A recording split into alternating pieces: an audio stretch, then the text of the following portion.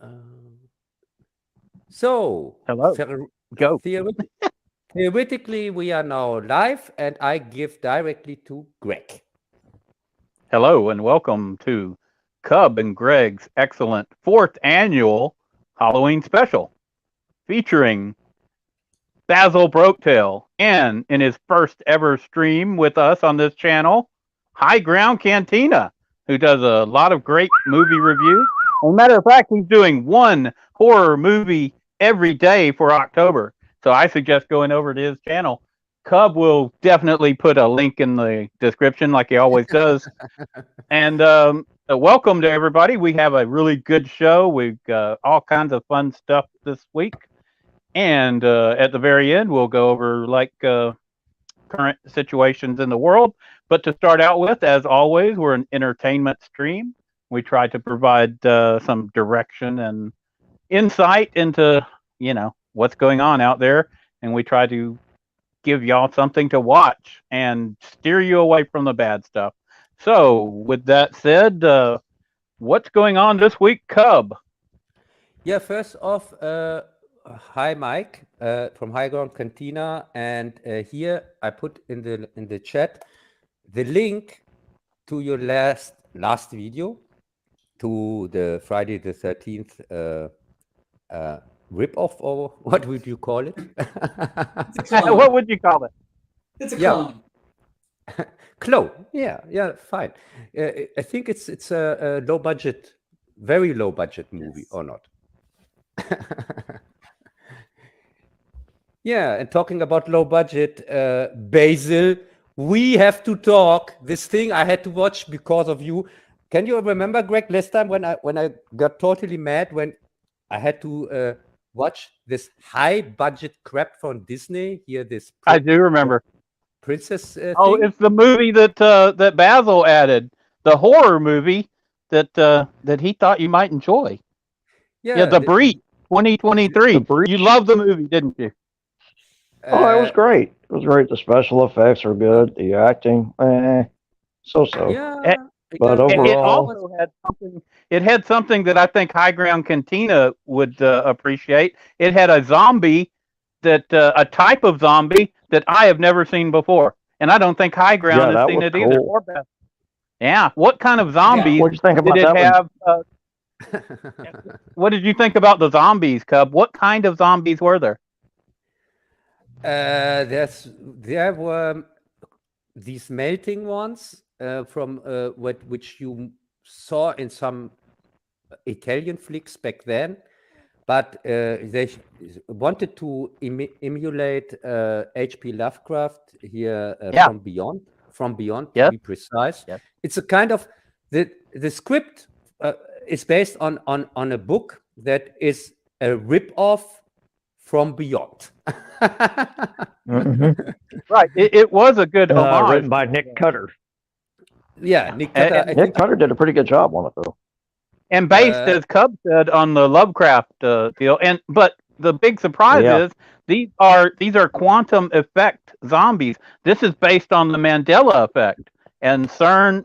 So that's it's the first Mandela effect horror movie I can remember. I think that's a first. I think that's why Bazzil wanted to include it on the show, because it has your first Mandela effect quantum zombies. You have your first. Wait a second. It's first off. It's the same story from Beyond, and From Beyond is based on the original story from Beyond. When you look, wait a minute, Cub. Wait, look at the beginning of the show when the body appears in the canoe or in the raft. It floats up on shore. Then the gang goes to check out the body. It's not a body. It's just a pile of goop. Yes. And bring it into the morgue, and there's no bones. Where's all the bones? Where, Cub? There's just a pile of flesh, rotten flesh. Well, obviously, somehow the person got tangled up in this quantum entanglement, with these ion smashers, these superconductors. Yes, but and somehow something drastically, goes wrong, and he just gets wiped out. There's nothing left of him. Yes, but He this actually affects- had I mean, built a he's a- superconductor in his attic. like Very perfect. much the reason Yeah. why Cub is upset is because he's been trying to build a superconductor for years, and he hadn't been able to do You're it. jealous. Jealous. He's jealous. Yes, because I don't have the resources for it. That's the only reason. But an anonymous guy here from Texas, from the oil industry, sent me 200 Deutsch Reichsmark, and this brings me far nearer to my end That's a goal. small fortune. Yeah, it's the only kind of real money, by the way. That I will say accept. this. Overall, this movie does bear some semblance of reality. Yeah. You know, Yes. things like this Yeah. can happen. Yeah, There We is don't a lot really of have a firm idea or a firm foundation on what exactly transpires with these so-called superconductors. Yeah, they're You know, trying to create all this black holes. research. None of this research is being made public. It's all being kept quiet within certain scientific communities, and they're not releasing any and- details of it. And if we're talking about the horror aspect of the Mandela effect, yeah, you could have some really strange body, like they grew the extra fingers, and basically, Yeah. it's a whole unexplored subject. So Yeah, I think it was an interesting pick. So you didn't like the movie, Cub? No, I didn't say that. First off, I want to say hello to our German guests here in the chat, Thomas Andersen and Dr. Orloff. Hallo, da. schön, dass ihr da seid. These are two guys from Germany who also speak English, and that's why they like to join here, listen to our streams, which is I always like nice having them thing. along. Yeah, it's really nice that because that's proves that I'm not the only German who speaks English. Because till now I thought I am. So Germany is loaded with multilingual people. No, it's not.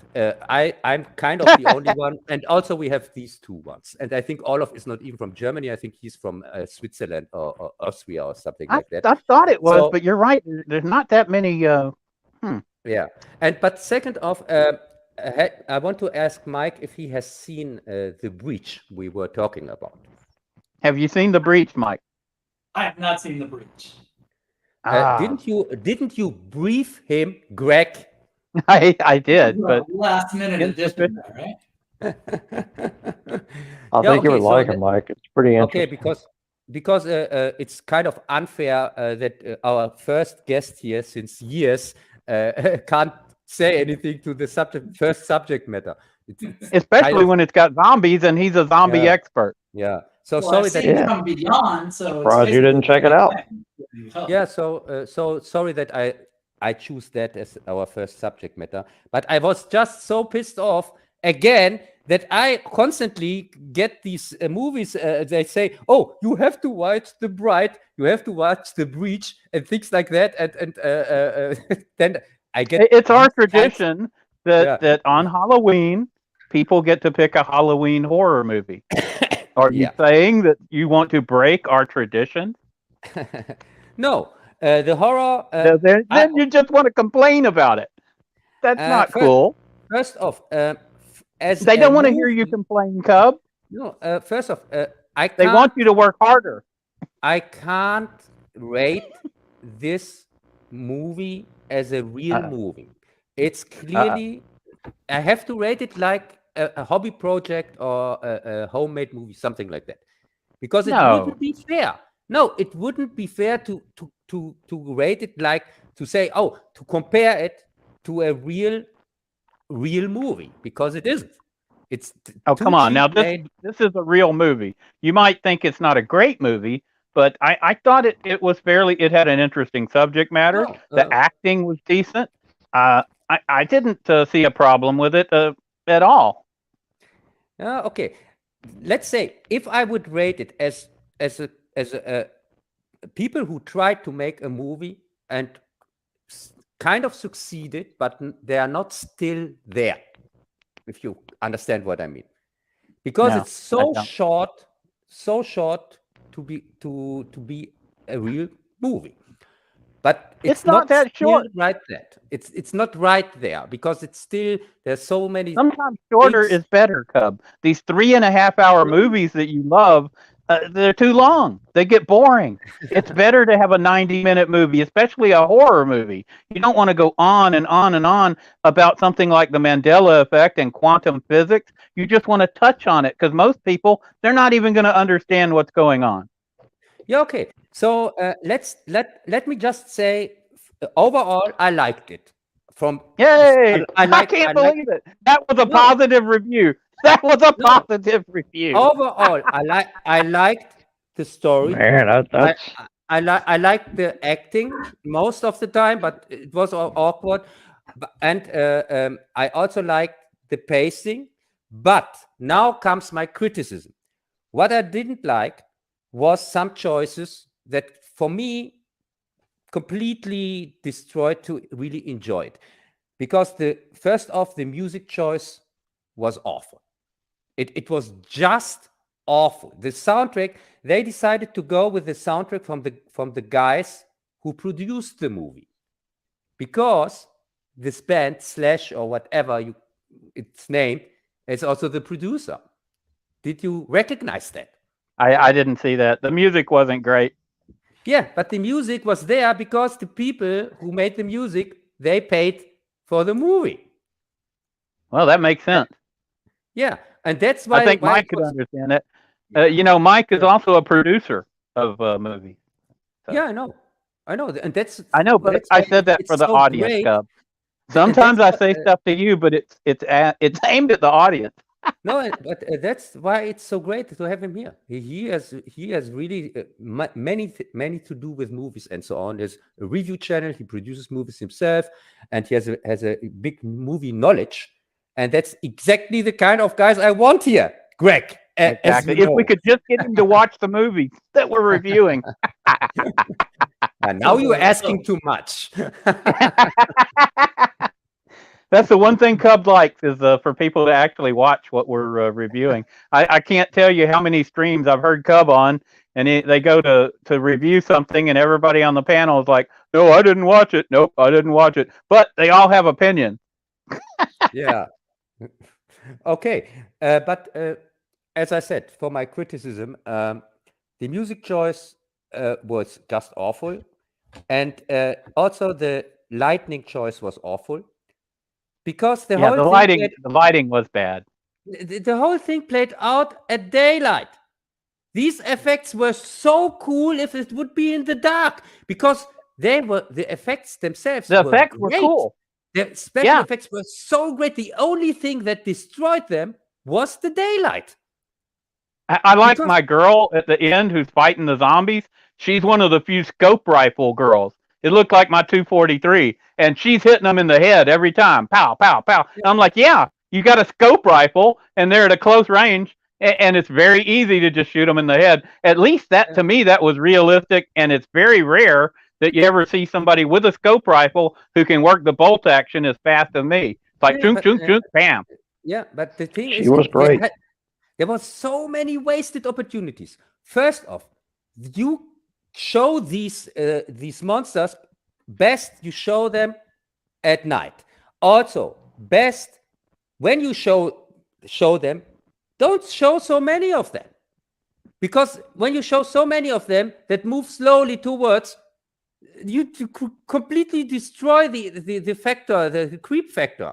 Because now zombies like to attack in groups. Yeah, but now she has a gun and just shoots at them, and they come slowly towards her in the broad daylight. And but there's a whole bunch of them. Yeah, and she's got a bolt action rifle, so it ain't like spraying them with a machine gun. Wouldn't it be great when we have seen all these scenes in the dark, and then the last scene when she gets attacked from them?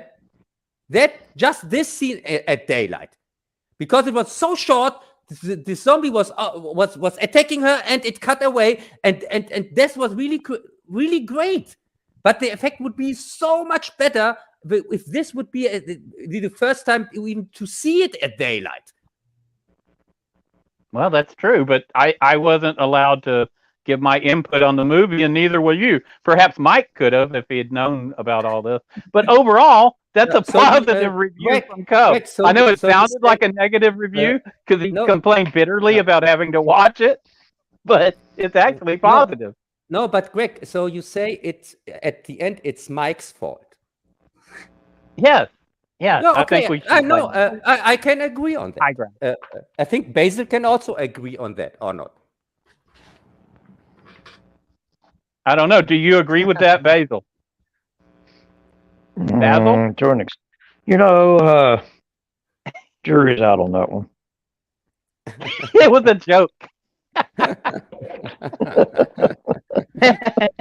Bazzil, we agreed on that at the end, because Greg said it's Mike's fault because he didn't talk to the producers in time, and I'm totally cool with that conclusion. I can agree on that.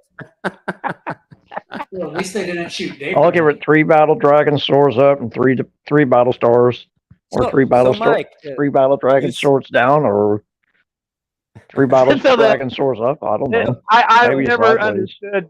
I've never understood Bazzil's rating system. In this movie, he likes it, but he gives 3 swords up and 3 swords down. Yeah, and 3 sideways. And 3 sideways. Mike, do you now understand the problem with democracy, when people are allowed to vote on something? I'm familiar with the Star Wars prequel, so yes. No, it just doesn't work, as you see. We all agree that it's your fault, and because you haven't even seen the movie. But this is democracy. I'm sorry, it doesn't work. So Mike, the screen has frozen, and he looks like Butters. No, it hasn't frozen. Has it frozen? It's frozen on mine. Let's find out. Where's the mask? It looks like the whole stream has there he is. On YouTube. But I think the sound. He's back. Are we still broadcasting? I hope so. Yeah. Can somebody check that besides me, because mine is loading the whole time, my YouTube thing. So I don't know if so maybe if I hang on, I'm going to close YouTube and then start it again. I see you. I'm on YouTube. I can see it. Yeah, it's broadcasting. Start again. Yeah. I see you. I'm on YouTube. I can see it. Yeah, it's broadcasting. Yeah. Okay. Okay, I just checked it. We're good. We have audio. And Mike's starting to move around. Everything's good.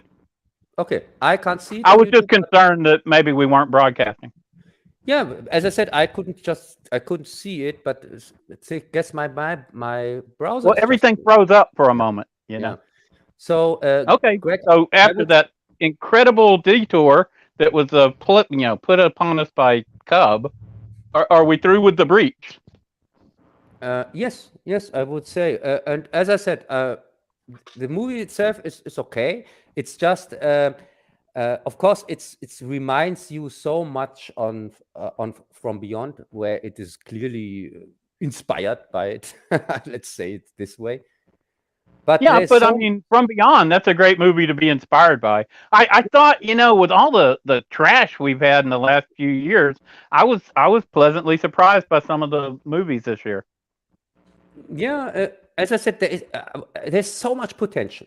I would say maybe the next movie from these filmmakers could turn out to be something that really good. Really can they learn from it then. Yeah, that you can compare to other things, because now in this stage, it's just still there are too many weaknesses with the movie that it wouldn't be fair to compare it to other ones.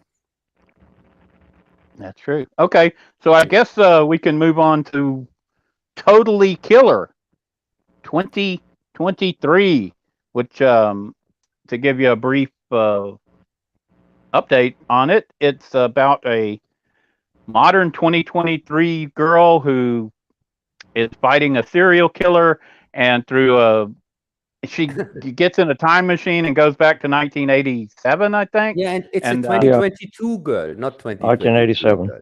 I think October 17th or October 18th, 1987. Yeah, there you go. Yeah. That's very specific. So Yeah. anyway, it's to me, this is a fun movie. This is a fish out of water trope, like when Wonder Woman came in the first movie, and she doesn't understand everything, but it's a woke girl in a non-woke 1980s society, so she's constantly trying to correct people and do things that that doesn't go over well. I'll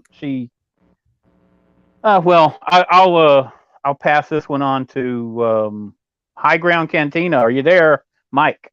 Yes, I'm I'm going to leave you and make a new start here, and you can start talk about it, because my browser is here completely making nonsense. And before I get a crash, I'm just going to leave you and come back in a minute. Okay, good plan. We'll see you then. So. Okay, so Totally Killer starts on Halloween night in 2023, and the premise is basically this is a Back to the Future style slasher. Yes, I agree on that. It's not nearly as good as Back to the Future. I agree on that too. Yeah.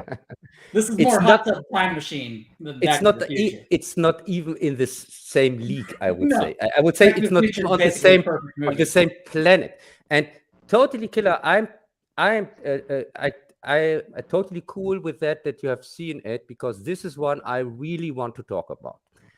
So All right. First off, let's ask what do the people here think about it? Bazzil.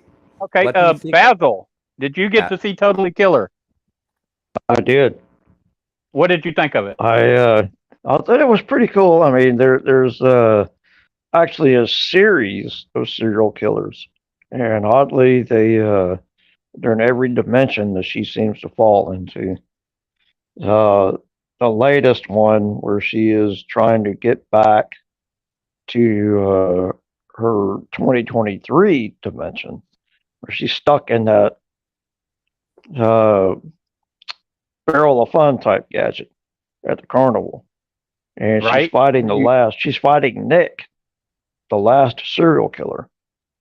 For those of you who don't know, those machines spin you around and you get stuck to the side of the barrel, all on centrifugal force. It's pretty wild, right?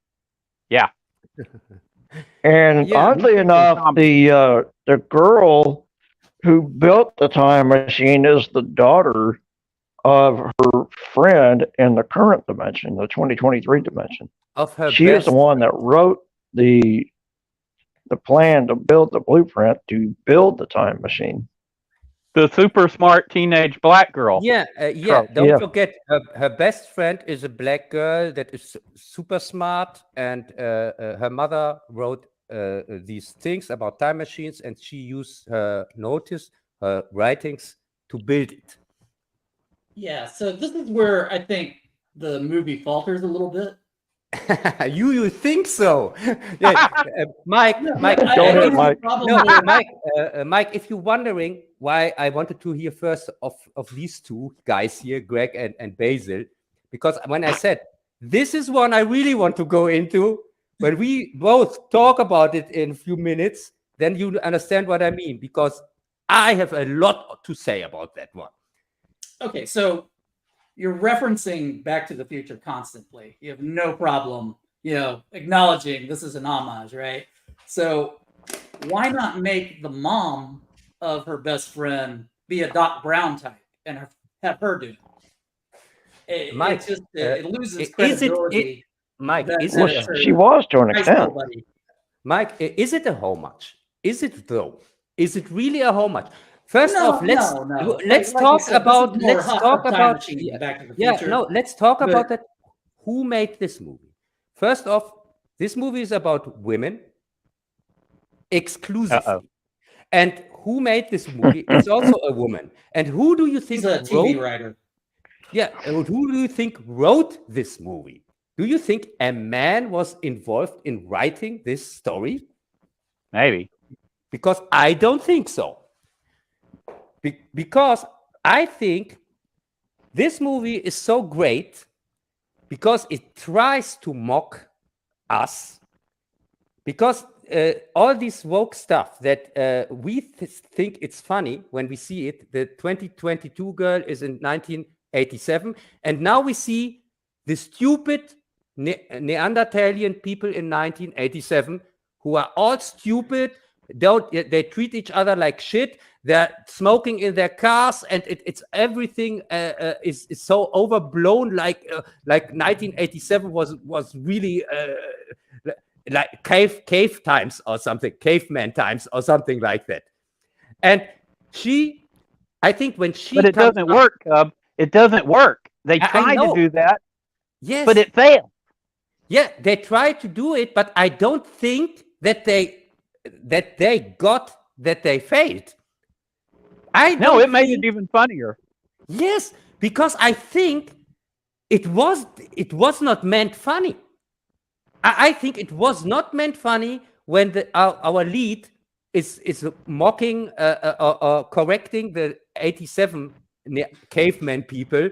I think it was not supposed to be meant funny. I think it was supposed to be like, oh, look, she has to deal with this awful, stupid patriarchic time where people are completely, we have no idea how could they even survive back then with this mindset, something like that. But they fail completely.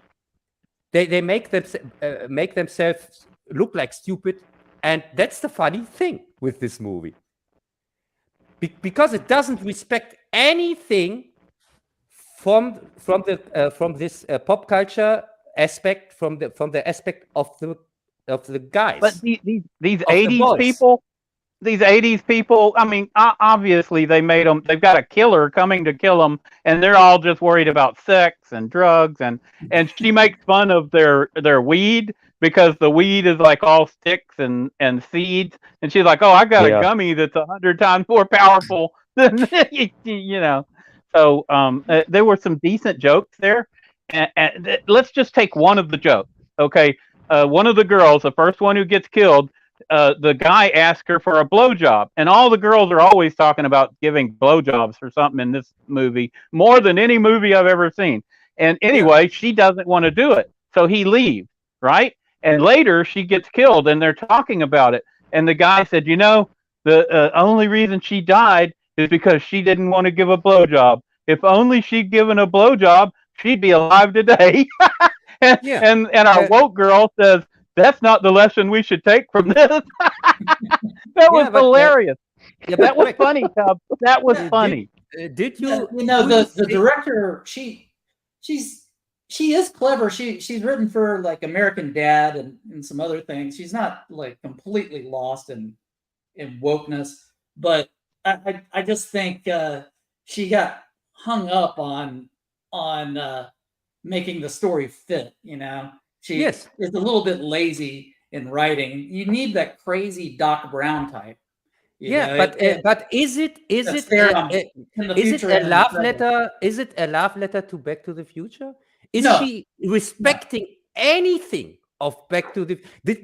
Is she even acknowledging this that Back to the Future was kind of brilliant back then? They mentioned Back to the Future in the movie. Yeah, I mean, she tells the cops. Yes, they're saying this. The black smart girl is saying, yeah, and now I tell you where Back to the Future was wrong. And then she comes up with her stupid theory. Yes. And of course, the cops are ridiculous. How about when she's giving them DNA evidence, the blood, and back then, blood evidence was important because you could get a blood type. And they would push that if the blood type was the same. They was like, oh, that's an instant conviction, even though it just loosely associates you with 20% of the population. Oh, there you go, blood type's the same. So when they did things like throw away the blood evidence, that's ridiculous. They went over the top, and because they went so ridiculous with it, to me, they were aware that they were aware of what they were doing, and I think Cub is wrong on this one. I don't think that that it was quite what he thinks. I think they were trying to make fun of the woke people, and they were taking jabs at the 1980s, but the jabs they took at the 80s were ineffective. No, I don't think they wanted to make fun of the woke people, because when you hear all the dialogue, Mike, we have talked about the dialogue in this movie. You said she's is a smart writer for American Dad. By the way, I watched yesterday. I watched 5 or 6 episodes of American Dad. Wow, with Mehmet. You're feeling more patriotic today, huh? Yeah, I can tell. What about? I know. What about the goldfish? No, but what about the German goldfish on American Dad? I've never heard you speak about it. I've got to ask you about the German goldfish on American Dad. We are not allowed to speak about him here in Germany. This is okay. So his mission is still not finished. You know that. We can't talk about missions that are not still going on. And by the way, I know it that nearly every American house now has a German-speaking goldfish? Why is that? It's very suspicious. I don't know. Yeah, but the thing is, I watched the first 10 seasons or 12 seasons or whatever here from American Dad anyway. I know American Dad, so it's not. And I just rewatched some episodes here yesterday because they went. Well, that's a likely story. Yeah, but the thing is, the dialogue in this movie, Totally Killer, I think is awesome, totally awesome. Is the biggest flaw? No, because it's Valley really, girl. She's a Valley girl.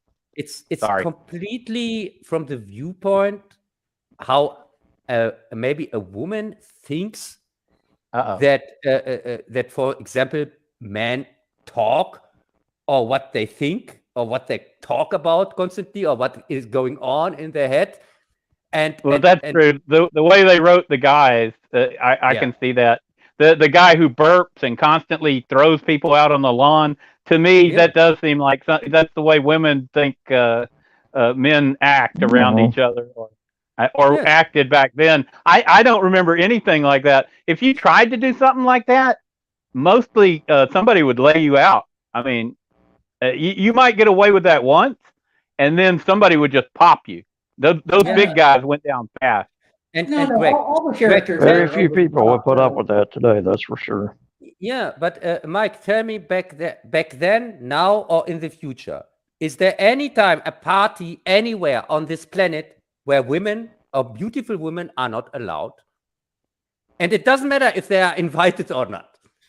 Since when? Well, I don't know. Since when? Where's the party when a beautiful woman wants to enter? Where guys party where guys are, where a beautiful woman wants to enter and somebody says no, you are not allowed because probably at a gay bar in the Montrose. They are also allowed there. Well, they are. Yeah, they are. So this does. But that's the most likely scenario that would fit your question. Yeah, that's the trying to create conflict where there is none. You're right about that. That's right. Don't create conflict where there is none, Cub. What are you doing?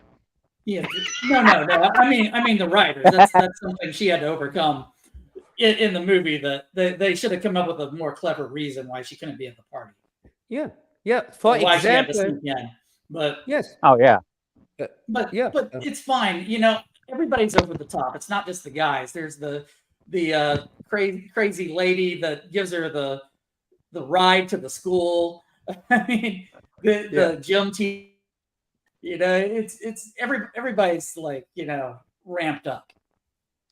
Yeah, and the crazy lady that gives the ride to the school. First off, she's smoking. Her car can't see anything anymore. It's Cheech and Chong. It's was a Cheech and Chong scene. For sure, and so of course our main protagonist, the woman, of course she's not smoking. She's because that's not healthy, and that also goes for other things. She's of course more responsible than anyone in the 80s. When it comes to, first off, driving drunk or something like that, that was not a thing in the 80s, and it is not a thing now. Nobody was allowed to drive drunk, and also people who drove drunk back then were the same stupids like nowadays. They were not accepted. It was not common or something like that. Not like it's shown there. They portray this time, and I'm so furious about how they portray this time, because it's my time. This was my time, so I experienced it directly, and this was not these things. That was not like that at all, and that's why I suspect that this is really more like a woke fantasy or something like that. Most of the things we saw there. Oh yeah, well they're over dramatizing, and they're blowing everything out of proportion that happened in the 80s. You know, that's for comic effect, and I give them a pass on that. And where I normally would like playing up horror tropes, like the bungling police. That's kind of a horror trope, and they're right parodying the slasher and Back to the Future at the same time. And the way they just throw away the DNA evidence just summed all that up. Yeah, that's like the bungling cops in Halloween 4, you know. But it certainly wasn't how the 80s were. You know, they were very serious time. You know, we partied constantly, but we thought seriously about other stuff. Yeah, and the portray there was really more kind of the portray in the maybe movies like Porky's or something like that, which were from the 80s and were over the top, and there you had these extreme portraying of things. We made in the 80s fun of that. Yeah, but we now, did. But now in 2022, with some smart ass who has no idea what was going on in the 80s, and who has also no idea about Back to the Future, by the way, thinks, oh yeah, I've seen some movies like here Porky's and Animal House and things like that. Oh yeah, that were clearly the 80s. So let's take that as a fact, and now our saviors here, the women, can put the can do things now, or something like that. Yeah, for me, it came off like that, because every guy was portrayed as completely stupid, incompetent, a bad guy. But it didn't work. It didn't work. They tried it, but it ended up blowing up in their face and being a good movie, because every time it didn't work to anybody who lived through that time. Maybe it looks different to these people now, and maybe they're laughing at it thinking, oh, that's how they were. But no, that's, you know, to me, it ended up being funny despite their best efforts. I understand what they were trying to do, but it blew up in their face. Yeah, but I have to give Totally Killer the same criticism I gave The Breach. Because this could have been a really, really great movie, because besides all the criticism, it has a very good pacing. There were so good scenes. This is so a cool killer. And to come up with a cool design for a serial killer nowadays, after 50 years, to still come up with something cool, because I really like the killer. I thought, oh my God, this is so cool. What a great idea. Here, and by the way, I promised my German stream listeners to ask you guys here, you Americans, is this mask supposed to be somebody I should know? Do you recognize so it's a him? composite of like Kiefer Sutherland from the Lost Boys and Rob Lowe, and just like maybe another 80s prominent figure like that, and they just kind of combine that look all together. Oh, okay. To me, it almost looked like off the Atomic Cafe or something. Do you know what I'm talking about? Oh, It's also based on Johnny Bravo. If You know that blonde guy? Is that him, Johnny Bravo? Yeah, it's based on Johnny Bravo as well. So it's kind of like all Wait, that how together. do you say it's based on these other three and then switch it to Johnny Bravo as well? That's a sneaky cop out. It's a composite. Hey, wait a second. Now it's a composite. It wasn't a composite a few seconds ago. No, it's exactly what I said. It's a composite of those three. I told my German listeners on Friday, 2 days ago, that I guess that it is the face of a president, Nick Carter or something like that. That was my guess. I've heard other guess that it was Max Headroom. Yeah, maybe Max Headroom. But no, I think Mike is probably correct that it's a compilation. It was Kiefer Sutherland, Rob Lowe, and Johnny Bravo. It does. I can't say that it reminds me of several different things, but there's nothing that I can definitively say this is it. It's from nothing I've ever seen. Hey, but it's very similar. What do you think of the look, Cub? Of the look of it? Yeah, the mask. It's great. It is not just the look of the mask, also the proportions. It was just so unusual. It was really nothing you would expect from a movie, another serial killer movie, whatever, to go with that, because it's not practical. Because a killer can't hide with that. The killer is kind of standing out. Even he can't just hide in the crowd or put the mask down or something like that, because it's too big for that. So it's really a very cool idea. This is one of the things I really liked with the movie, and also how they solved many problems. For example, that it plays on Halloween, so it makes sense that somebody walks around like that with this huge mask or whatever. So clearly, you can do that on Halloween. But you can't do that on any other time of the year. I don't know. It was the 80s. You could wander around with a mask. You know, people wouldn't say much. Yeah, but this was not a mask. This was a hat. This was a hat over your head, or not? It was a big mask, kind of a Mexican style. The Mexicans wear oversized head covering masks at times. Yeah, especially for like the Day of the Dead, which is coming up. My local supermarket is having a coloring contest. You could win it, Cub. You could win the Day of the Dead coloring contest. Yeah, and as I said, I saw so many wasted opportunities with this one, and I got really, really angry when angry Cub. At the end, when I saw this awesome final.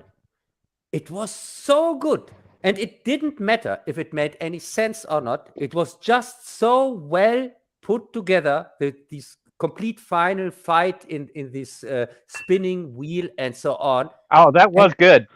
And I was really angry, because I thought, oh my God, this could have been so great, with a great final, everything, and something for my collection, really. But of course, because all the stupid things that we mentioned, just because this whole woke crap that didn't work, this whole to portray all the. But you all enjoyed it. Yeah, but you just complained bitterly about the last movie and this movie, but you enjoyed them both. I didn't enjoy the fact as much as you could have. I will never rewatch them. This is, for me, a movie has to have a rewatchability. Really? Never? Even when you're old, like 20 years from now? No, because these stupid things in it, they just make... You won't even remember it by then. It'll be brand new. No. Sorry. But the thing is really, for me, for a comparison, there was this movie, Happy Death Day. Yes. Yeah, I saw that. And two parts from that, or three, two or how many are there from Happy Death Day? I know of There's two. There's Two, which I liked, which I really liked. And That's a bad sign. Time travel. Yeah, yeah, it has also to do with time travel, and So the I same really like. producers of this movie. Yeah, and Oh, wow. How about Death that? Day, Happy Death Day I really like, but this one, it's really frustrating because I thought now it's even more frustrating because why make a step backwards? Because compared to Death Day, Happy Death Day, this is a step downwards. Happy Death Day is better. It's better, well made. And this one is really, they put too much focus on their messaging for some reason. And they should have spent much more time on interesting character developments, not just even the main character. We barely know anything about her. And the other characters which are really important, like the girl that invented the time travel, and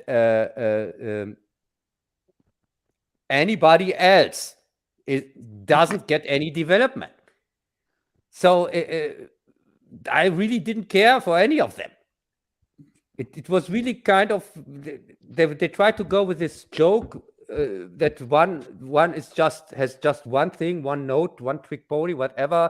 But this gets old fast. This They joke. had a great cast too.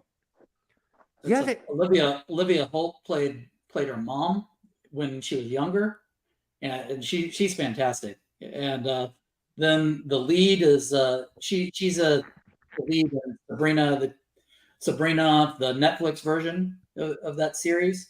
So that they had a big cast, but there's a reason. Isn't her mom or older mom from Curb Your Enthusiasm or something? I don't think that's the same. I know I recognized her. Her mom, the older version. Oh yeah, let's see. No, she's in Modern Family, I think. Oh, Modern Family. Okay, she was the mom on that. That's where I know her from. Yeah. So yeah, they did have a good cast. No, I think it's a great cast. But we lost Cub. Cub. Hey, I'm back again. Yeah, there's a reason this went straight to streaming, though. It's because of some of these choices they made. But you can tell this is definitely a theatrical movie. Some of the shots they did, even the opening shot, is just a beautiful reproduction of the opening of Haddonfield and Halloween. You know, right when they get to the town on Halloween night, and they have a lot of just little shots that they recreate. And the filmmaking's really good. The lighting's great with that mask, and the performances are okay. But it just there's a reason this. If a tweak here or there, this could go to the theater and make $150 million. Yes, this could be for the thing that really frustrates me. The thing that really makes me mad when I think about this movie is the fact I, like anybody else who's sane in his mind, will never ever see in my lifetime like Robert Zemeckis' remake of Back to the Future. Never, ever. No. Not in my lifetime. And I even want 10 years after my dad or 20 years after that, maybe you can do that. When I'm really gone, when no molecule is left from me on this planet. But if you do it, though, Cub's mummy will attack you. Yeah, but then to see this movie, not calling itself like Ghostbusters 2016, calling itself Back to the Future, and then we see just every character replaced with a woman, like we saw, calling itself differently, but making kind of the premise from Back to the Future, which is okay. I'm totally cool. With Ghostbusters, if they would have called themselves some stupid women chasing after ghosts, I wouldn't have rented on that movie. I would have said, yeah, this is clearly stolen from Ghostbusters, but well, what? I don't care. It's okay. It wouldn't matter to me. So now they did it, and I was cool with that, to see Back to the Future with women and so on. But then they messed it up. Then, because if somebody really would have wanted to make fun of the woke culture, couldn't that have been hilarious? She goes back It in would have been time hilarious. to I think 1987. it was- Then she wants to help these pure caveman people, which she thinks, but they don't act anything like that. Especially, and they wouldn't have acted. Yeah, They would, if you're doing a true story, they wouldn't have acted like that. Yeah, but because and- they did, it made it kind of funny. Yeah, but And Back to the Future, the 50s, that town in the 50s was a character of itself, and it's just a plot device. The 80s and this little town, it's just a plot device to get her from A to B. And Back to the Future, it's like a real character, and there are characters, and there's like obstacles that he has to go through, and he has to fit in. Yeah, and it works both ways. I think this is it was just lazy from their side. It was lazy because if you want really to use this premise, then you have to make some research and really think about what you're doing, not saying and there was Back to the Future wrong. In fact it goes that way, which didn't make any sense. How she said it, why people wouldn't disappear when they disappear. That would mean then they have to go with the MCU road, with the alternate universe or something like that get created. Because how did you like the way they included the real crime podcast guy? Kind of a interesting choice that they ended up making him one of the serial killers. Yeah, and which I liked, by the way. I thought, this was kind of clever. Yeah, really. And as I said, and I wouldn't even mind that all this nonsensical things in there. I wouldn't mind them when they wouldn't have doubled down so much on putting the man, the method, and so down the whole time. Really, because this was just I got tired of it. To really know every man is going to fail or be horrible or a loser or whatever. Just incompetent. I don't know. For me, this just didn't work. You didn't like the movie? I gave it a thumbs down. No, I gave it a recommendation. I think it's right in the middle of the road. As a so bad, it's good. Yeah, this kind of. Yeah, okay. I'll take that. I try to be positive here. So we've got two movies, and we've got 2 thumbs up, or mostly thumbs up from Bazzil and Cub. It's I'll both give it 2 thumbs. funny Easy. and unintentionally funny at the same time. It's So Bazzil liked it. I liked it. Mike it was liked good. it. It was a different type, even though it was run by chicks, but it was great. Yeah, there you go. It was it presented a little bit of a different flair. Let's say that.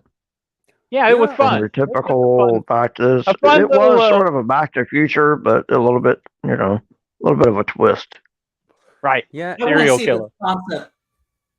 I want to see this concept maybe done seriously, like a serious slasher time travel movie.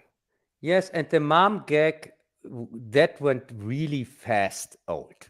When she called her mom, and then corrected herself, because the things she corrected herself. That was there was women. Oh my God, I was in my seat.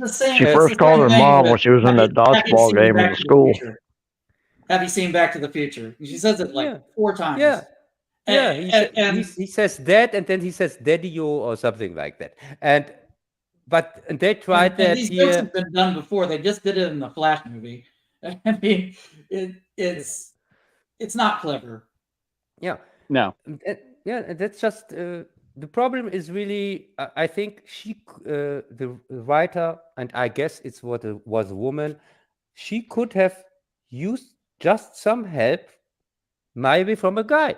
I don't know, just to because now we have this movie that is kind of successful. I don't know, is it successful? Do you know the numbers, Mike? It's straight to streaming, so you know they're gonna lie. What a waste! It's amazing. What a waste! This could have been this went straight to Peacock. This could have been the real summer movie, not the stupid Barbie, stupid shit. And this one, I would have supported. I would like to see this one make 100 million or whatever at the box office, because if they would have done it right, they had another happy Death Day on their hands, and even better than Happy Death Day if they wanted to, if they really would. Yeah, we could have had a trilogy here. Yes, if they did it right.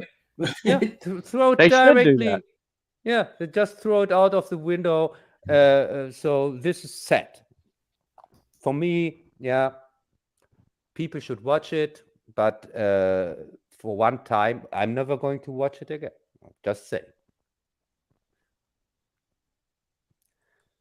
Okay, so does that finish up Totally Killer? Yeah, I think if somebody else has not something to say about it more than that. Anybody have anything else to say? I guess not. Okay, so I guess the next one. Bazzil, did you get a chance to watch Pet Sematary Bloodlines? Yeah. Okay, why don't you tell us about Pet Sematary Bloodlines? Yeah, your favorite Pet Cemetery. It was overall. I'm gonna say I'll give it 3 battles, 3 battle dragon swords up. It was pretty gruesome. I'll say that. You've got the scene starting out where the dog is. Well, let me go back and give you a synopsis of the whole movie. Is based on a community that is apparently cursed, so it has some type of a strange curse on it, and people are burying their dead pets in a cemetery, and they seem to come back to life. But this one dog is seemingly possessed, and he is attacking. He was actually run over in the beginning of the movie. He was run over by somebody, and then it didn't kill him. Oddly enough, and he is attacking people, with the. I thought it was really strange that after they hit the dog, it was strange, and you got that they decided to walk home, and they got attacked. Why would you walk home a dog that looks that sickly and mangy and ready to attack? I wouldn't go anywhere near a dog like that. Yeah, the chick kept pushing him. You got to help him. You got to help him. The chick ended up getting her arm almost chewed off. That was a great scene. And you notice that guy, what was his name, Jim or Tim? That he was. I'm calling him Jim. Talking to you. And he was actually when you listen to him talk, you can see he's a very strange dude himself. Yeah, and especially the way he was saying, the way he got a free pass out of the war, the Vietnam War. And he was saying, I thought that was weird too. Because you can always volunteer. Lying. I am not. And then right after that, the dog attacks. So, it could be the two are, he's got some kind of a control over the dog. And later you see him turned into they had David. Later you see him turn into a zombie where he's. Yeah, first go ahead. Let's explain that this thing is supposed to be the prequel to the remake. Yes. It's supposed to be a prequel to the remake. The director, again, a female, a woman, she said it's more a prequel to the book. That's her own words. But I can tell you, it's neither. It's neither. It has nothing to do with the book. It has nothing to do with the remake, and it has nothing to do with the original movie. Everything in this movie contradicts the things that happened in those three. So for me, this is nothing. Because when they have this cult whatsoever, and he decides to stay in the town to protect that the evil doesn't spread from the pet cemetery and doesn't spread anywhere else. So it makes really sense. At the end where he's on the porch like his dad. Yeah. So and his wife gets even attacked and nearly killed by the dog and things like that.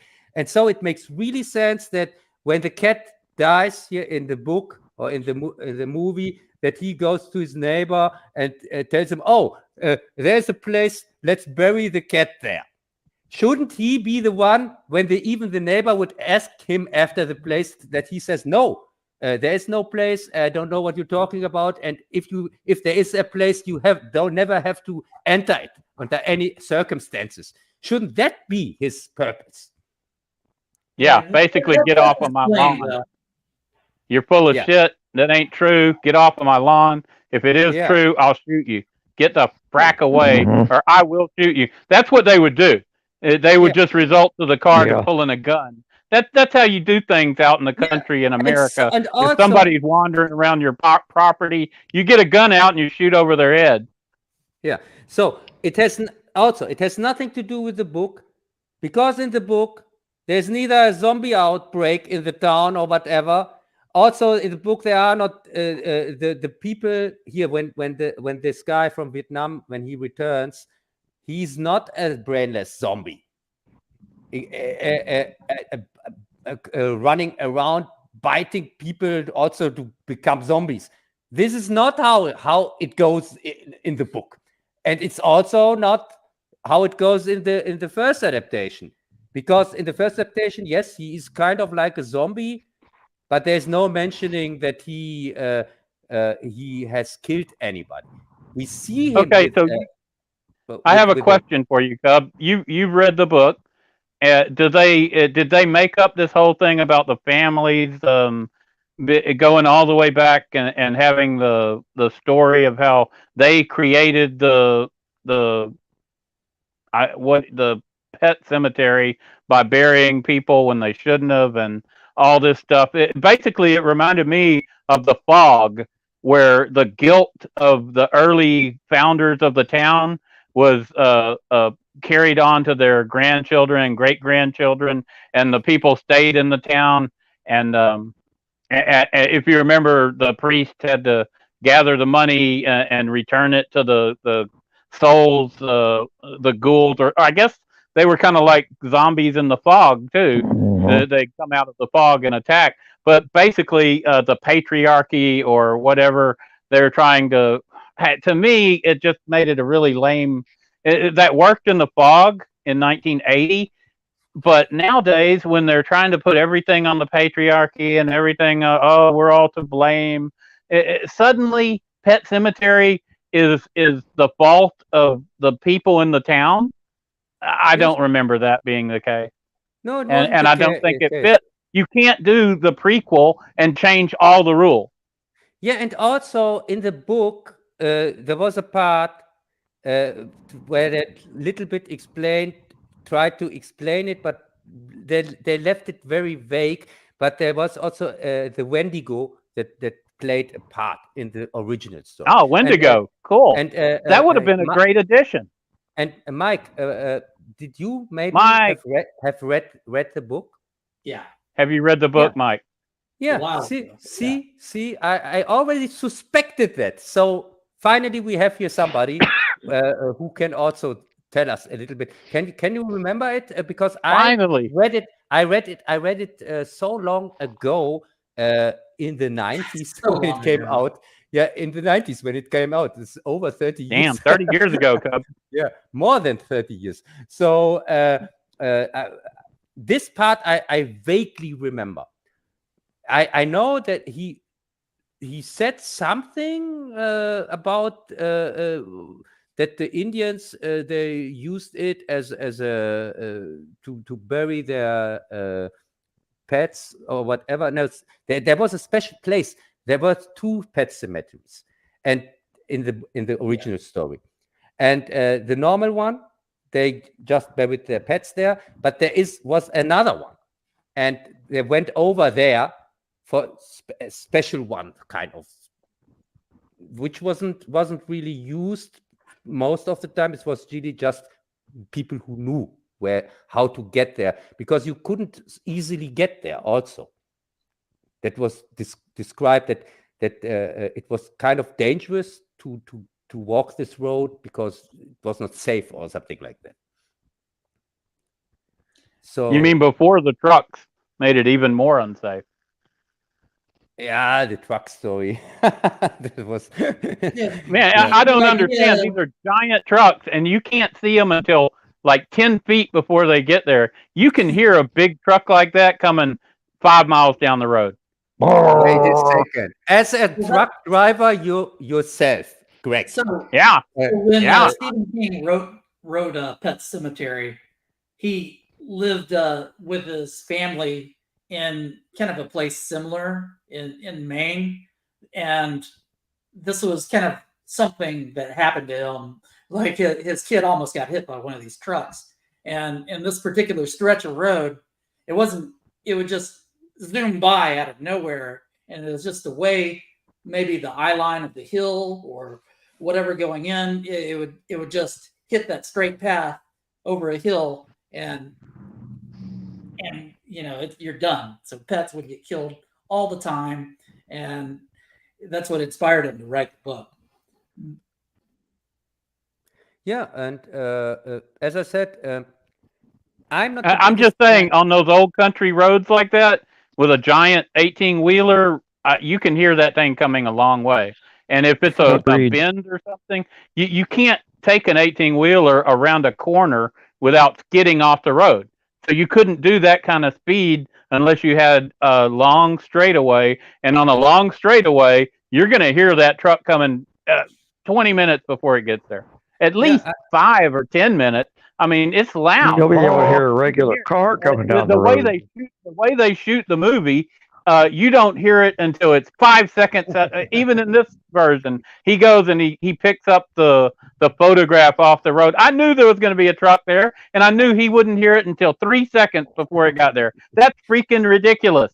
You know, I'm just saying. Part of the tension is supposed to be you do hear it, but the kid's not going to pay attention to that, you know? And so you hear it, you look over, you see it, and that's part of the tension of the scene. It's not supposed to be like when I was a kid, I noticed giant trucks, barreling at Final Destination where the bus comes out of nowhere in 2 seconds and you're gone. Yeah, and Mike, I want to ask you something. Do you think that Pet Sematary? You have read the book. Do you think this is a franchise? When you have read the story, did you think, oh my God, they should make a movie out of that, and they should make even 4 movies out of that, and make a whole franchise out of that? Do you think that? No, I think this is anthology. This maybe have connective tissue to like the Native American atrocity themes of The Shining, but it's not like a franchise. Yeah, I can tell you exactly what's the problem with these movies. The problem is that they don't get what the story is about. Pet Sematary is not about a stupid pet cemetery where you can bury your dead people and they come back. The story is not about that. It's about that a child dies and the father is not able to let go. This is what the story is about. It's and everything that happens, and the circumstances that that lead to that, they are not important at all. Yeah, it's about it's just the fact that you can't, when somebody you love and dies, that you can't let go, and there's nothing, and all these stupid that lead to that, or this is not it. This is not what the story is about. They don't get the story. They think, oh yeah, and like Pet Sematary 2. Yeah, the people, it was really like on an assembly line. The people get murdered and buried and come back, get murdered again, and like an industry. And I thought, this is, nobody of you has understood the story. What's this thing about? Hey, let's talk about the ending of the movie. I thought it was so stupid. They get picked off one after another in the most ridiculous ways. They take it. Why was the girl not murdered at the hospital? Why was she tied up and brought there? When did these people who are out of the pet cemetery, when do they ever leave anybody alive? Why? And remember, she's tied up and thrown down in a hole that's filling with mud. So she's she's alive with totally uninjured, except being tied up, and we're waiting for all these people trying to save her. They all get murdered. Wait, Greg, I can explain that, because she saves herself. She just saves herself. She's totally uninjured, and the way they kill that guy, I gotta say one more thing. That flare gun. I've fired many a flare gun. Those things are not accurate. There is no way you could hit a person at 30 or 40 feet with a flare gun. You couldn't hit them at all, much less in the head like that. And even if you did, the flare would bounce off. That is not how flare guns work. But Greg, didn't it help for the tension when the woman got attacked in the hospital and then is in this hole and things like that? Didn't it really help for the tension that you knew that she is going to survive anyway, because she's the wife of the neighbor from the original story, and it made no sense at all. That made it unbelievable. They wouldn't die. They wouldn't kill her in the supposed prequel when they're fighting everybody else. Why didn't they at least nibble on her? Just to see how she tastes. I do like the hospital. Everything in the hospital is great. There was nobody in that hospital. Yeah. There was one doctor and one nurse, and that's it. It's a giant... And did you see the doors on that hospital? They're made of freaking metal, and they're like 8 inches thick with a giant bar. Good God, who has a hospital like that? Yeah. So, Pet Cemetery sucklines. What do you think? Should we give a recommendation for that? I'm going to have to go thumbs down on this one. I was disappointed. What about you, Bazzil? Backing down one. One thumbs up. One thumbs up. I mean, it wasn't a horrible movie, but it wasn't the battle great. swords and the battle dragons and the dragon swords and all that's gone, and now it's just one thumb. And why is it one thumb down? Yeah. Since when did dragons have thumbs anyway? I don't understand. Right? This doesn't make any sense. They have claws. Okay. I don't think Bazzil liked it, and it sounds like Cub didn't like it at all. What about you, High Ground Cantina? I mean, if you love the original, and I think it depends on what you think of the remake, because I mean, I really like the original movie. Okay, so you like Pet Sematary movies, don't you? And yeah, I like the remake, by the way. Movies, I think you're gonna see this. No matter what. Mike, you will be surprised. I like the remake. Yeah, there you go. Thought the remake I like the remake too. Yeah, because they you know, you have to separate the book at some point. You know, when you're doing this, they're trying to do almost. Oh, the one with John Lithgow. Yeah. Yeah. I like that thought too. It was a smart decision to swap the kids and have it be the older girl, because a child actress is just going to be. She just offered something different. Although the kid in the original Pet Sematary, the way they filmed that was great, but that's going to be hard to recreate, right? So I thought it was a good decision because you could do more and you had a bigger budget to do stuff, and I thought that was great. Hey, with a bigger budget, you could have put in a CGI Herman Munster, who was in the first one. What's his name? Yeah, and also they compared to the book, in the remake does a much better job portraying some things from the book than the first adaptation, because in the remake they are not the brainless zombies, as I said, and they are really more calm and like. Yeah, I prefer calm zombies. Yeah, and also not knowledgeable, and this was exactly like in the book. This was how these returned were portrayed in the book, and also the animals. The book, they were not so aggressive, attacking people constantly and things like that. Yeah, that's true. That's totally different. Just add it to and they're fast. I mean, that guy was ridiculously fast. But I thought, like in the original '89 movie, Zelda, the sick the sister, that was way more effective than it was in the remake. But I thought the actor in the remake, the lead as the dad, he was much better than that. So it's give and take. And obviously, you can't. You didn't like Tasha Yar? What? Denise Crosby? Tasha Yar? Yeah. She was not the problem.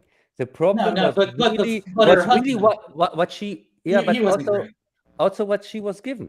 The scenes with her sister, with her ill sister, there was so drag, because I was so glad that in the remake they kept that brief. They didn't go into that so extensively like in the original version.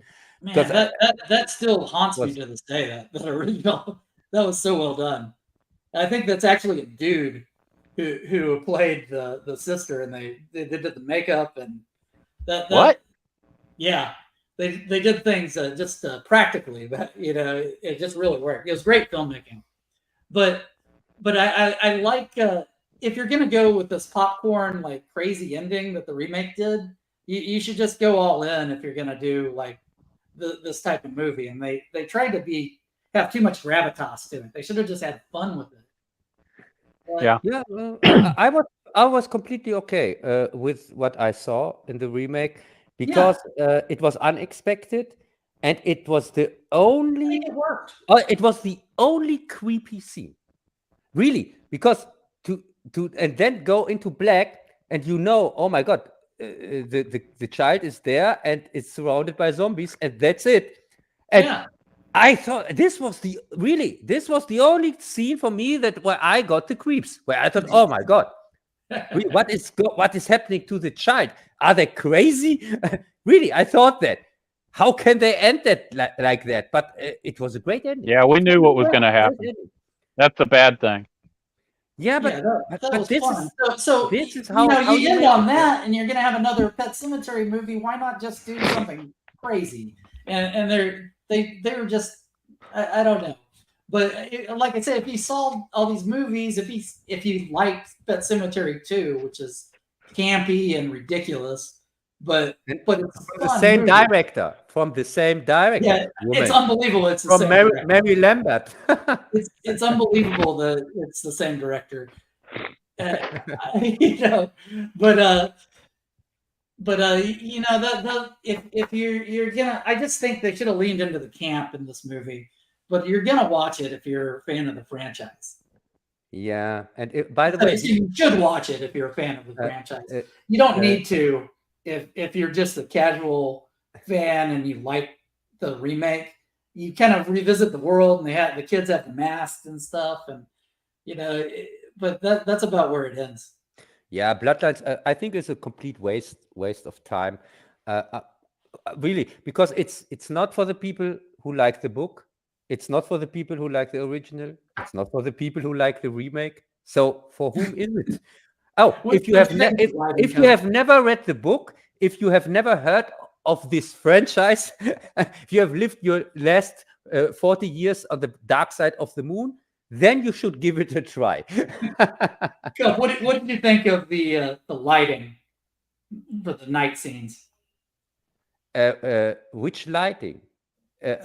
For all the night scenes. I thought the lighting in the tunnels was the end of the movie where you could barely see anything in those tunnels and stuff. I thought that was terrible. I wanted to mention how badly I thought the lighting was in this movie. Wait a second. I thought it was an interesting decision to make to just hear the sound and make just black picture, so you don't have to shoot any scenes for these scenes. I saw like blurry images that I couldn't decipher. Oh, and then you had the girl wiggling in the mud constantly, and I was waiting for her to get rescued, and she just pops out just without even any problem, and she's just fine. She didn't even need rescuing. So you are saying they really shot scenes for these scenes? And I thought this was just audio. I think they left the camera. They left the camera lens on. They shot the scene. I almost wondered if they shot this day for night, because and used like the wrong filter. Maybe. No, they deleted the scenes wrongly, and then they thought, oh, okay, let's just put black picture in there and just play the audio files, and that's. I like the theory that they left the cap on the lens on the camera. Yeah, probably. I mean, you could see something. Right, something. Yeah. Hey, as long as I can see something, I'm happy. I had a hard time watching this. This was a hard watch. This is hard for me to recommend, just because it's. I'm not recommending it. It's not hard for me to recommend. I am. This is thumbs down. Watch this movie. It really is, because of the night scenes are just so poorly done. Like I just reviewed Final Summer, and I'm not sure if they even had $100,000 to make that film, and the night scenes look incredible. and this is a major franchise, and they can't get the lighting right for a night scene. Yeah, but it's not a franchise. That's what I the whole time I'm saying. This is not. It's an IP. Yeah, really. It's a major intellectual property. When I hear there's a lot of potential for need television to do like a limited series and tell these stories, and they really dropped the ball. Hey, we need clearly more entries in the Pet Sematary franchise. Yeah, I think we need more retelling. Yeah, I would say let's go. Let's leave this cemetery. Yeah. All right. So thumbs down from me. Thumbs down from Cub. What about you, Bazzil, on Pet Sematary? Bazzil. Go with one thumbs up. One thumb up. Okay. There was a curveball. Yeah, I'll give it. He had bad stuff to say the whole time, but you gave it a thumbs up. What about you, Mike? One thumbs up. I'm not going to say it was great. One thumb up. Some of the blood and gore are pretty cool, though. That's all. You don't even have thumbs. You're a dragon. But okay. Yeah. Yeah. What can I say? For me, it's a thumbstick in its ass. Okay, when you urgently need a thumb. Hey, that's what the croc hunter used to do when he was going after a croc. Ah! Yeah. Jab your thumb in its eye. Ah! I guess up its ass. That seems like a dangerous. They're trying to add to the lore, like the shooting them in the eyes. Yeah, on South Park, we talk on South Park later, okay? The lighting, the ending, the terrible zombies. And look, they had a great cast for this movie. They had Pam Grier. They had all these other people. They had David Duchovny, and you barely see him. You barely see him. It takes an hour to see him. He sleepwalked through his performance. I know. In one scene, he just gave them the gun or something and just went away. He just said, "Fuck it! I got my paycheck. I'm in my trailer and drink a beer or something like that." But they had a great cast. If you look at the cast, they had great actors, and they didn't utilize them. That is a crime against humanity. Yeah. And as a German, I can tell you directly why this movie sucks, because it was made by a woman, of course. So, clearly. So the next movie up, if we're done with this one, is Saw 10. And I refuse to watch Saw movies. It's torture. I don't watch torture. So I'm going to go have a smoke while y'all discuss Saw. Yeah, I think we both saw Mike, or not? Y'all saw it. Did you see it, Mike? Yeah, I've seen Saw. Yeah, he made a review on it. Yeah. So, of course, he has seen All right, y'all go ahead. I'll be back. Yeah, Mike. So, for the people who haven't seen your review, tell us what you think about Saw 10. All right, so the first half hour is boring. Is very boring. If you're a fan of the franchise, the second act picks up and they bring in familiar pieces. Shawnee Smith is great, and they throw in your usual twist and graphic imagery, but the last it's almost an hour to go in the movie before they actually get everybody together for the I guess torture portion of the film. Saw action. Did you see the other Saw movies also? The other 9 I've seen them all at some point.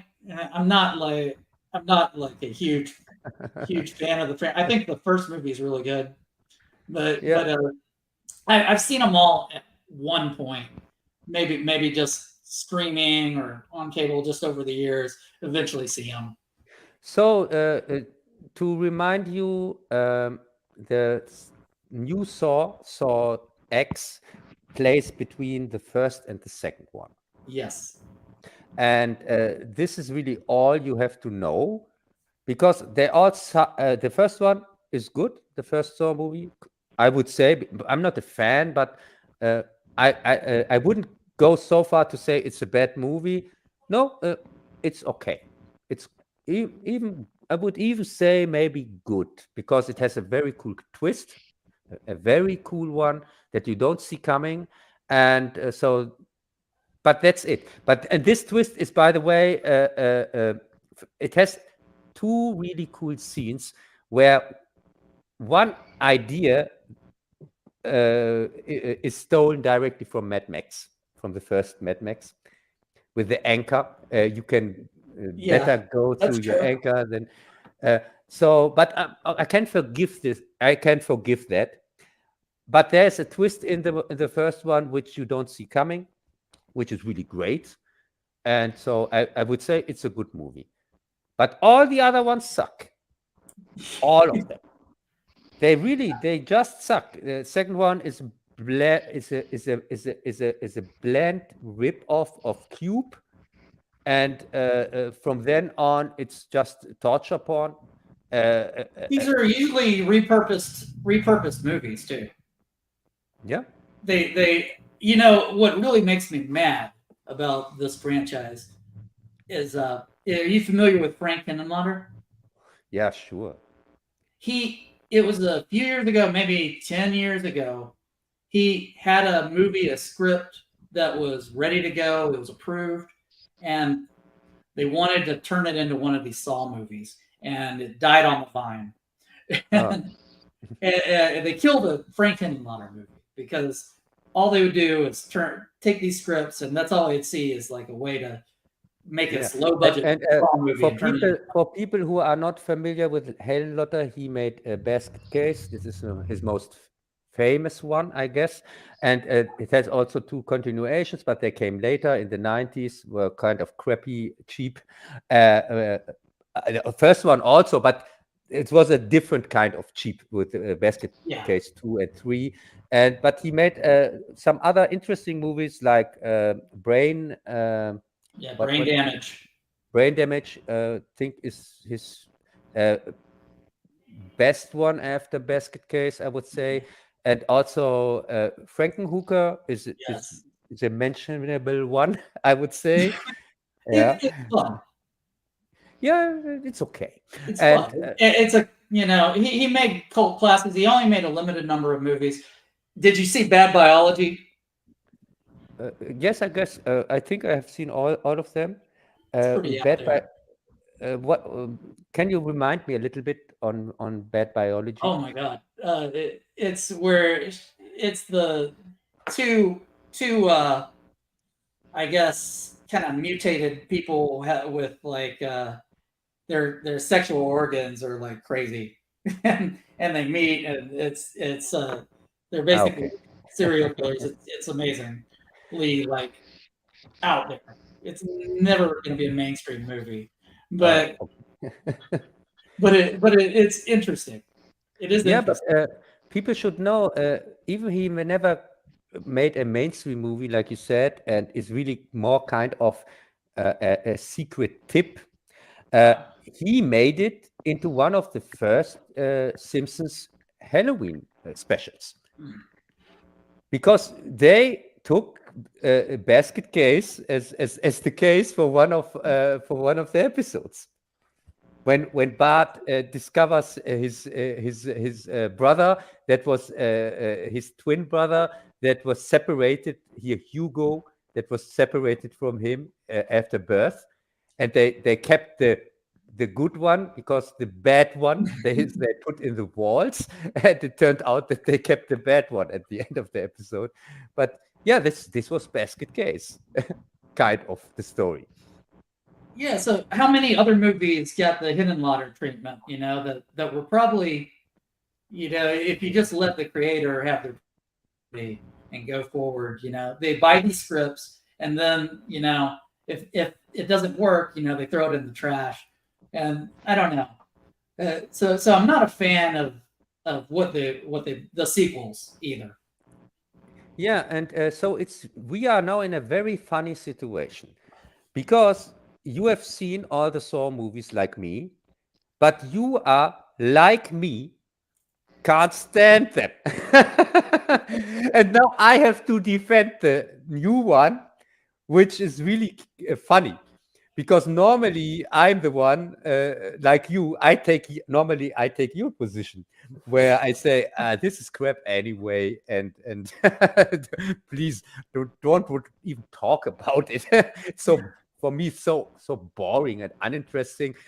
But the Saw 10, I thought, compared to the other continuations, which I can't stand at all, this one has at least kind of a story. Yeah. Because the other ones really don't. They don't. So is that a thumbs up or down, Cub? Yeah, on Saw X, I agree with you. That's a thumbs up from Cub. No, I agree with you that it's boring. The first it's half, not just boring, but the first 35 minutes set up. Their big reveal is basically that Tobin Bell's character, Jigsaw, he's been duped, and they take his money, and they take him to Mexico, and he thinks he has a cure for cancer, and they duped a bunch of other people, and he takes the bandage off his head, and there was a fake surgery. He doesn't have a scar, and this accomplishes two things. It bored me for 35 minutes, and then it demystified Jigsaw, which was the one thing they've done a good job through 9 movies of keeping his character. Have you just know a little bit about his background, but you don't really know what makes his thing tick. Yeah. And you're never going to get one over on Jigsaw like this. And they do that. I guess it's a surprise, but you also know it's coming. You know you know it's coming because he's got to have a reason to bring everybody together for the movie to happen. I guess they had to do this, but the way they did it, they bored me for 35 minutes, and then they demystified a horror icon, and then we go forward. Yeah, it would have. I don't know if the second and third act were worth it. Also, that he is taking revenge. Yeah. I think less us a little bit the hero he's supposed to be in that movie. It's that he maybe if they would have wronged somebody who is which he likes or something like that, who is a family member or whatever, and that he goes out for that, I would have liked that more, that he himself is this victim and then just takes revenge for don't know. I would have liked to see him run there. The idea is he ran into someone who was like somehow more evil than him, which is ridiculous. But I think that idea could work, but that's not what we got here. No. And they treat him like a hero, and he literally walks off into the sunset. Yeah, and also I thought it was crazy. Let's to give one another positive. Because this movie plays between the first and the second one, the traps are not that elaborate, like we are used to them, which I liked, which I thought, because these over-the-top traps I couldn't stand in the last Saw movies. It was really, and also I thought they did a good job with the scene that they used for the trailer, this eyeball scene. Yeah. That this was not even a scene in the movie; it was just a dream, a daydream. It didn't happen in reality, and they used that as trailer, which is okay for me, because to have in the trailer the best scene or something like that is not good, because for people who watch the movie, then they are disappointed because they've seen the best scene already in the trailer. But to make it like that, I thought was a nice idea. I didn't predict that. When I saw it, I thought, oh, so yeah, cool. So this is the scene we already seen, and now we get new stuff. And but that's about it. Yeah, because I mean the production's great. They built everything practically. They built the traps. That's all physical stuff, and they filmed everything in 3D lighting. And this is probably it's probably the best film work since the first movie. Yeah, but there was something I had a problem, because he traps them right in the beginning. After, as you said, after 30 minutes, 35 minutes, then he gets them all together and they are trapped, and that's it.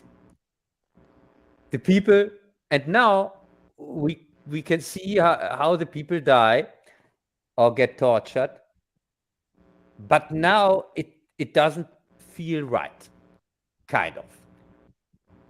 It really, because yes, these are bad people, they have done horrible things, but still, do I really now want, when I know, okay, they are probably going to die, everybody of them, no hope. So yeah, that was kind of odd. It was not enjoyable or something like that, because it came to a moment where you got pity with the victims, with the who are supposed to be bad guys, who are deserving that. But when you see how the woman got tortured, I don't know. really didn't feel okay for me. Yeah, I And- don't like torture movies. Yeah. So yeah, overall, and also at the end, the whole ending didn't make any sense. Because what was his plan? To get captured and then to get strapped on his own strap with the boy? And I don't understand. Really, this plan just works when every coincidence in the world happens. There's so many things that could have gone wrong with that, or I not. thought you liked the movie. Really? Well, you know what the movie needed? They needed to put more chicks in it and make them gay. Yes, yes. That would have solved many of the issues with the movie. I agree on that. They clearly had the wrong female producer, or don't you think so? Yes, yes. Yeah. So I don't know. I also don't think it's worth talking more about this stupid movie and this stupid franchise, which I think is also not a franchise. Even Yeah, I'm gonna say we should ban further Saw Talk from the channel. They suck. This is 10 movies that we've had to review, and they all suck. Yeah, I agree on that. No, the first one is okay. No? Yeah, the first one's okay, but it still sucks from my point of view because I don't like torture movies. Yeah, I never would rewatch it, but it is not a bad movie. That would be a lie, because for a horror movie, which is supposed to be, it delivers exactly what you expect. Yeah, I think. Okay, well, I think everybody in the chat and everybody is ready for us to move on to, this weekend. We were lucky that this is the weekend that they released the South Park Pandaverse special, and Bazzil's really excited. His internet fades in and out, so I'm going to toss it to Bazzil and see what he thought about the South Park special Pandaverse. Into the Pandaverse. Oh yeah. Starting out where you have Kathleen Kennedy displeased with the way the hatred letters that she's getting about her actions with Disney. And so she's to hide her, or to try to change her displeasure, her hatred from all the hate letters that she's getting, she goes to the Panda Stone. And she enters this secret room where the Panda Stone is hidden, and she starts messing around with the Panda Stone. And eventually opens up a portal, and that's where everything gets all screwed up and everybody starts changing. So the white people get changed into black, big fat black chicks, and black chicks get changed into white people, fat round white people, and everything goes shit crazy from there. Yeah, they get pulled from the other dimension. It was funny as hell to watch from the get go. I think this is their funniest special in years. Oh yeah, I agree. Hey, and I think overall, I'll give it three battle swords up easily. Let's go. I think we should do 5 battle swords. What the hell? What is it always? By me, it was hilarious. Hey, Bazzil, I started out from the beginning, from the opening credit. It was funny as hell. Kathleen Kennedy hiding under the bed. Really? Hang on, Bazzil. Let's go to Cub. What did you think about this Cub? I think Bazzil should really panda harder. This is 3 battle swords are just not enough for that. Right? What was that, Cub? I said he said 3 battle swords aren't enough. Yeah, you should panda harder. Like they everybody thinks you should go 5 battle swords, or even 6. Yes. How about this? I'll please everybody. 3 battle swords sideways. Oh. Okay, so you pick and choose which one you want to go. This is a really fun episode. I mean, it pokes fun at not just Kathleen Kennedy and the woke people, but it does poke fun of the people, the channels on YouTube that do nothing but attack the woke. I mean, that's all they do. They're basically black pills. and they got a serving of it too. But mostly it went after Kathleen Kennedy has been like the dark lord of woke for as long as I can remember, at least since 2017. After The Last Jedi came out, and after The Force Awakens that one was came just downright crazy, man. 2050. Well, a lot of people were angry after The Force Awakens. That's true. But after The Last Jedi, that's the one that broke the fandom. And Kathleen Kennedy famously gave Rian Johnson another 3 movies. Before I went to go see The Last Jedi, I remember her coming out and saying, "Oh, this is the greatest movie ever. This is a great director. I've given him 3 more movies." So I was expecting a great movie. And I was given just the worst Star Wars movie of all time, in my opinion. Ridiculous slow speed chase. Ridiculous. I'm not even going to go into all of it, but this was a funny.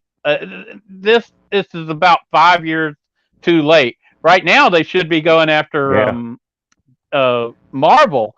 Feige and Marvel is crashing and burning. The Disney stock price has dropped. This is something me and Cub talked about. I don't know, at least 4 years ago. That the only way Disney would ever change is if their stock crashed. And you had like a activist investor, and that's exactly what's going on. I thought it was very interesting that Snow White with Zegler, who's really said a lot of controversial stuff. They've moved Snow White back by a year, and now they've released these pictures of the 7 dwarves, which I guess they're going to make out of CGI, and that wasn't something that happened before. This Pandaverse thing, I think, is going to have a big impact. I really do, because the woke people, they cannot stand being laughed at. Because humor is the best weapon in a situation like this. Don't make the people don't hit them with hate. Hit them with love and humor. Laugh at them. Yeah. Yeah, and it's interesting that this one comes from the direct competitor of Disney, from Paramount. and that's a real cool thing about it.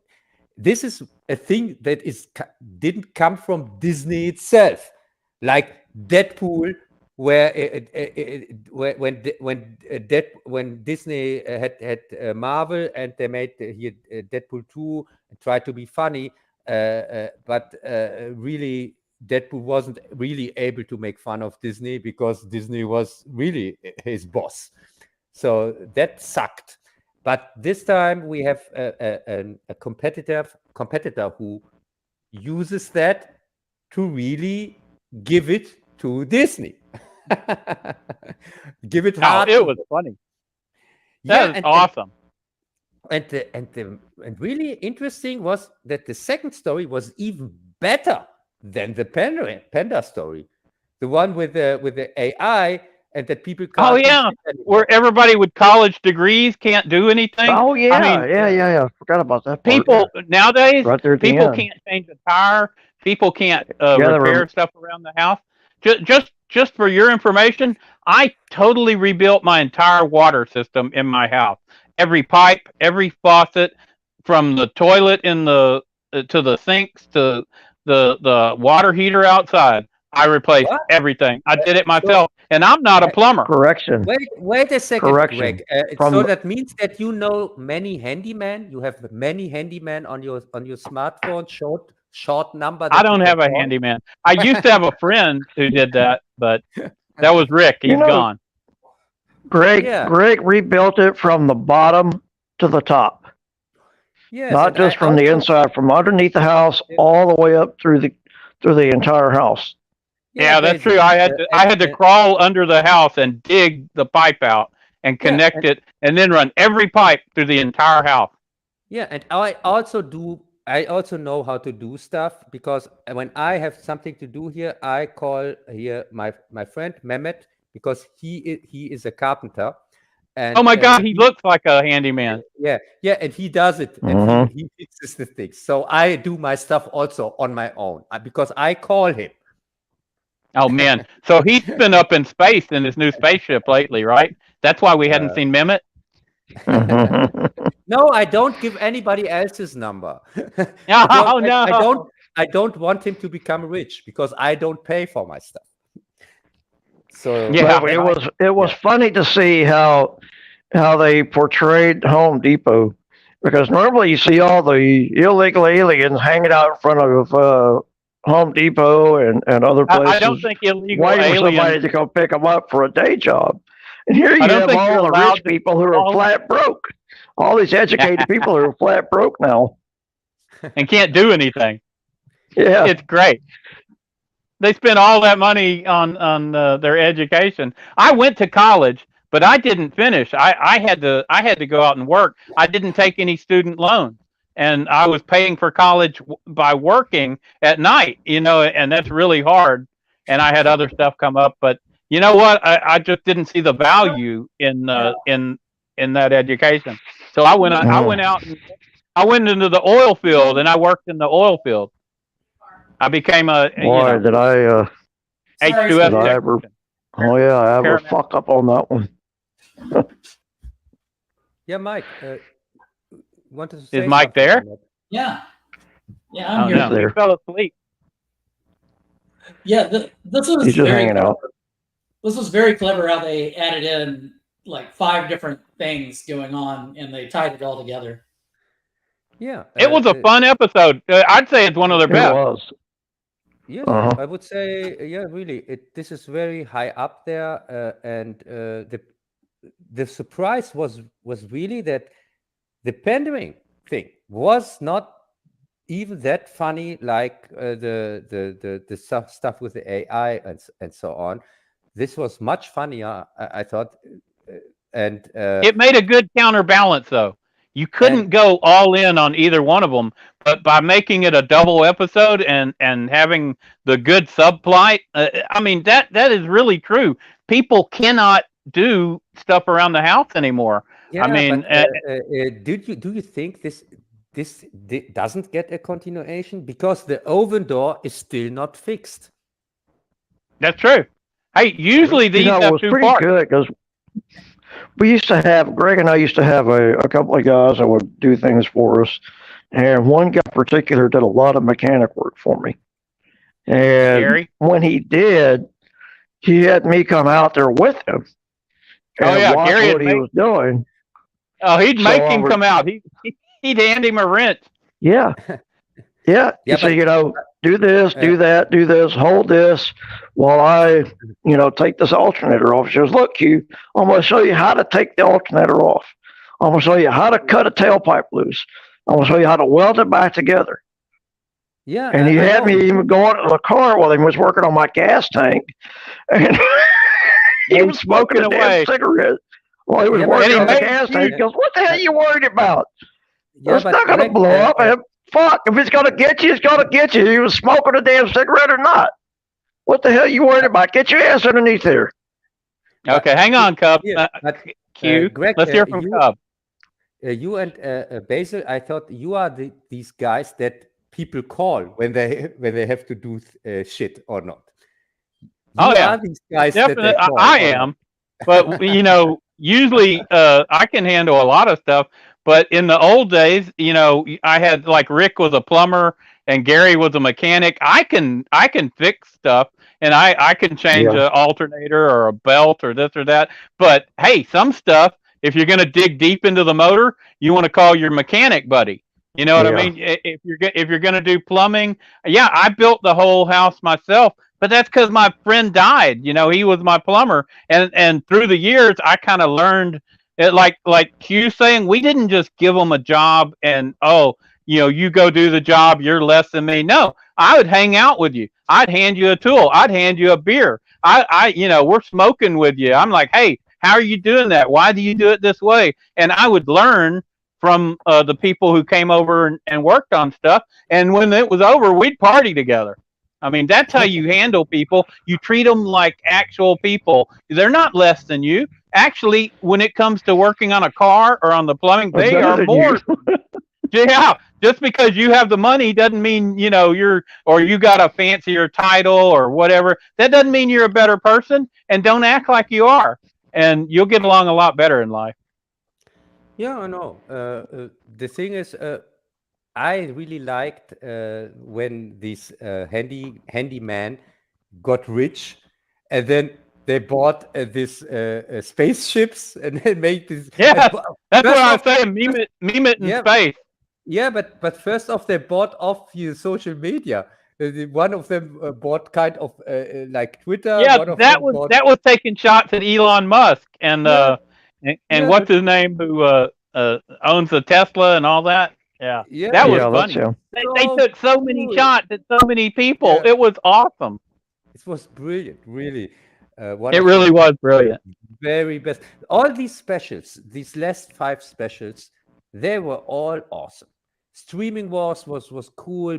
The pandemic thing was awesome. I really like them all. These specials are really something special. They really deserve to be called specials. No, that's thumbs up from all 4 of us. Wow. Yes, and Yeah. if you want to laugh, these specials, they don't appear here in Germany, by the way. What? Most of them. Why? One of them, I think, the Streaming Wars one, that is the one that appeared here, and one of the first pandemic special appeared here, but the other 2 didn't till now.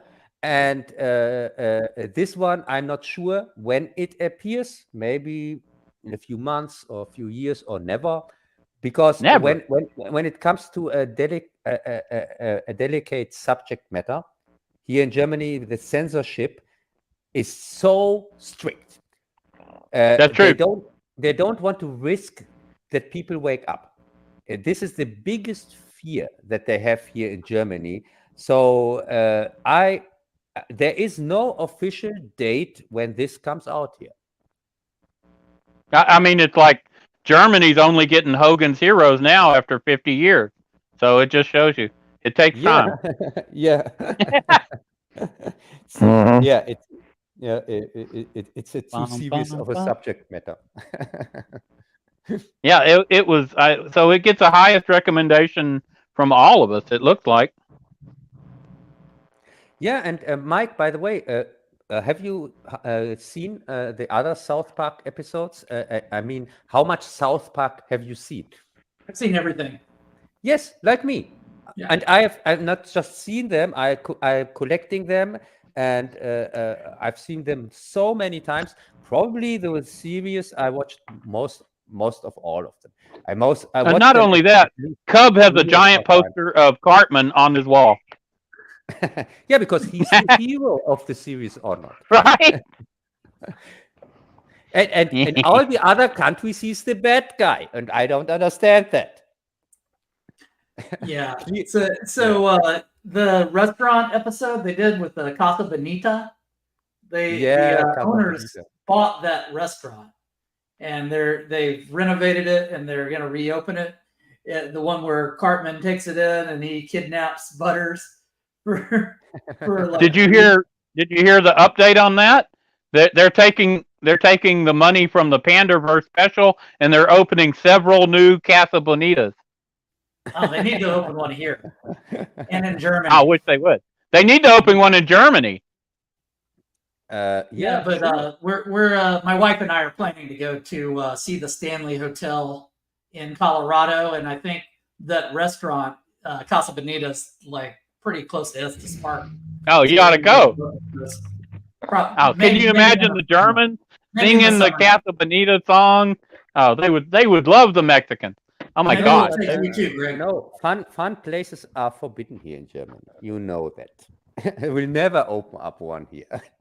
So we might do a live stream from Casa Bonita. Yeah, you should. Yeah. Oh my God!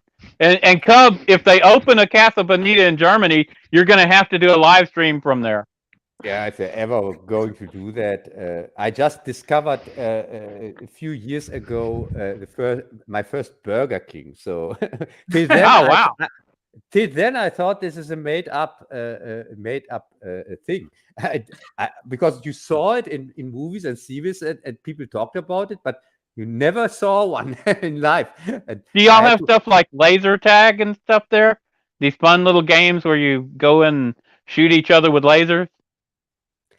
Don't know. I was one time. I was in one thing, but it was not in Germany. It was in Holland, in Dutch. Oh, Holland. Oh, they yeah. sound awesome in Holland. Yeah. Yeah. Because, yeah. Don't they get high there? I don't know. Yeah. It's Europe. They're all getting high, man. What else is there to do? We already cut off all your gas. Sorry about that. I know. I know.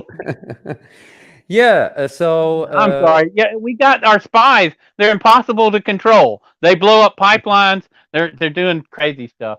We can't control them anymore. It's out of control. Yeah. Because you want to sell your stupid fracking gas, and it's oh too man, expensive. I don't want to sell it. We want to keep it all. Man. Yeah, but it's too expensive. And so you have to destroy the pipelines with the cheap gas that people have to buy the fracking one. So that's the plan behind it, maybe. or not, Greg. Well, I don't know. I was just a little oil field worker. So, you have even an alibi when the pipeline got destroyed? Because the Americans I do not have an alibi. I was on vacation in the North Atlantic. Hey, Thomas Anderson says in Berlin there is laser tag. Yeah. What about that? Why don't you and Thomas get together? Y'all can go to Berlin, play laser tag, and do like a live stream. That would be awesome. I don't want to even be buried in Berlin. Berlin is the hellhole of Germany. So, yeah, it's like New York. It's the worst place you can be, and it's really because tech. It's called tech, he says. No, it's really because of the government there in Berlin. They tried to destroy the city and try to make people that they don't want to live there anymore. And all stupid things come from Berlin. You can ask Thomas. He's not going to say no. It's not like that. It's Berlin. He says he played laser tag in Berlin. He says Berlin in Germany. You're probably thinking of a different Berlin, Cub. No, I'm talking about Calcutta in Germany, which is also known as Berlin. Right? Yeah. Hey, we learned something today, though. That just like a South Park episode. I really learned something today. I learned they have laser tag in Berlin. Yeah. Yeah. It's a one positive that's happening in Berlin. So that's something. Yeah, but and we know that Thomas is still there, which is awesome. Thanks for being there, Thomas. Yeah. Let's see how long he can stay there, because they try to get rid of all the natives in Berlin. So that's one of the problems. They make living there so expensive that you can't afford it anymore, and they bring in all these immigrants from everywhere. And so that's what I mean with Calcutta. Well, they're doing the same thing here. I don't think you're allowed to say that, though, are you? No, I mean, you don't have. I don't care. Feet. Yeah, no. If you say that you are a Nazi, official. Well, what I don't understand about this, y'all are allowing this uncontrolled immigration. And you're worried about these illnesses like COVID. Well, I'm not even supposed to say that. Like these cough or whatever. You need to have better medical controls over people coming into your country. Yeah, and so do we. I mean, and they don't. It's out of control here. No, they don't get controlled, and also they don't have to vaccinate and things like that, because that's against their rights. I know, but that's against the. But it's not against the rights of the people of the natives here. It's not against their rights. They have crazy. No rights. That's crazy. It's crazy. Yeah, and really, it's getting worse and worse every day here. I'm not against legal immigration. Illegal immigration's another matter. Yeah, but as I said, this would go too far into political. That's right. We're an entertainment stream, and we hadn't got to the end. Somehow we got off track. I blame Bazzil. Yeah, let's blame Bazzil. I think Mike is okay with that. And Yeah, so maybe democracy works then at the end or not. Yes. Okay. So is that it with the Pandaverse? You want to move on? Yeah, I would say that. Let's move on because the only thing we can now do is spoil the episode, but people should watch it. Or don't Yeah, you think? y'all should watch it. It's awesome. We didn't spoil it. We just, we left it out a little while, and it got a little manky, but it'll be fine. Manky is that's a British expression that I picked up from Too Late the Hero. Yeah, that's a great war movie. I did a review on it, but everybody seen Too Late the Hero? Huh? What is Too Late? Michael the Hero? Caine. Yeah, with Michael Caine and Cliff Robertson. It's an anti-war movie. Well, I won't get into all of it, but I think it's Bazzil. Yeah, it's a really good movie. But that's where I picked up the manky expression. It's a bit manky. He was talking about the uniform, and he's like, well, what about the food? That's a bit manky, too. Oh, man. If a Britisher tells you it's manky, you know it's bad. Their food's already horrible. So. That is a super deep cut. Yes. Yes, they have these bioweapons, which they call food for some reason. I don't know. this biochemical weapons here, like porridge and so on. So I'm Berliner. Yeah, I'm Berliner. This is what John F. Kennedy said when he visited us before he died. In your country, by the way. In Dallas, I hope you have an alibi for this day, Greg. Hey, that was in Texas. It was up in Dallas. Anybody in Houston will tell you, don't go to Dallas, you'll get shot. And of course, that's just how it is. I would say clear of Dallas. Dallas is a, cesspit. Of course Kennedy got killed going to Dallas. He came to Houston and he was perfectly safe. He should have stayed in Houston. He would have been perfectly happy. But no, he had to go up to Dallas. Yeah, don't go to Dallas. That's the lesson from that. I don't know. And he still lives there. I don't know, Greg. You don't have a convincing alibi here for the pipeline destroying day. You don't have a convincing alibi here for the Kennedy shooting. I wasn't born. I was not born. I wasn't born during the Kennedy shooting. I think Bazzil might have been, but not me. It's been I'm Berliner. I was born in '63, right during the era of Kennedy. Right, and you may have went back in time. We learned from Quantum Leap that you can leap back during your lifetime. So you probably leaped back and killed Kennedy. You can admit it now. Nah. Yeah, basic. He's clearly guilty. He's not even mentioning how many battle swords. Yeah. But I may have appeared in the area because things do seem to go wrong when I'm hanging around in certain locations, as we know. Wasn't there? But I had nothing to do with his actual. That was on somebody else, and we still don't know if it was really who they say it was. I'm going to take your denial as an admission of guilt. Hey, wasn't there a battle dragon? Now you're trying to cut me. Zabruta movie or Zabruta film here? The Zabruta here. This thing. The Brooder. Zabruta. It was. Yeah. Hey, going back to. You could see for one frame. You could see a dragon in the background, or not? I could see a dragon. A dragon with a gun. It's very clear. You make a terrible dragon. A single frame.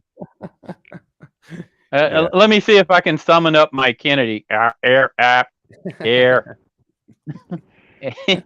Chowda. Yeah. Ich in ein Berliner. There you go. That's my Kennedy doing German. But yeah, that was, what Kennedy was saying there. The Soviets were going to overrun Berlin and do terrible things. But he was saying, hey, we're all Berliners because Berlin represents freedom. These are a free people. And if you mess with them, you mess with us. We're going to knock you out. Yeah. Yeah, it would have been nice if you would also have came over to Palestine and say there, because there we have also walls and everything, and they say I'm a Palestinian. Yeah, ich bin ein Palestinier. That would have been nice. Yeah, but nobody did that. Well, that's true. We didn't have the same geopolitical stakes there, and the Israelis, I guess, allowed us some military. I don't know, but I can see your point. If we would have stayed, I don't know what we could do there. I don't know. I don't know the solution to that. Greg, the solution would be just go home. Army, go home, because when Americans wouldn't be there, we could fight against the Zionists and take our. Oh, you mean we're supplying the weapons and stuff to Israel? That's true. Yes, and you are now with many ships there to help the mass murderers and help. I'm not. I'm Texas. These are the Yankees. I've told you many times that we're occupied. You're always crying and stuff. We got occupied. No, after the entertainment part, we go through all your alibis here. We got occupied 8 years before you, and you're complaining about the Yankees over there. That's the Yankees. That's not us. Texas needs to be a free country again. And then you couldn't lay all this stuff at our feet. I know. Palestinians and Texans are brothers. I know. So could be. No, Germans also, because Germany is also occupied, as you know. But let's talk about that in our political section. Oh, that's true. We aren't in our political section. Yeah. Okay, so the next on the list is one that Mike wanted to discuss. Expendables 4. The mask again. Way to go! Well, I've got a deal that says Mike next to it. So for some reason, all right. Woohoo! Look, he's got his Halloween mask. Yeah, so we can blame that one. So we can blame. Oh, that's a scarecrow, right? Is that a scarecrow? Yeah. That is a high quality mask. You see the kind of money that Cub throws into these streams? Yes, we have even a scarecrow here, and so I'm totally cool with that we blame that one on Mike here, Expendables 4. So Mike, tell us everything about your favorite Expendable, Part 4. Yeah, tell us about it. Clearly, who brought it clearly home? All right, so we have Megan Fox. They're adding some new blood into the franchise. So we have Megan Fox in this. Yeah, you mean some stupid blood. It is basically, this franchise started out, Stallone wanted to just bring all the action heroes back from the 80s and 90s with the first movie and have big explosions and practical effects. And what ended up happening after the first movie, whatever you think of that one, it kind of turned into the geezer teaser thing, where you see these movies where they just have an actor like John Cusack. Bruce Willis was a big one as well, and they'd be in these movies and they'd pay him $1 million to walk, basically just show up, and it's barely even really a movie. Just a lot of plug-in like gunfire effects and stuff. So this is slightly. These movies are slightly above that, but it's basically a big budget geezer teaser. Yeah, but this time not even that, because this time we don't have any callbacks to the 80s. We don't have any interesting stars. And when you say 50 Cent is even, who is this fuck? He's some musician or not? Yeah, it's like with Halloween 8 or something like that. You take a musician and let him fight against Michael Myers. What has this fuck to do with Expendables? He is expendable, yes. Rhymes. Yeah, really. But if you go with that, he's really expendable. But I don't want to see him even in any movie. So what's up with this? And also, this was just a Jason Statham movie. This was Meg 3. Statham in the water again. you see him fighting the whole movie, and that's it. Sylvester Stallone shows up at the beginning and in the last scene, and that's it. So didn't Kathleen Kennedy have Stallone killed off and replaced with a chick And made it gay. and made her gay?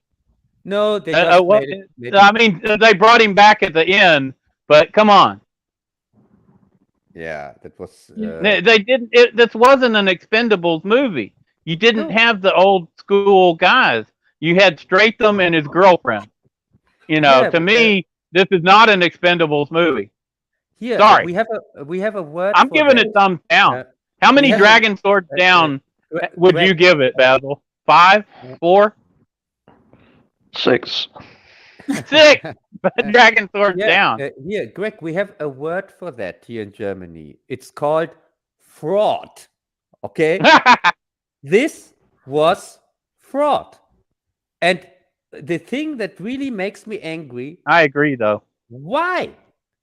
Because Expendables movie they sucked anyway.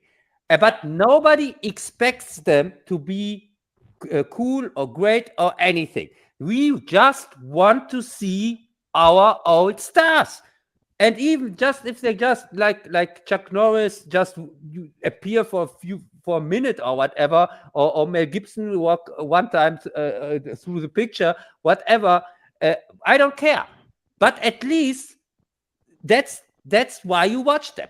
It's really because the movies suck. That's the contract, isn't it, Cub? Yeah. The contract is you get some of these old guys and they have fun. They're having fun and they have a fun movie like we did back then.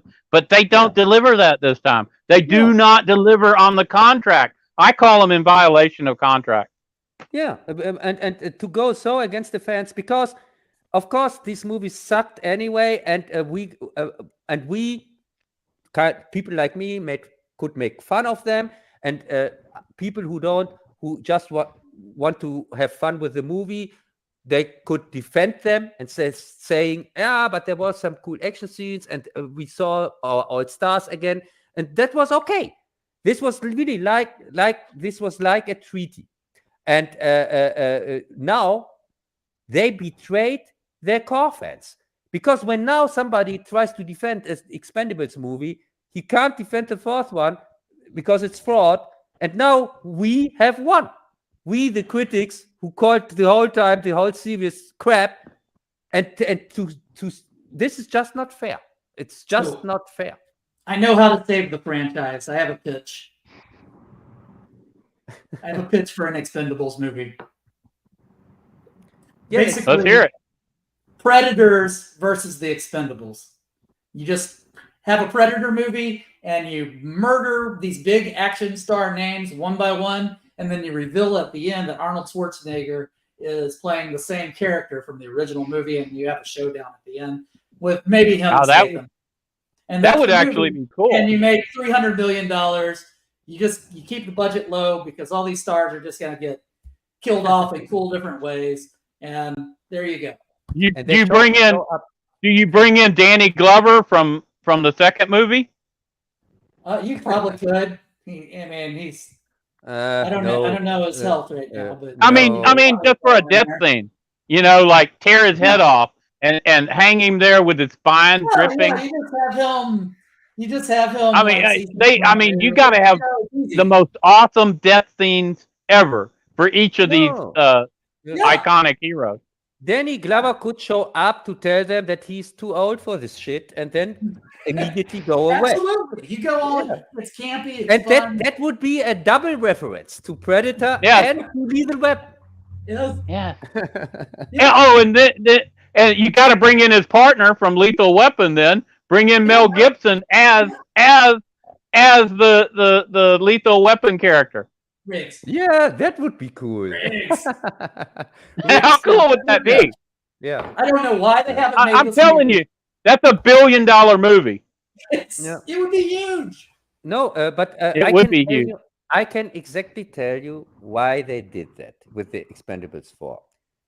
Because they think that the audience is stupid. They showed zero respect for their audience. They didn't get that the first 3 movies were just kept up from the real hardcore fans who really like the old action movies and still like them, and they didn't. They pulled here really a Kennedy, a Kathleen Kennedy or something like that. They thought, oh, Yeah. doesn't matter. We put a chick in, and they did that. They put 2 chicks in with it for the tits, and we don't need the stars anymore. Jason Statham is enough. He just runs around and They put 2 chicks in, but they didn't make them gay. That's why it failed. yeah, yeah. And Megan Fox. These Yeah. are doing really well overseas, right? They So used to.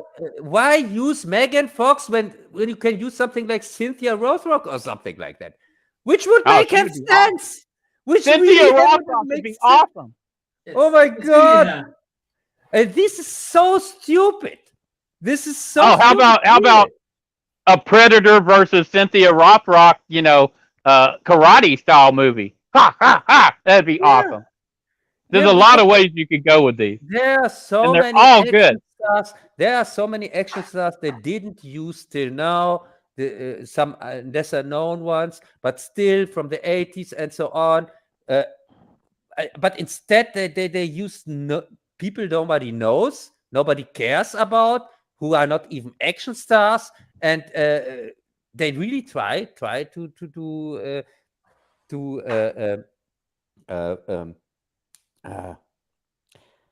fool the audience, and this is just something I don't like. So this is all the expensive movie I can't stand anyway, but I still give him a pass as nice, fun action flicks whatsoever. But this one, I hate. This thing, I hate. I'd agree with that. The first 3 are okay, or even kind of good in their own weird way. Yeah. But this one's a travesty. It's a sham. Don't fall for it. It's a fraud. It betrays the fans, and this is something also from Stallone. I would have never expected that. He doesn't need It's that. a Stratham movie disguised as an Expendables movie. It's not an Expendables movie. If you like Stratham, okay, you got a Stratham movie, but that's all it is. Yeah, it's not even a good or fun one. It's just there. That's true. Yeah. So yeah, I would say enough for Expendables. Enough. Okay, so the next one we have is Robin Hood. This is a series from Canada, and it reimagines the merry men as women, black women who are gay. Kathleen Kennedy would love this thing. Yes. You know what's weird? One of the things I wanted to say about this series is there's only like 4% black people in Canada, but these people are highly segregated. They segregate themselves. It's a racist thing to do, but the merry men and stuff, they're all black. They're the people they fight against are all white. This is a racist, and the director, he calls himself Director X after Malcolm X because he's from the hood. No, He's got after Jason X or not? No, it's after Malcolm X. But he's supposed to be from the hood and black. And it turns out he's from Switzerland, so he's a European playing at being something else. And he's gone after it with YouTubers, gone back and forth. But one thing, he won't debate people like Mark with a C. Mark with a C is a black guy. There's a lot of black people who on YouTube who want to debate him on this issue, but he will only debate the white YouTubers because he wants to make this a racial issue. And this is a problem. I mean, yeah. And after that, he can still keep his name, but then the X has to come before the director. Then you can call him X director. This is something I've mentioned, like in Blue Beetle. Okay, I appreciated the Hispanic family and stuff, But one of the things that when I grew up, Eli was my friend, and all the Hispanic families had blacks and whites and stuff who are hanging out over there. It wasn't, what they're trying to show now is that we're just totally racially divided, and that all the Hispanics are only Hispanic, all the blacks are only black, all the whites are only white, and it's not just this series. We're talking Blue Beetle, we're talking Robin Hood, we're talking there's a French movie called Lockdown Tower. Have you seen it, Cub? No. Okay, so you shouldn't watch it. It's a terrible movie. Basically, this tower gets surrounded by a black energy field, and the windows, if you push somebody out, they're disintegrated.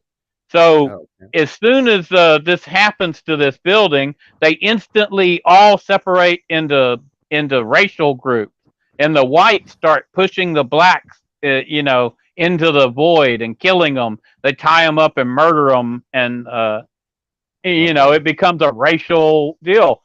They're doing this over and over and over again. They're showing this total racial divide. They're trying to force. It's almost like Manson with his what did he call it? He was trying to cause a race war, and I swear that's what it feels like these people are trying to do here. I grew up where the races mixed freely, and they still do. This is live. What they're showing on the screen is live. It's ridiculous, it's ridiculous to call something Robin Hood, even if you write it differently, and really not have even read the book or something like that, because this is just a disgrace. This is I have no words for that.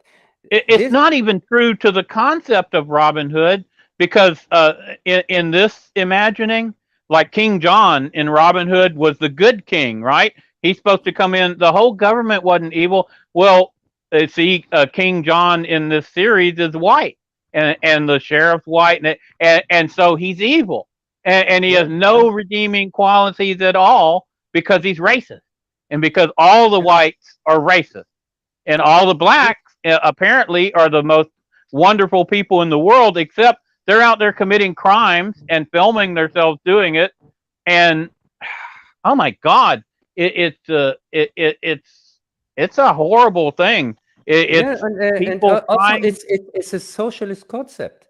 It's not just that. They're dividing us by races. They're trying to cause a race war. I don't like it. Yeah. I don't like it at all. Really, it sucked so hard. First off, your first question should have been: it's dangerous. Who has watched even this crap? Has Mike watched it, or has Bazzil watched it? Because I don't know. I couldn't sit through that. Sorry.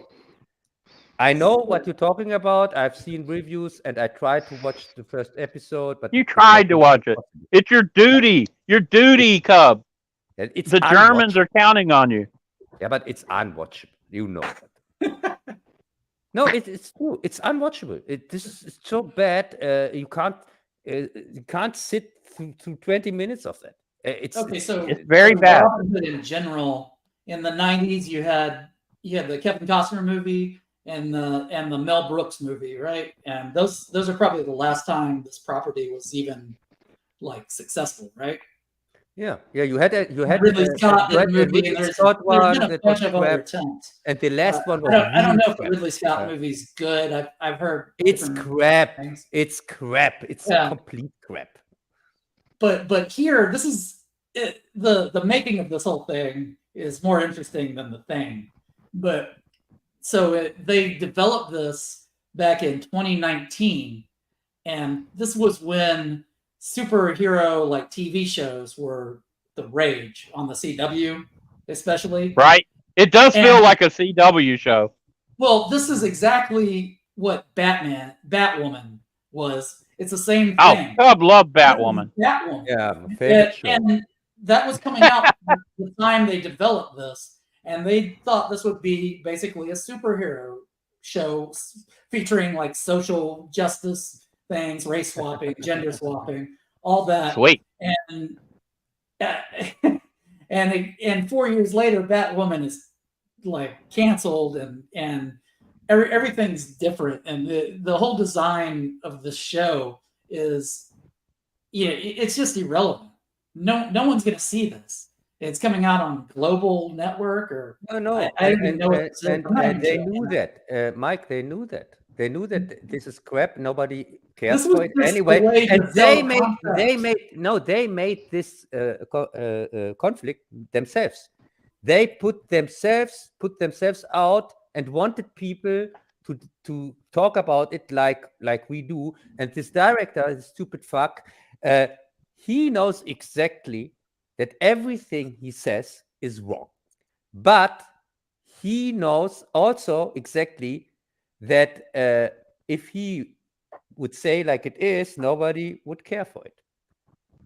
If he would say, yeah, we were just wanted to make try with controversy to get attention, because what our product itself is uninteresting, boring, it's not well made, it's cheap crap. Well, he's using the playbook from 5 years ago. Yeah, and it doesn't work now. Yeah, he just wants to put himself on the map. And for the next he's claiming show. he's review bombed, but no one's reviewed this movie. No movie, TV No series. one has no even one's seen it. saw it, even on this No panel one cared here. about it at all. Who has seen it on this panel? I haven't. Have you seen it, Mike? I couldn't figure out a way to watch it. I've seen it. I haven't seen all of it, but I've seen enough to know how trashy it is. And I was offended by how racist it is. I think it's dangerous. I think this is dangerous for our culture, and I'm sounding an alarm here. I don't think it's dangerous. I think it's impotent. Yeah, because don't give it more credit than it deserves. Yeah, this is impotent. Nobody It's not working. It's not working, but he's trying to cause racial division. That's what they're trying to do, and I think that's wrong. I've always been against that. Yeah, and probably it's financed by BLM. It wouldn't surprise me at all, because that's their goal. They want to racial division. I know. Division. Yeah, this is their whole goal. So, man, maybe they'll move to Germany. Yeah. Y'all, but you can have them. Yeah, but really, and what was the other one you wanted to talk about, which goes in the same direction? Gen V, which is the spin-off of The Boys. Yeah, the other one Gen V. Watch. I watched that. You don't watch half of the stuff we're supposed to. Gen V is a spin-off of The Boys. You did watch The Boys, though. I know that, right? Yeah, and I watched the first episode of Gen V, and I had all the episodes on my PC. All right. I watched the first one, and then I deleted them all. And after then, I erased everything on my PC, and then I put it on fire, and then the ashes I put in holy ground. After watching this piece of shit, because that didn't stop it from coming back, though, did it? So yeah, now your computer. No, now your computer's back on your desk. No, unfortunately, I didn't bury it in the real holy ground on the pet cemetery. I went an extra mile, but then I got to the other spot where things come back. I forgot that was in the book, not in the movies. So yeah, so okay. So this is The Boys had some redeeming qualities which you enjoyed, but on Gen V, let's just say what this is. It's some teenagers with the superpowers or whatever. But oh my God, like the very start of the series, one of the superpowers is a girl has her period, and I guess the blood goes out of control and it kills her parents and bounces all around. It's the most disgusting thing I ever saw.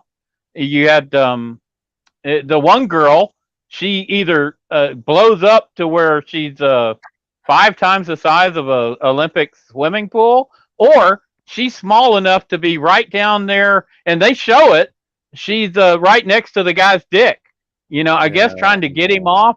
I don't know. Because he has a small dick, and so. Oh yeah, and that's one of the big laugh lines. Yeah, and don't forget they also already showed the dick scene in the last Boys season. Can't you remember the exploding dick from the inside? Oh, that's right. I had forgotten that. Thank you for putting that image in my head. I would say hashtag more tits, less dicks. Okay. Yeah, it was sickening. But one of my thoughts was, what I put down was over sophisticated teens. Like, this is ridiculous. These are. Do you remember how they treated? A couple of years ago, we reviewed how. I Know What You Did Last Summer. Remember that? Where they had the twins or whatever, and it was the same thing. You had these parties where, I mean, these look like parties that millionaires would give. And these are supposed to be for these teenagers. And these teenagers are acting like they're 40 years old. And that's how I get this series. It's just ridiculously over sophisticated and overplayed. And I don't buy it at all. The acting is so bad that you cannot pull off what they're trying to do. The stupid powers. Let's talk a little bit about them. Because our main protagonist, she has this blood power, and we get this is all I got from the first episode, by the way. We get that she has not just control over her own blood, she also has control over other blood, or not. So this is kind of power like Magneto with iron, but she has blood powers. So like Dracula. It is the weirdest power I've ever heard of. Yeah, but with that such a power, if you really can control every blood everywhere, you could kill everyone. This is Captain Marvel level of power, or not? Yeah, it's ridiculous. There's no end to it. Yeah. So it makes no sense. Yeah. So I mean, you would have to kill her. Anybody who had that kind of power would have to be killed off, logically. Yeah, because you couldn't afford to have them live. If they went mentally ill or something, they could kill the whole world. You couldn't allow that person to survive. Yeah, I'm sorry, but that's how I would judge it. In her sleep, because even when she is angry or something like that, it's really like Firestarter. This is just so dangerous. And when she discovers that she has control over every blood, probably since I haven't seen episode 2 or 3 or something like that. Have you seen it further, Greg? A little bit further. Did you know that there's a one character who can switch sexes? No. Yeah, yeah. He becomes a girl. So this is very clever, actually, because their political agenda in, because they can refer to this character as them. So, ways, and they do. Yeah, but when you switch sexes, that's actually clever. It's a shapeshifter. No. Yeah. Well, it becomes it changes from male to female. That's shifting your shape. I mean, technically, yes. Yeah, but can he also shift into other persons, or just in one person? He's the male and female version of who he is, or who they are. I don't know the proper pronoun. Yeah, but it fits perfectly. Yeah. It fits perfectly with today's society, right? Better. Yeah, but this kind of superpower is not a superpower. This is just how do you fight with this kind of superpower? Anything? I don't know. I don't see how you fight anything. I can't answer those questions for you, Cub. You'll have to watch the series as much as you hate it. So the trailer for this I saw the trailer for this at the movie theaters. I'll say the trailer is amazing. I was really on board for this show. Wow. And this is an effects-based show, right? That's one thing strong about The Boys. And they do the forced perspective thing for the character that gets bigger and smaller, and it's terrible. The effects are terrible on this show. Some horrible.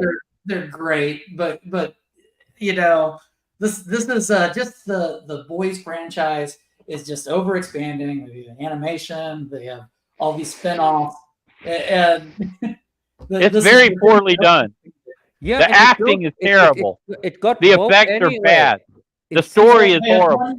They have one decent actress, and they use terrible effects with her. But yeah. Yeah, but it got woke anyway in season 3, so barely watchable in The Boys. But this is just another step, because in the first episode, the white guys and the man, all the bad guys, and want to kill her or treat her like crap and things like that. And I got so sick of that. Even in the first episode, I thought, "Wow, this one here that blows up for no reason and wants to kill everybody for really stupid reasons." It's this is just soap opera level. Like I put boring teen drama. Yeah, it's like a CW show with a not X rating. Yeah, it's bad. It's bad. I don't think we should spend any more time on it. Are y'all done? Yeah, it's just crap. Okay, so this is something I know Cub is going to love. Cub's a big fan of Star Wars, and we have a new Star Wars series called Ahsoka. So what did you think of the Ahsoka series, Cub? It is not the worst Star Wars series. Probably the second worst after Obi-Wan Kenobi, I would say. No, after Boba Fett.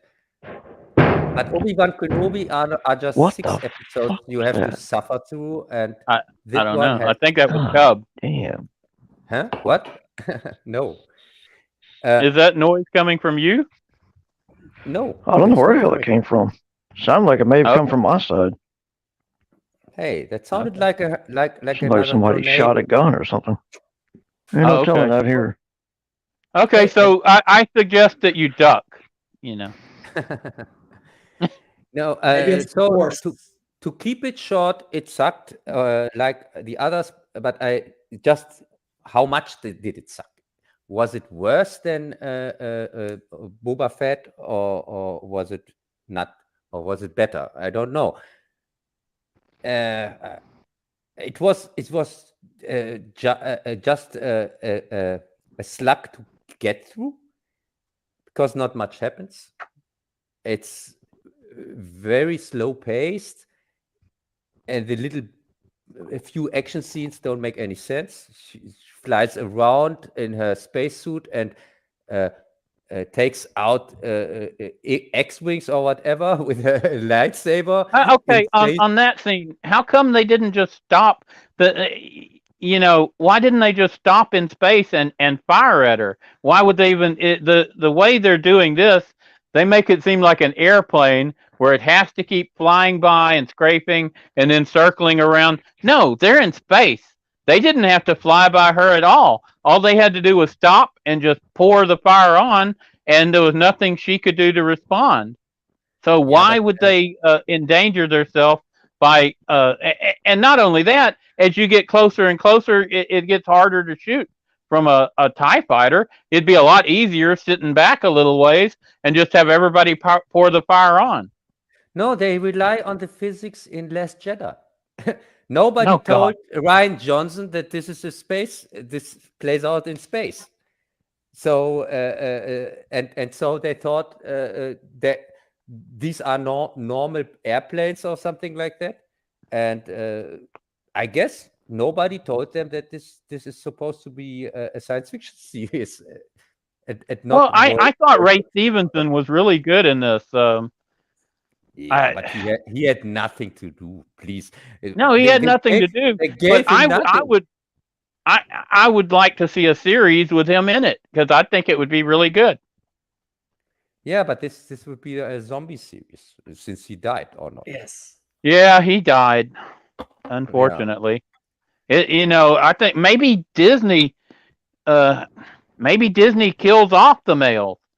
Just being around Kathleen Kennedy or something is enough to kill them off. Because look at Black Panther. He also died.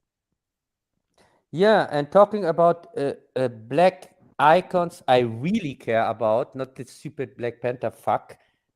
Robert Roundtree also died. Chef. Oh, himself. wow. Yeah. Shaft? When was that? I think yesterday or something like Oh, that. wow. It's really fresh. Yeah. And this is really sad because he was really a true icon. I really like the Chef movies and all of them, even the new one 2 years ago. If you can remember? I do remember it. This was really clever and he was cool till the end. Really. Somebody. I think. And he was great in Maniac Cop. Yeah, he was really good. He was an enjoyable actor. He's the kind of actor you liked in whatever he was in. Yeah.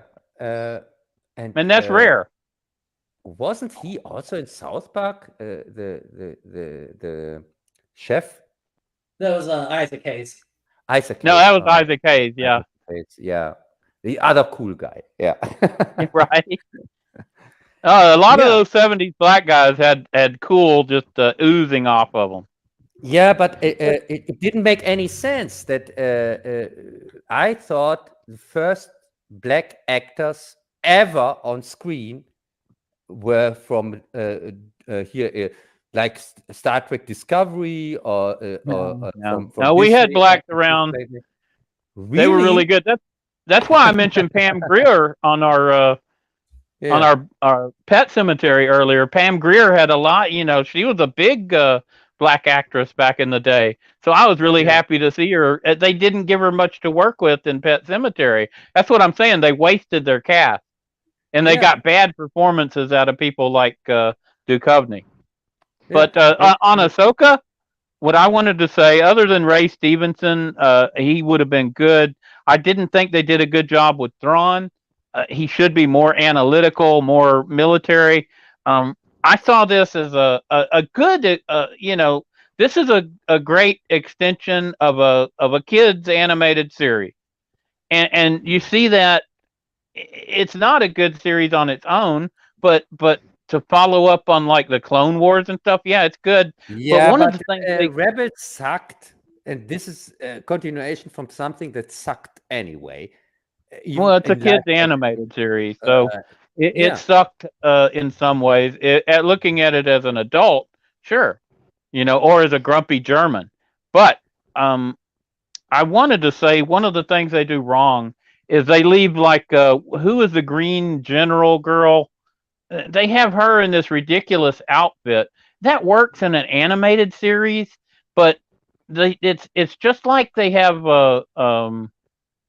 Admiral Holdo or whatever in a evening dress. Yeah, but he clearly needed her Googles or not.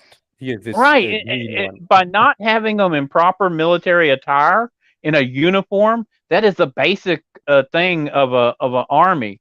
By not doing that, I think they do a disservice to these women, and it makes them. It's like they're not taking their position seriously. And so people don't take them seriously, and it undercuts what they're trying to do. It undercuts it badly. They should have her in a general's uniform, and not just in this stupid pilot's outfit all the time. And they should give her better writing. They needed better writing. But on ships, shouldn't there be admirals instead of generals? Admiral Holdo, but for some reason this girl's a general. They keep calling her general, and you're right. She should be an admiral or a commodore or something, a commander. But they're using land ranks for somebody who's clearly in a naval position. That doesn't make any sense either.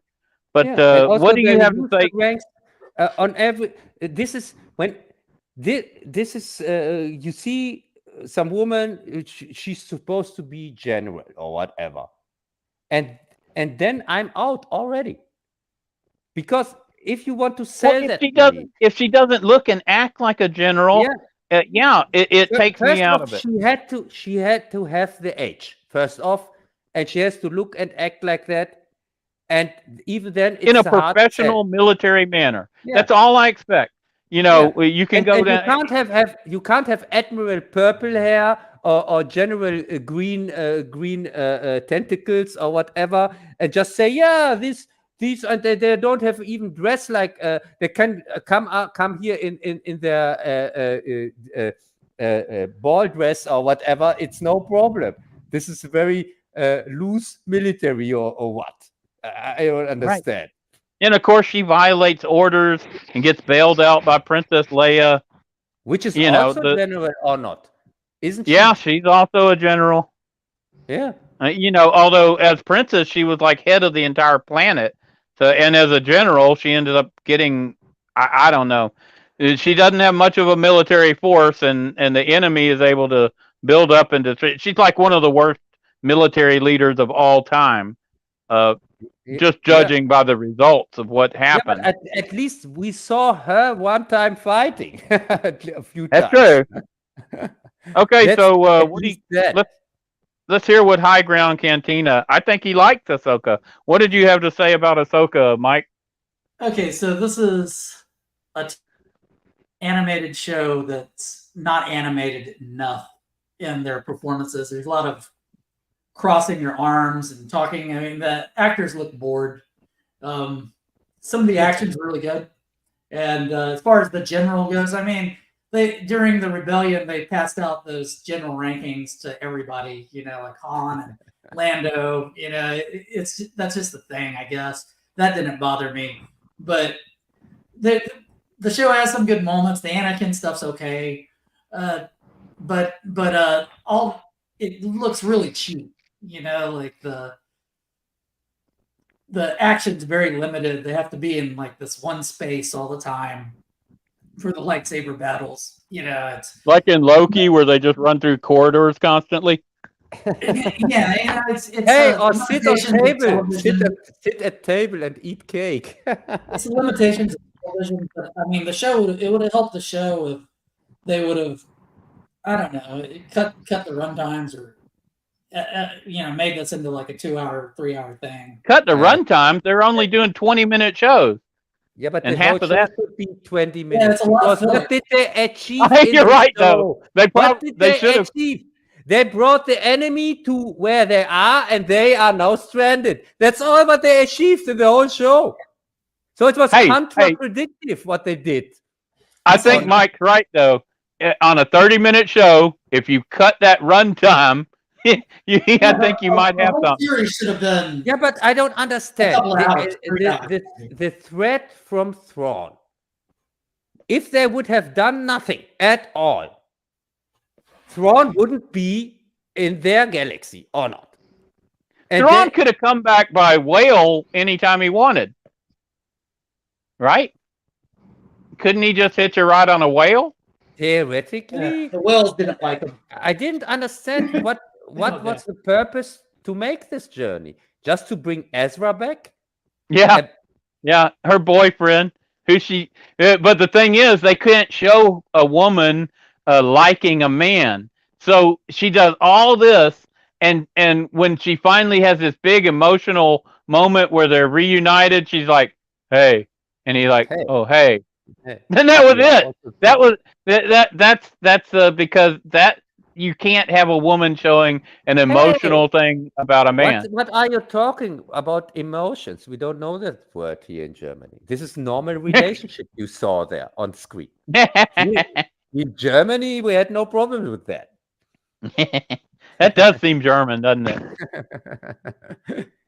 I'll say it's the problem with Star Wars now. It's too detached from, I guess, the harder elements. It's going for the let's call it Star Wars. It's too detached from Star Wars. You know, so the stuff with the witches was kind of cool. If they lean more into the horror, Star Wars is always better. You know, when you have lightsabers go through you and then you're just fine the next day, it's just not good. Yeah, and she So- can breathe underwater like Aquaman or what? Looks I mean, like the that. mystical stuff. I mean, that's whatever. But you know, I just think it's too young. Yeah, but why introduce They underestimate their fans. why introduce wizardry when it comes up to just a stupid sword fight at the end? Oh, the witches. I thought that was Yeah. weird. Yeah, the witches not from Eastwick, the witches from Star Wars, and at the end it's just a stupid sword. And so, wouldn't somebody experienced in a sword fight would be better off with this situation? Hey, is Sabine like the biggest traitor in Star Wars history, other than maybe Darth Vader? Because she betrays, she gives them the map and brings Thrawn back. So if 1 trillion people die in this war that's about to happen, supposedly, Hey, then you all call her those a deaths- traitor. No, you call her a traitor, but Thrawn calls her an ally. Yeah. There are always two sides of that. It's true. But nobody says jack shit to her about it. She doesn't even tell Ezra what she did to save him. He would be pissed off. But the way they avoid all that, I think, was cowardly. I think they should have at least, and then that's why they divided up. They give Sabine force powers when she didn't have any force powers at all through the whole series. They make her I think there was a lot of poor choices, in my opinion, made. Yeah, but at least the good news, nobody watched this crap besides reviewers who had to watch it. I have heard some were even forced to watch it with people putting a gun on their head and forcing them to watch this crap. That's what I've heard, and I can clearly see that because nobody watches this voluntarily or not. Please. After the first episode, nobody stays with that. This was so boring, or not? It was pretty boring. Like Mike says, there was a lot of hands crossed over chest. I don't know. I was disappointed, but I'm hoping still. I read Heirs to Empire. We've got Admiral Thrawn back in the mix. We had a really good storyline going with Ray Stevenson. I was hoping something would develop, but now he's dead. Do you recast that character? I'm not sure. Because they need some male energy. This is the first. Let's be serious. This is the first interesting Jedi I've seen in a while, and he's dead. The character's not dead, but the actor who plays him is dead. It's ridiculous. Don't you? I mean, Gina Carano was an interesting character. They got rid of her because of politics. He's an interesting character, and he died. But she was the only real strong female. She was the only believable one. So they clearly had to get rid of her. It's ridiculous. Yeah, and but don't you think Star Wars is now over? No, Star Wars and Star Trek won't be destroyed. I'm serious. Because what have they in their pipeline? What is coming up? Stupid shit like you're talking like right now. I'm talking about in the span of century. It'll be fine. For me, this was the last straw. Ahsoka was supposed to bring the people in, but they thought that Ahsoka, there's even one Star Wars fan out there. Yeah, it's not doing as well as what it should. I don't think they can afford to. Ahsoka's probably their best choice to go forward. Which other series would you advance? No series. I want them to sell Star Wars, sell it off, to sell it to somebody else. And I don't care to whom. To the Chinese, like in South Park. They should I don't want to see even a frame from Disney Star Wars anymore. This is it. What was that? Was that you, Cub?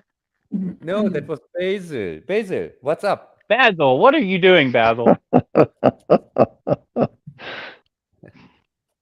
Okay, so does that cover Ahsoka? Yeah, and I hope we don't have to talk about Star Wars anymore anytime soon, because I'm done with Star Wars. I'm just done. I don't want to see it here, talk about it, nothing. It's for me, it's that Jim. Okay. Okay, that sums that up. The next one is Loki, season 2. We're up to the 4th episode. Oh my God. So, who has seen this crap besides me? I saw it. I watched the 4 episodes. Mike, you have seen it too. High ground. What do you think? Let's toss it to Mike and see what he thinks about it. Yeah. It's not as good as the first season. Tell us, what is the second season about? I found it highly confusing. That's a good question. What is it about? I mean, it's following Loki as he's trying to basically convince people to help him. Yeah, with people you mean female. And then he convinces them, and I don't know. It seems like it's kind of going nowhere. Yeah, they want to prevent a thing. They want to save the TVA. A MacGuffin blows. They want to prevent that a MacGuffin blows up. A timely spin wheel thingy where the time strings go in, and this thing blows up. They want to prevent that in the first episode, and in the 4th one, it blows up. It blows up. So all the stuff and all the it's all wasted time. Yeah, they achieve 0 in this 4 episodes.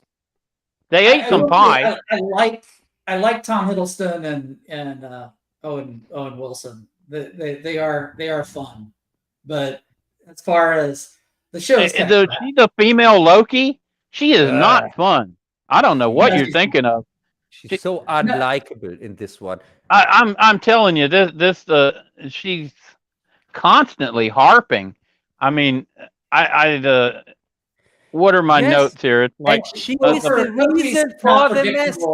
She's very predictable. Yeah, and she's the reason for the mess, by the way, because she killed Kang in the end of the last season, and that's what all this mess. Well, that's another point. We just had Sabine in the last series we reviewed on Ahsoka, and she's responsible for every death that comes from this war with Thrawn, right? And now we've got this female Loki, and she's responsible for trillions of deaths, and yet neither one of them, no one says jack to them about it. Not a word. It doesn't matter that you're responsible for trillions of deaths, and she's allowed to just constantly harp and talk. Just for instance, when I don't know, the black Kang, who's from the 1800s, meets the other guy who is a fixer or whatever, and they pass each other their books, and they're going to sign each other's books. After they sign it and talk for however many minutes, she goes, "Oh, we can do this later. Well, we got to fix this now." After they've signed it and handed the books back to each other. So basically, she didn't save even 10 seconds. She wasted about 2 minutes with her little thing. She's constantly bitching and whining and wasting time. And when he says, like, "Oh, let's go get a piece of pie," okay, so now I got to listen to this harpy screech at him for 2 or 3 minutes about, this problem that she created. She created all this, and yet she gets to sit there constantly blaming and harping at everybody else. I can't stand that. For me, that ruins the series. I'm sorry. It ruins it. I can't watch this stuff. Hey, I can tell you in a minute what ruined it for me. Miss Minutes. First time she appears, she looks like crap. it's look. I constantly think, what am I watching? Some kids series or what? Yeah, it looks like kids CGI. Yeah, I think Miss Minutes might end up being the big bad of the whole series. maybe, but for sure she's one of the worst things in it because she looks so bad. It's clearly, it's not like Roger Rabbit or something like that. Roger Rabbit looked better 30 years ago, and she looks at, I don't know. Sorry, to put that even in there. Why? Why use? Then at least make something cool with her. Cool design, not this kid stuff. I can't stand that. Yeah, that's all I got to say. You got anything else, Mike? No, it's just it's disposable. It's just bad. It's just. Did you get a chance to see the series, Bazzil? No, I did not. Okay, Hey, well, didn't you're miss lucky. anything. You didn't miss anything. You are lucky. And You probably talking, extended your life by 5 years. no, but talking about Star Wars is over. Marvel is also over. So the two properties of from Disney, the big ones, they both are now at the lowest point. Can it get worse than what we have? Because Maybe. It can who always get is worse. watching this Loki crap any? No, It's this has so been an bad. improvement. Like, Improvement to the first season? I don't no, know. I think mean, it's as like bad the as- Star Wars stuff. So Yeah, but it's still not enough. no, that's the problem. It can definitely get worse. This is what I'm saying. You have to cross over, yeah. If Ahsoka crosses over with Loki, then you have to- Okay, on to the next topic.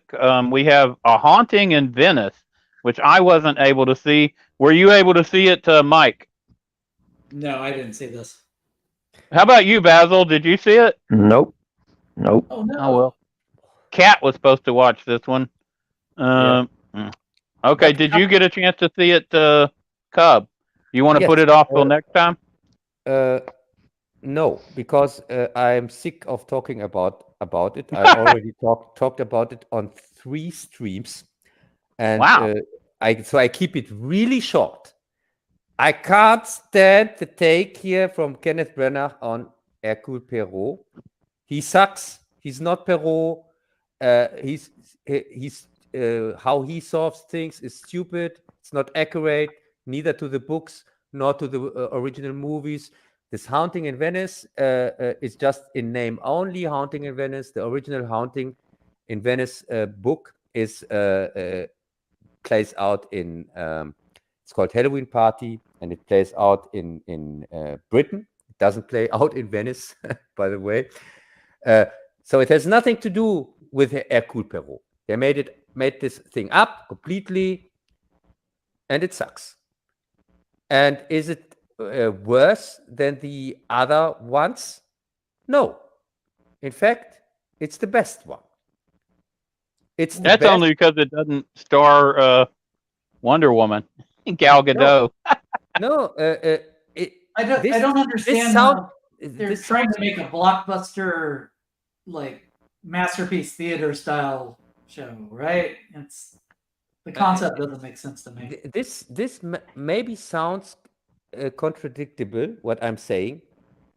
So I hate the last 2 ones. I hate them from my deepest heart. So this one I hate the least. Like Khan. But I still hate it. It's not that this is good. It's I'd say it's the least bad of these 3. But also it's the biggest flop of these 3, which I don't care.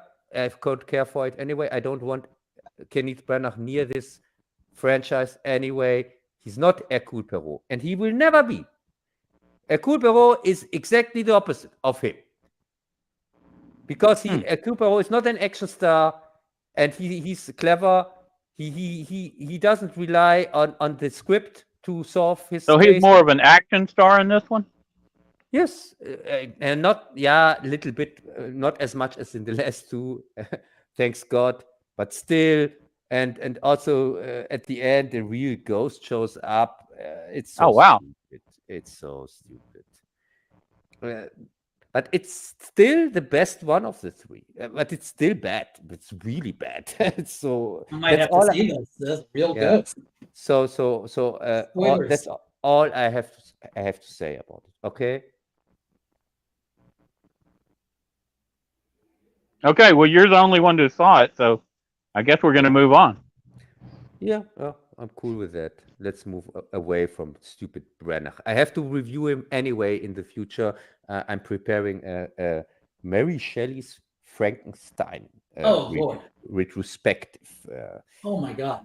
Yeah, I Oh, know. sweet. I know. Yeah. Cub does a lot of work.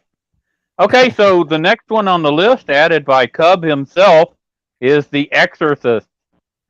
The Exorcist. Yeah. Yes, and I have heard, because I've seen the review from High Ground Cantina, so I know for a fact we have here a believer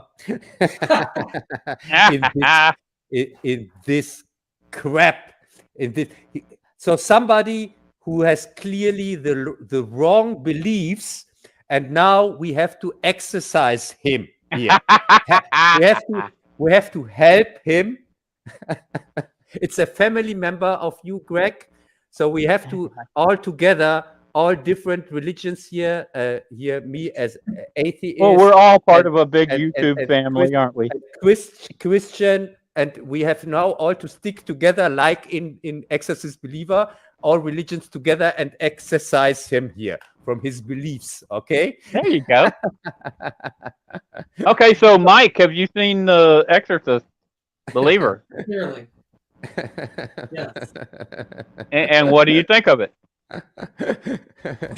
Hey, he's guilty. Case closed. He watched Guilty. it. He's already guilty. Okay. I what do I think? It's not nearly as good as the original The Exorcist. It's not good. How did it compare with the George C. Scott version? What was that, Exorcist 3? Yeah, Yes. Exorcist 3, which shouldn't have been called Exorcist 3. But yeah, it's not as good as Exorcist 3. And Exorcist 3 is kind of an anomaly to the franchise. But this is really, I compare it to Exorcist 2. And if you look at Exorcist 2, this is one of the worst movies ever made for a franchise. Oh, sequel? It was so bad. But it was still John Borman. So please. So compared to Exorcist 2, The Heretic, this is amazing. Yeah, but please, the low-cost scene in Exorcist 2 was awesome. Okay. The locust attack in Exorcist 2 was one of the greatest scenes. Really. It was so well done. And also, there's so many scenes that were so well done. And because of, yeah, I give you that. It was a mess. It was just awful. But still, masterpiece in 2001 compared to this one. Because in this one, we have a hack director who already destroyed Halloween, the Halloween franchise, and now he wants to make three Exorcist movies, which don't make any sense. Exorcist is not a franchise. I have to constantly remind people that these things are not franchises. You don't make 3 Exorcist movies, especially when the only successful one was the first one. And the second one, I don't even know if this was a bomb or if it made its money back. I think it made its money back, the second one. The mess we're talking about here, The Heretic. But after that, everyone bombed. Every Exorcist movie. And even the one that they made the fourth one, they made it 2 times. Yeah, they made it 2 times and both bombed. Both versions. So yeah, then you pay 400 million to buy the rights to make 3 Exorcist movies. Wow. From which planet do they come? Where the hell 3 Exorcist movies made $400 million back? When? Did the first one even make that much money? I don't know. That is crazy. Yeah, so this doesn't make any sense. But then to use a hack director like this David Gordon Green, please. What don't you like about The Believer? Oh yeah, let's start with. I think The Believer is more on messaging than on exercising, because I called it in my. What do you mean by messaging? Yeah, I called it in my German review the Black Exorcist. But I could also have called it the Diversorcist or something like that, because that's what it's all about. It's just about this time we have a black guy in the lead, but of course, because we are diverse and so on, we have also a white family. So we have a little black girl that gets possessed and a white girl, but the white family and the white girl is just there to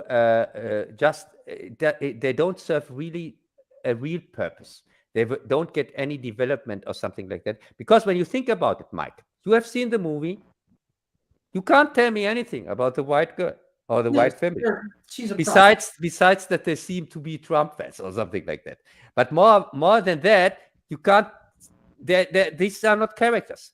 They are just there because to show, oh, look, this is really inclusive. We have.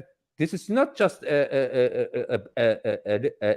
little black girl. It is also a white girl to kill her off at the end, by the way.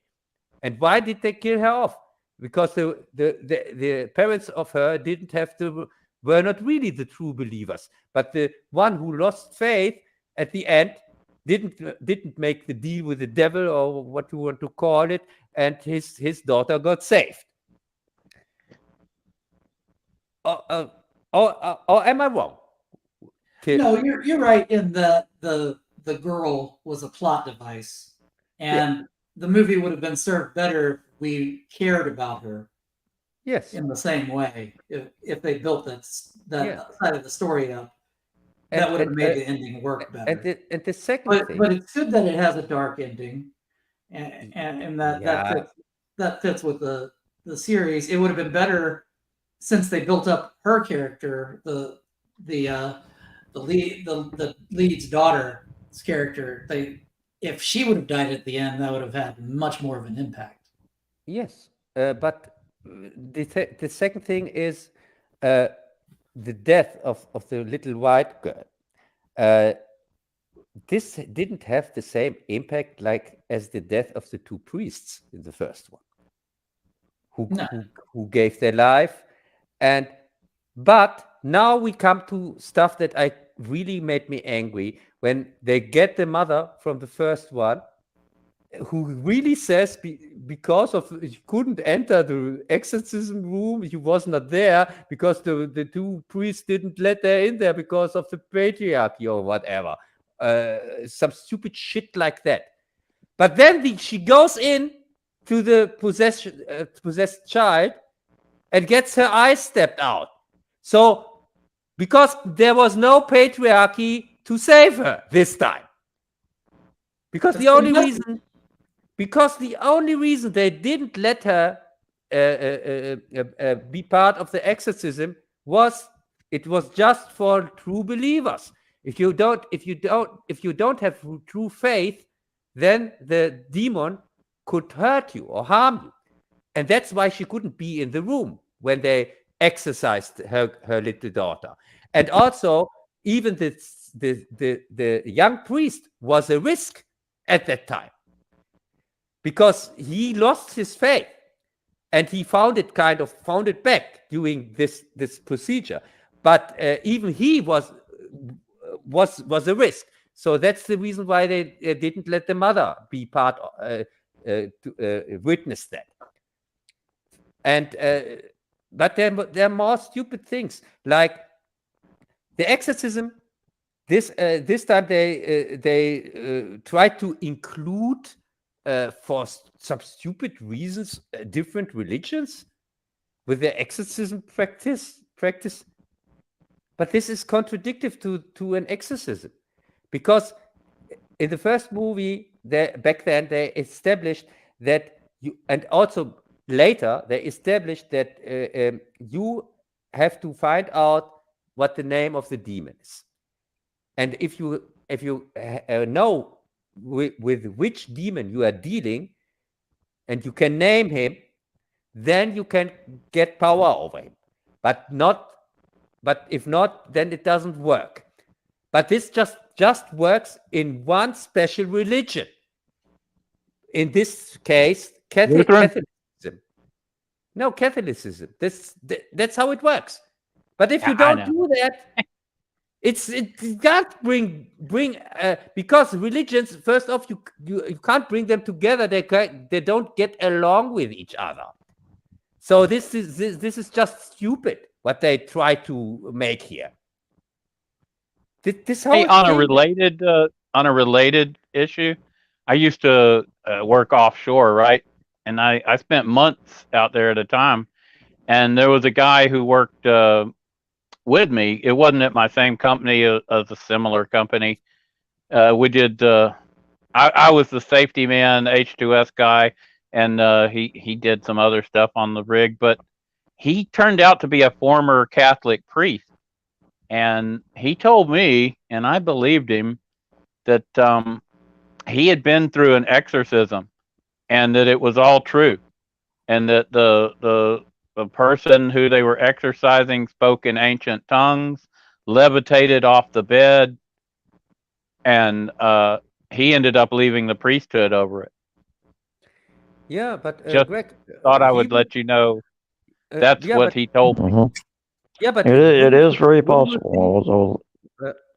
Wouldn't you think he would agree with me, with my arguments here? Because the exorcism just doesn't work with every religion. You can't just match up all the religions. Everyone has different exercise practice. Okay, so no, only as far as I know, only the Catholic. Orthodox have an exorcism procedure, right? In the Orthodox faith, what transpires is the exorcism is performed at baptism through the blessing of the water and the child. And also, you still have to be very, very careful when you're out and about. So what happens if you have a demon come into somebody?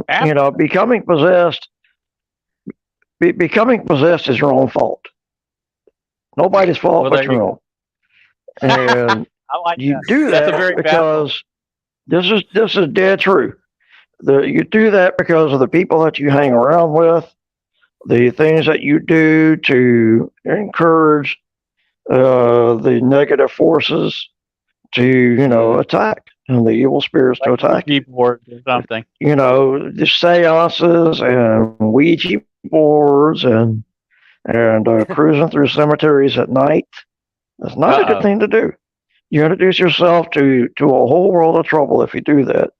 And exorcisms can only be performed, they can only be successful if the faith of the possessed is strong and the faith of the exorcist is strong enough to overcome. Well, why did you recommend that I go to a graveyard at midnight to go ghost hunting? That was on you. You wanted to do that, not me. Somebody's. That was on you. But as I said, what were the religions? We had the Pentecostal. If you are, if you do feel that negative force encroaching on you, you can still prevent the possession by normal fasting and counseling, spiritual counseling. So you're saying You're saying that before every Cub show we should fast. Hey, wait a second. I'm not on trial. No. I think before I'm every not, Cub show we should hey, become quite inebriated. Hey, I'm not at trial here. Mike is here still at trial, and he should have the right to defend himself. He's the one that likes this crap. So, He did like it. According to his review, it's the best movie ever. yeah, we have proof. The Exorcist, the original Exorcist was great. Mike, we have video footage proof that we like. Video. Yeah, Video. You can't, don't come from the hook. One of the best movies ever. And Bobby, get away from the video game. look, how many religions were represented in this diverse come together? We have the Catholics, of course. You have the priest who didn't want to do it because the church forbade them, and then the former wannabe nun, also Catholic. Then you have the Pentecostals, which is an offshoot of Catholicism. It's not Catholic, but it's Christian. You have, and then they have the Haitian lady, right? That's it. Hey, you don't have beer drinking Lutherans from Texas, then you're out of luck. No, for me, it's not crazy. It wasn't crazy, and the Catholics, claim that they have the only authority over exorcism is ridiculous. So yeah, but I think it's interesting that they took that on. The Catholic Church has gone sideways over the years. This just looks like we are throwing everything in there and just to pretend that we are diverse and inclusive and things like that. For me, this didn't look like a coherent story.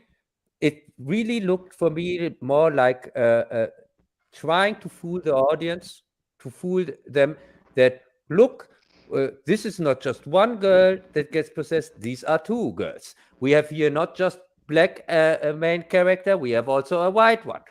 We have not just one religion represented for the exorcism. We have more than that. This for me, sorry. Kathleen Kennedy would be proud. And also, when you see how this movie gets normally reviewed and how it performs at the box office. Normally, you don't mean Mike's review? No, I don't mean Mike's review. Mike was really generous with his one. Yeah, and this is also a very rare case. Thinks you are the first one who said positive things about it besides the director. I think he is. I think he's the only one. So the question is just, how much did they pay you? I am not a killer. He only accepts DVDs. Greg, wait a second. Shortly after his review, you told me that your brother here came up with this new car, and you had no clue how he could afford that. Wasn't that right? That's true. That's true. And also, very suspicious. And also this letter here. Thanks, pal. You're from Gordon Green. Here, the director hack. Thanks, pal. You are the only one who likes my movie. Oh. Yeah. It's a good-looking film. Yeah. It has a nice October feel to it, though. Yes. No. I haven't seen it. I can't comment. On the technical aspects, I agree with you, and it's also like with the Halloween movies. But I am the only one who's actually talked to somebody who's performed an exorcism. So there. Yeah. So as I said, this thing, I hope it bombs so hard because I don't want another. I don't, and especially I don't want two more of that. You're getting two more. Two more. Oh my God, Cub will be so happy. I think they might change the director. I can't see that. I think David Gordon Green might be finished. Yes, he's finished definitely, but I can tell you, but this thing is not performing well at the box office. So how much sense does it make to make another one? It doesn't How make any often sense. do they do things that make $400 million for it, and this Right. one's made about 100. So they need to. They get paid some 400 money. million. They're going to make 3 movies, Cub. Yeah, this is happening. Yeah, but we have the same with Rings of Power. They paid Hey. $1 billion for the franchise, and now they have to make 5 seasons of Rings of Power. I think they can go. You remember? You remember what they tell? Interesting directions in the next one. Yeah. You remember what they tell the English girls? Lay back and think of Britain. Yeah, but maybe if Enjoy they it, girl. maybe if they make a spoof or something like that, because when There you when go, the, spoof. Those yeah, would be when the awesome. when the mother from the first one came in and then said these stupid things and got her eyes stepped out, I thought, oh my God, this is a scary. Oh man, movie. are they going to bring Linda Blair No, back for the next No, one? no, she was already back. She visited her mother. At She's the too end. old. She I was know. completely wasted. She's too old. Really? Yeah, but The power of cameo compels you. yeah, the power of cameo. And yeah, because I thought, oh, this is a scary movie. Part 6, finally we got one. Here, this exorcism spoof here with the Naked Gun guy here. What's his name? Repossessed? Yeah, Repossessed. Yes. Yeah. Oh, that do was funny. something like that. In his own way. Yeah. Leslie Nelson. That's who we're thinking of. Yeah, and Linda Blair was also in it. Yeah, she was. Oh, yeah. Awesome. Classic. Yeah. So if that's it, we've got one more entertainment segment, one last movie to review before we go on to our other topics. Yeah. And that is Five Nights at Freddy's. Just came out this weekend, and it's doing pretty well at the box office. Really? This is based on a video game, which I haven't played, but Isn't it it's a Peacock dark movie? it's a dark subject, and the guy in the movie is having sleep anxiety, and he's trying to remember what happened to his little brother who got kidnapped, and it turns out murdered. And he's in this old like a Chuck E. Cheese type establishment, a very big one with video games and animatronics. And to make a long and very weird movie, well, shorter, it turns out that the animatronics is where the missing children. There's a lot of missing children who were murdered by the owner of this establishment, and he would actually jam them into these electronics, and so their bodies are in these things, and their ghosts are inhabiting them, and they try to take his little sister and him and murder him like they did his brother. It's a dark Yeah, film. but are they really ghosts in the game? I never played the game. I never played the game. I can't speak to that, but there's certainly ghosts in the movie. Yeah. I overall, I thought it was pretty good. It's a dark subject. It's well handled. It's spooky. It's eerie. It has gore and violence, but not over. I thought I would recommend the movie. Yeah, and overall, I couldn't stand it. I thought it was complete crap. So, Mike, you have to decide. You get the tiebreaker. Yes. Do you come on the light side, so on my side, or do you go to the dark side, to your brother? Okay, so this movie. On the positive side. How is the dark side the positive side? I'm a German. Movie, I love It's a German. All right. If this movie was an order of chicken wings, it would be ever mild. It's very, very mild or bland. Bland. Animatronics. I love the animatronics, puppets, the lighting, and the film work. That stuff's all good, but there's something. It's missing something. Yes, I can tell you what it is missing. First off, it's a PG-13 movie. I think It's a kids movie. It's a kids movie. It's a kids horror movie. It's a dark kids movie about child murder. Yeah, but Yeah. I want. That's not what I call a kids movie. You know, Hey, but I it sound want like to Butters. know this. you sound like Butters. It's a Hey, kids movie. No, this- it's not really. It's this catered for the stupid kids. ghost shit. This stupid ghost shit. Does that come from the games? Does that anybody knows I think that so. from you? Because I didn't play the game. Because I did watch don't- this movie. Because I know that many fans of the games are disappointed, and I can guess that's maybe one of the reasons. Because all this story with first of this whole story with the guy which brother got taken and has now these Murdered. dreams, and we don't know. One of those probably. animatronics was the brother he was looking for. Yeah, but how stupid is that when you have something awesome like animatronics, where you believe, okay, this maybe possible, like Westworld, something like that. Why then destroy that and make a ghost story out of it? And say, oh, there are ghosts in there anyway, and no, there are no rules at all. So I'm sure there are rules. It's just you don't understand them. No, it's not like it's not a terrible movie. It's just it's a good movie. doesn't- You are wrong. No, It doesn't quite go for it. It touches on the dark subjects, but I think it's gonna make a ton of money, and they played it safe, but they played it a little too safe.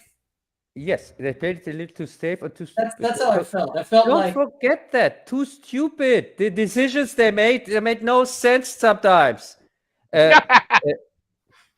First off, this cop, this female cop, was she now a cop or was she a cop? Because she can't be a real cop. But She was why a cop. did she? But why did she had a police car? And no, how Everybody the hell, has a police car in America, Cub. but how the hell could They she sell them be at a auction.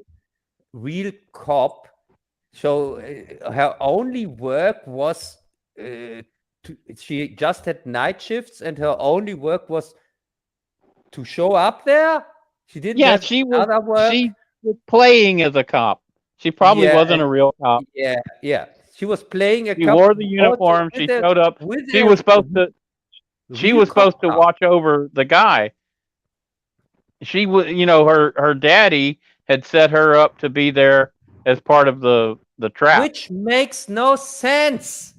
Because They the were whole murdering time, security guards. You saw at the very beginning, the security guard got murdered. Clearly they were murdering security guards, and she was part of that.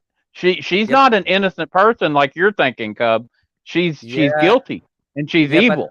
Wait a second. So you always looking on the bright side of things. You're chasing butterflies over there in Germany when actually, things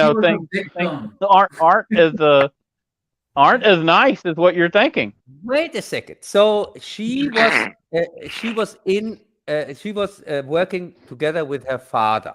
Yeah. Yeah. And but on the other side, she was helping our main character here. She was conflicted, Cub. Conflicted. Like Vader. So like Vader. Yeah. So she grew a spine during the movie. Or that's how I read it. She developed a consciousness, or what you call it, and she fell for him. It looks like she fell for the guy. This is how women are. She was okay with murdering that other security guard because he wasn't hot. Immediately.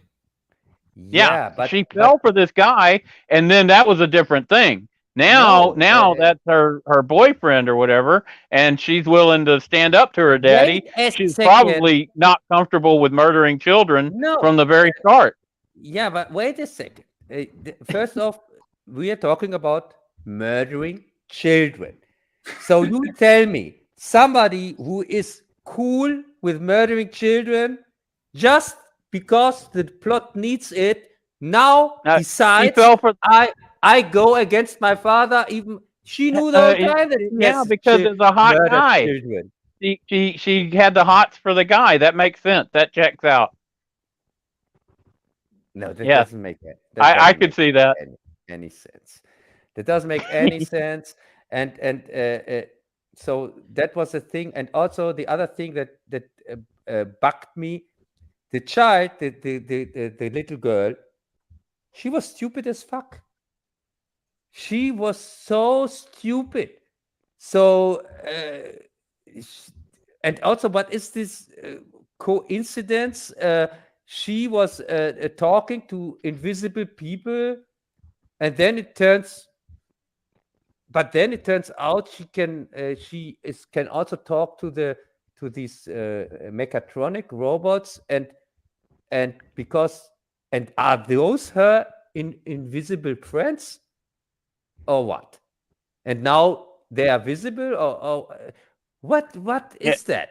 Why establish that she has invisible friends at the start, and then you see her talk to these animatronics and treat them like real people, whatever? It's possible the connection with his brother and his brother being in there, and that's the sister of the murdered brother. Maybe these invisible friends were the people from the lost children at that establishment, may have already been trying to contact her because her brother, who's still alive, is constantly trying to contact and reach them through his dreams, which they end up. And so I can see the connection they were trying to make. I understand why you wouldn't see it. Wait a second. When a second. Your second's monster, over. Second's over. When the monster, it's too late. You should have asked for a minute. When one of these animatronics comes over to the little child to get her, why the hell they have to get back with a taxi? I don't understand. How did it come there? Because it had to come to her somehow. I like how the taxi got like crushed. Yeah, but then okay, I have a question for you, Cub. The aunt who's trying to steal the kid and sends the burglars and stuff, she gets murdered in his apartment, and yet we don't. How does he get away with that? What does he say? Oh, a giant animatronic visited and murdered my aunt. Well, he has an alibi.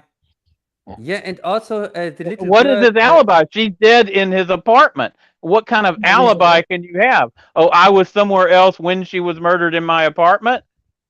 Yeah, and I came home. The big brother talks. I mean, they don't even talk about that. Yeah, okay, go ahead. So the big brother talks to the aunt that she stays with his little sister, that he can go to work, but he doesn't tell his little sister. So this is a situation. You have to stay with your aunt because I have to go to work. Because besides that, I would lose you. And beforehand, I mean, he doesn't tell her. He just said she comes in the kitchen and the aunt sits there. And we know the aunt is an evil person. And also the stupid fuck knows that the aunt does everything against him. So this is the last person on the planet I would let in my house. Or not. Maybe he figured she'd get murdered. What we actually get from the aunt is quite it worked out all right. Right. Yes. Yet maybe he has read the script and then he saw, oh, she gets murdered anyway, so she can come over. Something like that. She get murdered, we just see her legs. She maybe they just knocked her out. Yeah, maybe. It's unclear. They just leave that plot thread hanging. Not really, because they murdered everybody. This is true. So that would be the only one that didn't get murdered. No, I think she was murdered. What I don't understand is how he got away with it. He's obviously in a heated situation with her. He would be the number one suspect if it was Columbo coming after him, and she's murdered in his apartment. I'm sorry, but they would arrest him. Yeah, and he's a bit of a psychopath. Yeah, and also if they look when at his record. when he Right. talks to the ghost children, and then they tell him that they want his little sister as reward if he wants his little brother back, and he says yes. Yeah, that didn't make sense either. And then he says no because he remembers. No, these this would be horrible for for my little sister. Maybe. This is stupid shit. It's pretty bad. This is just stupid. Sorry. And there's not So even you're gore. gonna say thumbs down? Yes, because this is crap. This is. But it's the because- last movie of the stream. Don't you want to end on a positive note, Cub? No, I want to end the stream on a negative note because that's more true to reality. This It's five a fantasy movie for kids yeah, about murder. Yeah, about murder. Yeah, About it's for nobody and because PTSD. kids shouldn't watch it. Kids shouldn't watch it. It's too dark, and Maybe I adults like this more than I remember. adults shouldn't watch it, are not going to watch it because it's too boring, and fans of the game for sure are not going to watch it or are going to get pissed off because it doesn't it's not true to the game, what I've heard. So yeah, no, for me, thumbs down, clearly. Nah, they're gonna get one look at these animatronics, and it's gonna sell so many toys. People are gonna love them. And it's again a sad story again because this stupid ghost shit didn't have to be there. Just make a Westworld thing, because now with ghost shit in there and Dream World and so on, and you have a place that is called 5 times at Freddy's, you have another Freddy's Nightmares. I thought, oh yeah, so now it turns out because he has to fall in sleep to get in contact with this thing, and so I thought, oh, this is so it's going to turn out that Freddy Krueger is behind that. Yeah, because this is again a dream thing, and it's a place called Freddy's. Oh, how cool would that have been? You're Yeah, right. yeah, It was a dream. that would really have been at least it would have made any sense, because so it doesn't make any sense at all. And also the guy in the animatronic at the end that turns out to be why what was his motivation anyway for all this crap? I don't understand. And why did he He kill liked his murdering children. Oh yeah. It's the same motivation of that guy who built the Death Motel in Chicago, murdered all those people. Yes, but they you've heard about caught that, him. right? And that was a real guy. Holmes. I don't think he ever got caught. No, James but Holmes. He made that motel where it would lock people in and fill the rooms with gas, and he had a lot of different ways of murdering people. That's what I took it as. This was a truly sick puppy. yeah, but when the 5 children disappeared back then, at the same time, by the way, the place got shut down. Right, so and they looked everywhere except inside the animatronic. Yeah, of course. That's what she said. Yeah, that's the story. of course, and also they hire somebody to watch over it only at night, so that at daytime everybody can go there and do what he wants. And it's also known that nobody is there, because the bad guys go in there and destroy everything because they know it's not protected at the day. Well, the makes animatronics sense. get protected. Yeah, but no, nothing was protected at daytime. Well, nothing was protected that day, except for the fact that everybody who damaged it got murdered. Yeah. So that was kind of protected, Cub, wasn't it? Yeah, sure. But Yeah. See, that is hard to get out of you. no, but if you hire somebody to protect your property, you hire him 24 hours. You don't hire him I thought it was odd that the aunt never followed up on the people she sent to do that job. Yes, she didn't care. 3 murdered people. Oh, who cares? She just goes on, just with her plan. It doesn't. It's really the whole thing. It's just there's nothing that makes any sense in this. Okay, so I'm going to give it a thumbs up, but marginal thumbs up because it had a lot of problems. But I'm in a good mood, so I'm giving it a thumbs up. Bazzil didn't see it. What kind of rating do you give it? How many battle swords, up or down, would you give it? High ground? Battle swords. Like I said, this is maybe 2 stars. You had to, 2 stars. it's just so basic. I mean, I'd watch it, but I don't recommend this Others is like watch an awesome horror movie. But this is fine, like gateway horror movie for a younger person. There you go. Yeah. Except for the murdered children. Yeah. It has a dark theme.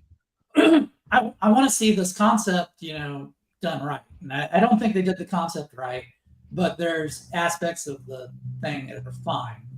It's just fine. Yeah, I was really disappointed that because the animatronics, they looked good. The scenes They did look good. And I was kind of disappointed too. It was really Westworld kind of. I bought that.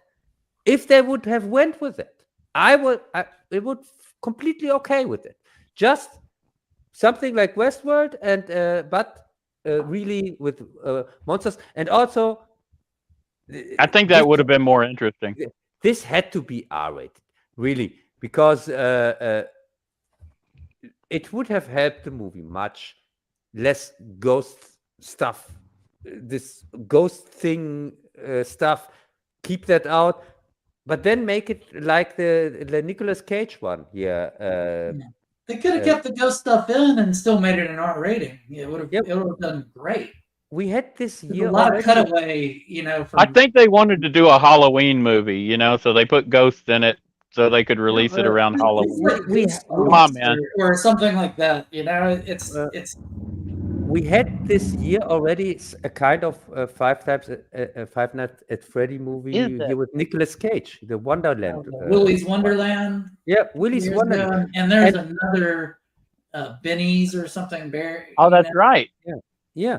And you should have combined that. The reason they've been trying to develop this movie for a while. It's been in development hell. So they just made those movies to get out in front of it. And they just kind of did this knockoff Five Nights at Freddy type of thing.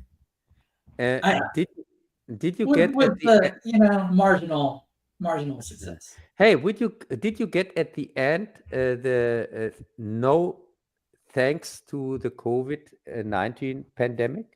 At the end, a special no thanks to the COVID-19 pandemic. I didn't see that. At the very end, and not really at the end of the scroll of the here. No thanks. Yes, a no thanks for the COVID-19 pandemic. Yeah, that was written there. I thought maybe it's part of their development hell they're referencing. yeah, probably. Of course, because I guess that's. But the thing is really, they should have combined that, make a combination of the Nicolas Cage one, because what the Nicolas Cage one was missing was exactly a little bit of story, and that the animatronics are believable and things like that, like we saw it in this one. That was it missing. And if you have combined that and make it really 5 nights, and also made it that every night is getting worse and worse, that is the movie I suspected. But not this ghost whisperer shit. I don't know. This was just frustrating. Again, another missed opportunity. This is the stream of missed opportunities. Yeah, so I'm done with Freddy. Okay, that ends the entertainment portion of our program today. And sometimes Really? we go into Wait a second. What do you Oh, got? that went by fast. Yeah, no, you have forgotten Killers of the Flower Moon, or not? It's a good entertainment stream. Yeah, it's entertainment only, Cub. And you didn't put that on the list. You want to talk about it? We can. Has anybody seen the Killers of the Flower Moon? Martin Scorsese movie. I've heard of it, but I hadn't had a chance to see it yet. Have you seen it, Mike? I have not. Have you seen it, Bazzil? 3-hour movie. No. Well, you didn't put it on the list, Cub. You should have put it on the list. 3.5 hour. What's the name of the movie again? No, it's Killers of the Flower Moon. Yeah, we are not talking about it. The what of the Flower Moon? Because the what? No, because it doesn't make sense to have 3 Americans here, and that I'm the only one talking about this movie with this subject matter. Because the interesting thing is the murder of the Saudi Indians. Yes, to hear what you think about the movie, because you live there. It doesn't make any sense that I talk about it. well, if you don't put it on the list, I'll talk to you about it. Yeah, I would say we can cover it next time, Cub. I mean, we don't have to do everything within a few days of it coming out. Yeah, no, I just thought because it's Martin Scorsese, still you don't get so many Martin Scorsese movies. So right, but it just came out, and I hadn't had a chance to go to the theater. No, I think you didn't see it because it reminds you where you got your land from the poor Indians. Hey, we stole it fair and square from the Mexicans. Now, the Mexicans stole it from the Indians, but you're going to have to go talk to them. Actually, it was a Spanish, but... We have 6 flags over Texas, actually. And the thing is, it's not even about the land. It's more about the oil on the land. It's about stealing oil, and not so much about stealing land. But so hey, our land got stolen from us, you know.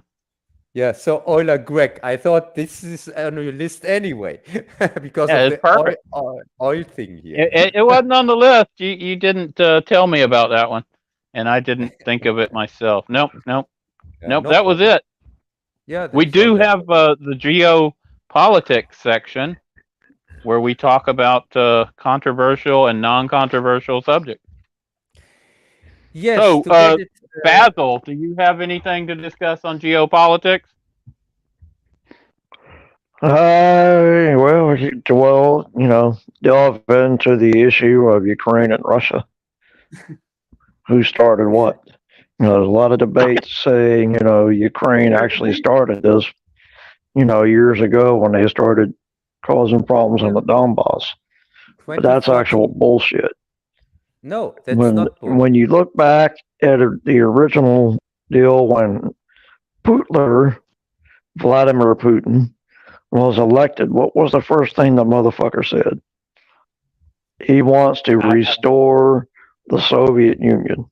And he's been hell-bent on that, and he's been doing everything he can to do it. And so he decided, you know, stirring up action with the Russian speakers in the Donbass region in Ukraine, getting them all riled up and pissed off, and in Crimea too. And because he wants to take back Ukraine desperately because there's a shitload of money in it. There's a lot of precious metal mines, gold mines, coal mines and stuff, and a lot of oil out there that he wants. He can't get.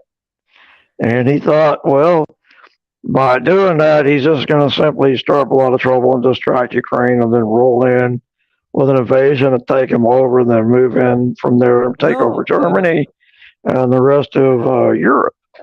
It didn't work out so well for him. He's getting an ass kicking of epic proportions. That's not true, You Okay, forget how do you feel about that, Cub? what the Americans did in 2014. They made a regime change in the Ukraine, and from 2014 on, the Ukraine started to act against the Russian people living in the Ukraine and making a war on them in the Donbass and so on. And they killed But why? many Think people, about why. and they even forbid them to use the Russian language. They forbid it by law using their own language. So they made a war on them since 7 years, and then Putin decided to help his people living there. It's not that he was the aggressor in this whole time. He was the aggressor. He initiated all this shit. But the Americans made a regime change there and put their puppet in there. They changed the elected president. He was a He was a dictator to begin with. Maidan Revolution, or whatever they called it. Yes. And so, sorry. Well, I can't say the CIA does go around swapping out rulers of other countries. Y'all don't mind that, right? Yeah, but this one is not a secret. The CIA says it themselves. I say it. We do that all the time. Fuck the EU and it so doesn't always work out so well. And Biden was involved in this crap, by the way. Biden himself, when he was not, Biden's very corrupt. Yeah, and he and this is the thing why Biden has and his family has now go to court because of that, because the things his family and Clinton and so on did in the Ukraine since 2014. So please don't tell me Putin is here the aggressor or something like that. This is just not true. But everybody has the right for his own opinion, and I'm cool with that. And by the way, I don't care for the Ukraine anyway, because my people are under attack in this moment. Well, I will say, granted that Volodymyr, whatever his last name is, Zelensky. I mean, he's not the greatest, president ever, but at least he's doing what he can to help his people. No, he's not a president. He's an actor. He's a stupid actor. The only reason why he's president is because the opposition in the Ukraine is forbidden. They wrecked the elections, and as I said, the CIA has all over their fingers in this whole mess. And this guy, he's just a clown. Zelensky, he's not a president. He's not. He's just an actor. He played a president in a TV series in the Ukraine, where he was an actor who was playing the president of the Ukraine, and that's why people know him. And now he's the president. Would you prefer to see communism on the back door of Germany, or would you prefer to see some sort of a democracy? Did you know? What would you prefer? I neither prefer communism nor dictatorship, democracy from the US, because that's not democracy. Putting in their own people, swapping out the elected people, and putting in their puppets. Poroshenko was a dictator. He was another Hitler. What makes you think it was a democracy over there? What makes you think he was a good guy? He was not a dictator like Hitler. What are you telling? Everybody is like Hitler, who is not good friends with the Americans, or what? That doesn't make any sense. Everybody is like Hitler, who doesn't work together with the Americans. No, well, that's not the case, because we've done a hell of a lot with North Korea, more so than we ever have before, since Donald Trump was in office. Donald Trump, North Korea has a shit. Maybe we should move away from this and over to Cub's topic of Gaza, because I don't think we're going to solve the Ukrainian Russian war right Yeah, now. Yeah, we Nope. can finish. We can finish that with "fuck you, Ukraine," okay? Because I don't give a shit on this shit country that since 2 years, every 24/7, I had to see news about, and now they don't bring it up at all, like it doesn't exist. So much for these fake news media. And I want to talk, of course, about Gaza. Palestine and Gaza. What the here this Bring it war on. cri- Let's do it. well, this war criminal Netanyahu, he let this Hamas terrorists whatsoever, let them through the border to have a reason to now wipe out Gaza, to make an ethnic cleansing. He already killed 7,000 people, and that's just the official numbers. That's not even the numbers of the dead they still are pulling out of. Interesting you say that, because when you see the videos and you see everything about this invasion, it's the same thing as you got in Ukraine. Gaza was taken over by Hamas, who was not anything but a thug. They're just a bunch of worthless thugs, is all they are. Bunch of fucking cowards who can't stand and fight like a normal person. Okay, now, let's talk. They are the ones, they are the actual aggressor. They invaded Israel. They started killing people for no reason. They've been doing this. Wait a minute. No, They've been doing this for the longest. They've been constantly launching rockets and missiles into Israel. They finally got fed up with the last straw was this latest attack that they had. They said, fuck that shit. They're not going to put up with it. No, let's make something clear. In an occupied country, the occupier has no right to defend himself. He's an occupier. Palestine is occupied by Zionists. Why? So every action against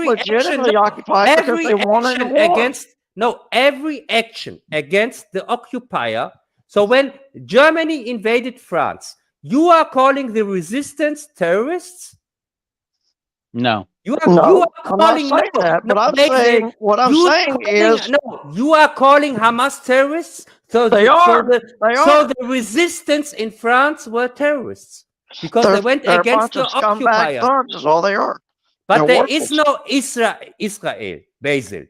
There is Palestine, and Israel has no right to exist because it has no right to exist. Israel has every right to exist just as much as the Palestinians. Who gave Israel the right? Who gave Israel the right to possess my land, my personal land? God.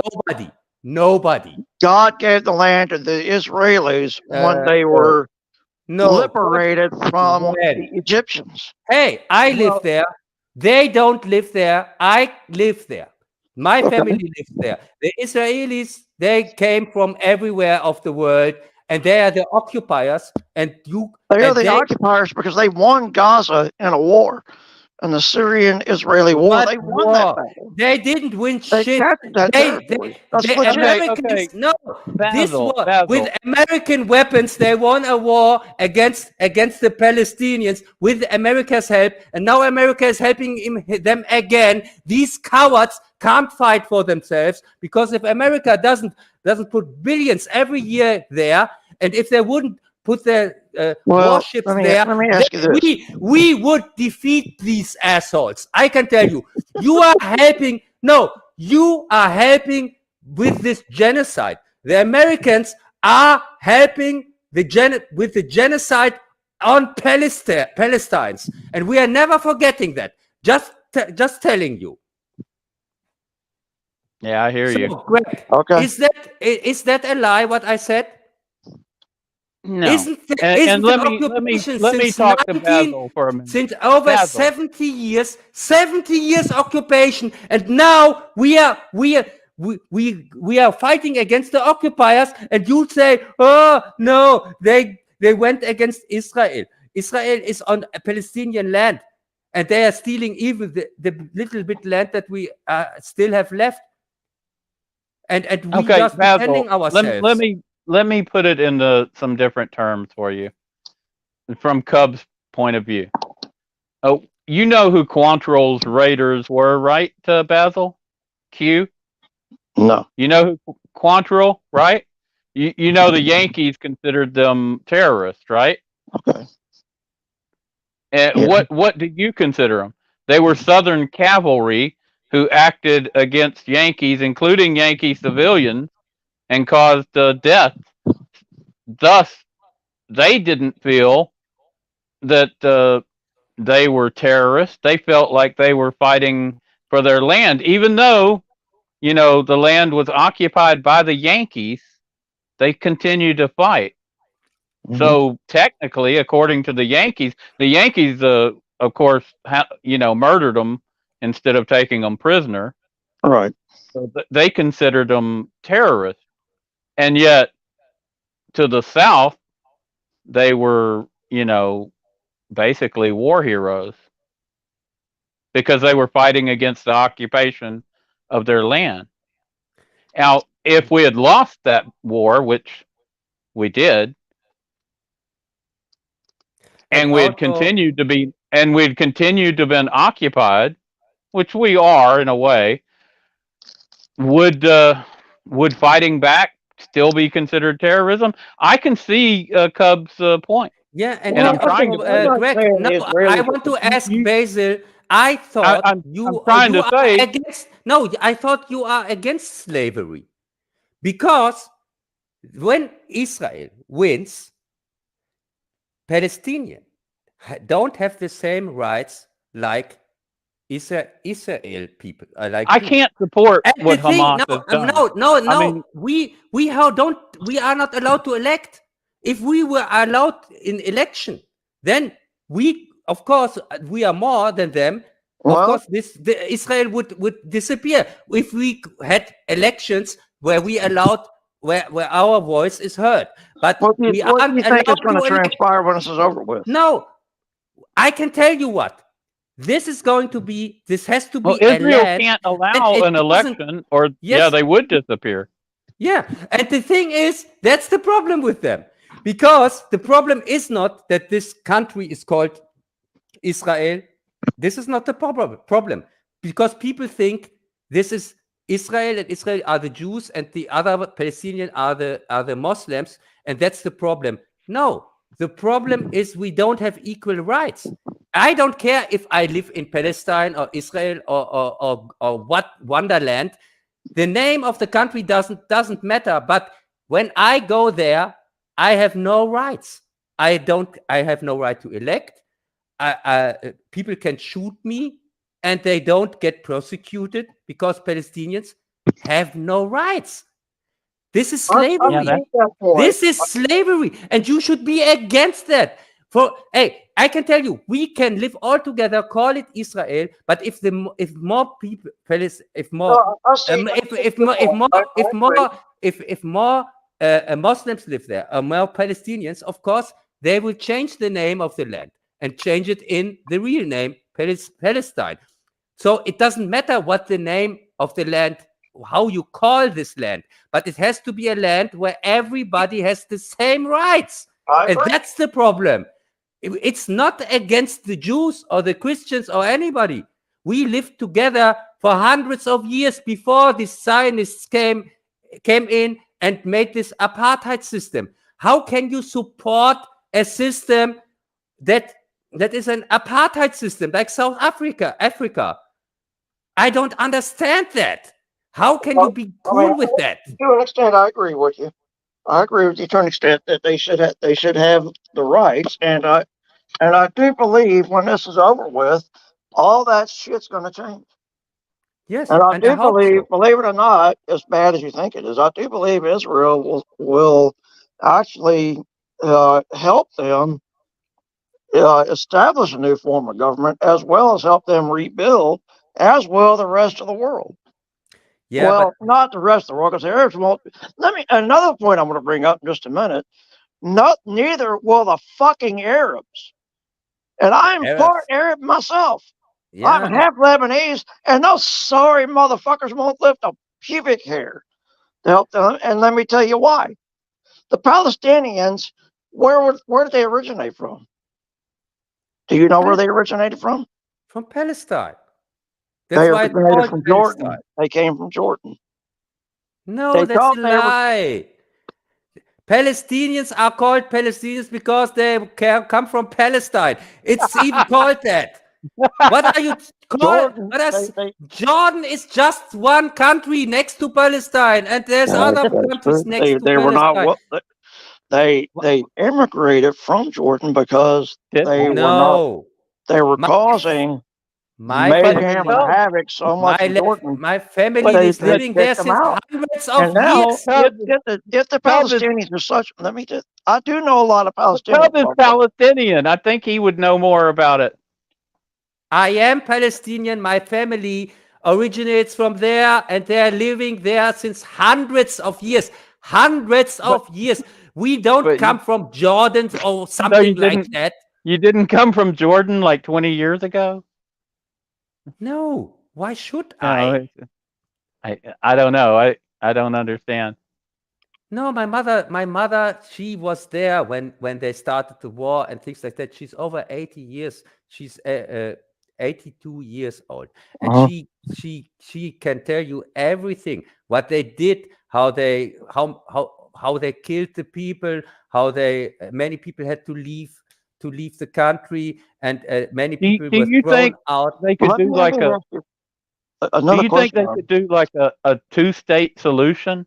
Because I don't see how they can live together. Because a two-state solution. Why you need a two-state solution? Because that the Jews can live themselves and that the Muslims can live themselves. Why should they? Why should they? We live together. Muslims cannot get along with anybody else. That's a lie. Muslims. No, that's a lie. We lived together for hundreds of years. We even protected the Jews hundreds of years. True. The only reason we have war during the Ottoman Empire are the Zionists who wants to make an apartheid state where just the British. Where just the Zionists have rights and everybody else has lesser rights. And this is something that can't work. Also, Israel is called the Jewish country, but no country calls itself after its religion. Israel should be called the country where everybody can live, a Jewish one, and a Muslim one, an atheist one. It shouldn't be exclusively for one religion. A one religion country is a racist country. Well, what do you think? What do you think Arab countries are, Cub? What do you think Saudi Arabia is? What do you think Jordan is? How about Qatar? What do you think Africa is? Yeah, but and so in every country, Islamic countries, my friend. Wait a second. But your right to vote, for example, in every country you named, you have as a Christian or as a Jew the same. If you live in this country and are born there or whatever, you are a normal citizen. You have just a different religion. Your religion doesn't mean a Christian in any country doesn't mean because he's Christian he's not allowed to vote. But you cannot practice your religion unless you're a Muslim. Not even in Lebanon, which used to be one of the most Christian countries on the planet. But when Hezbollah took over, they changed all that.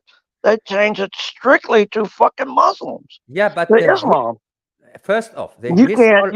No, wait a second, Bazzil. You cannot carry a Bible. You cannot carry a cross. You cannot wear a cross. Yeah, but Bazzil, you have anything on your possession. No, Bazzil, you have to Islam when you go to these Arab countries because they Bazzil, you have to be fair. The Hezbollah is not Lebanon, and the stupid Hamas is not Palestine. These they control. That's right, but they control. They have control over the government. Yeah, but why? Why do they have control? Because they are paid off from An example for Hamas, they're paid off from Iran. An example from some other extreme groups, That's they are true. paid from other things, but they are not representing Palestine. That's right. He's right. And You can't blame the Exactly. Palestinians. It's the Iranians. The Iranians Palestinians are just causing want their land terror. back. That's Exactly. all. They don't. The Iranians are causing the terrorists, and the Palestinians are taking the losses. You know, like Cub says, 7,000 civilians.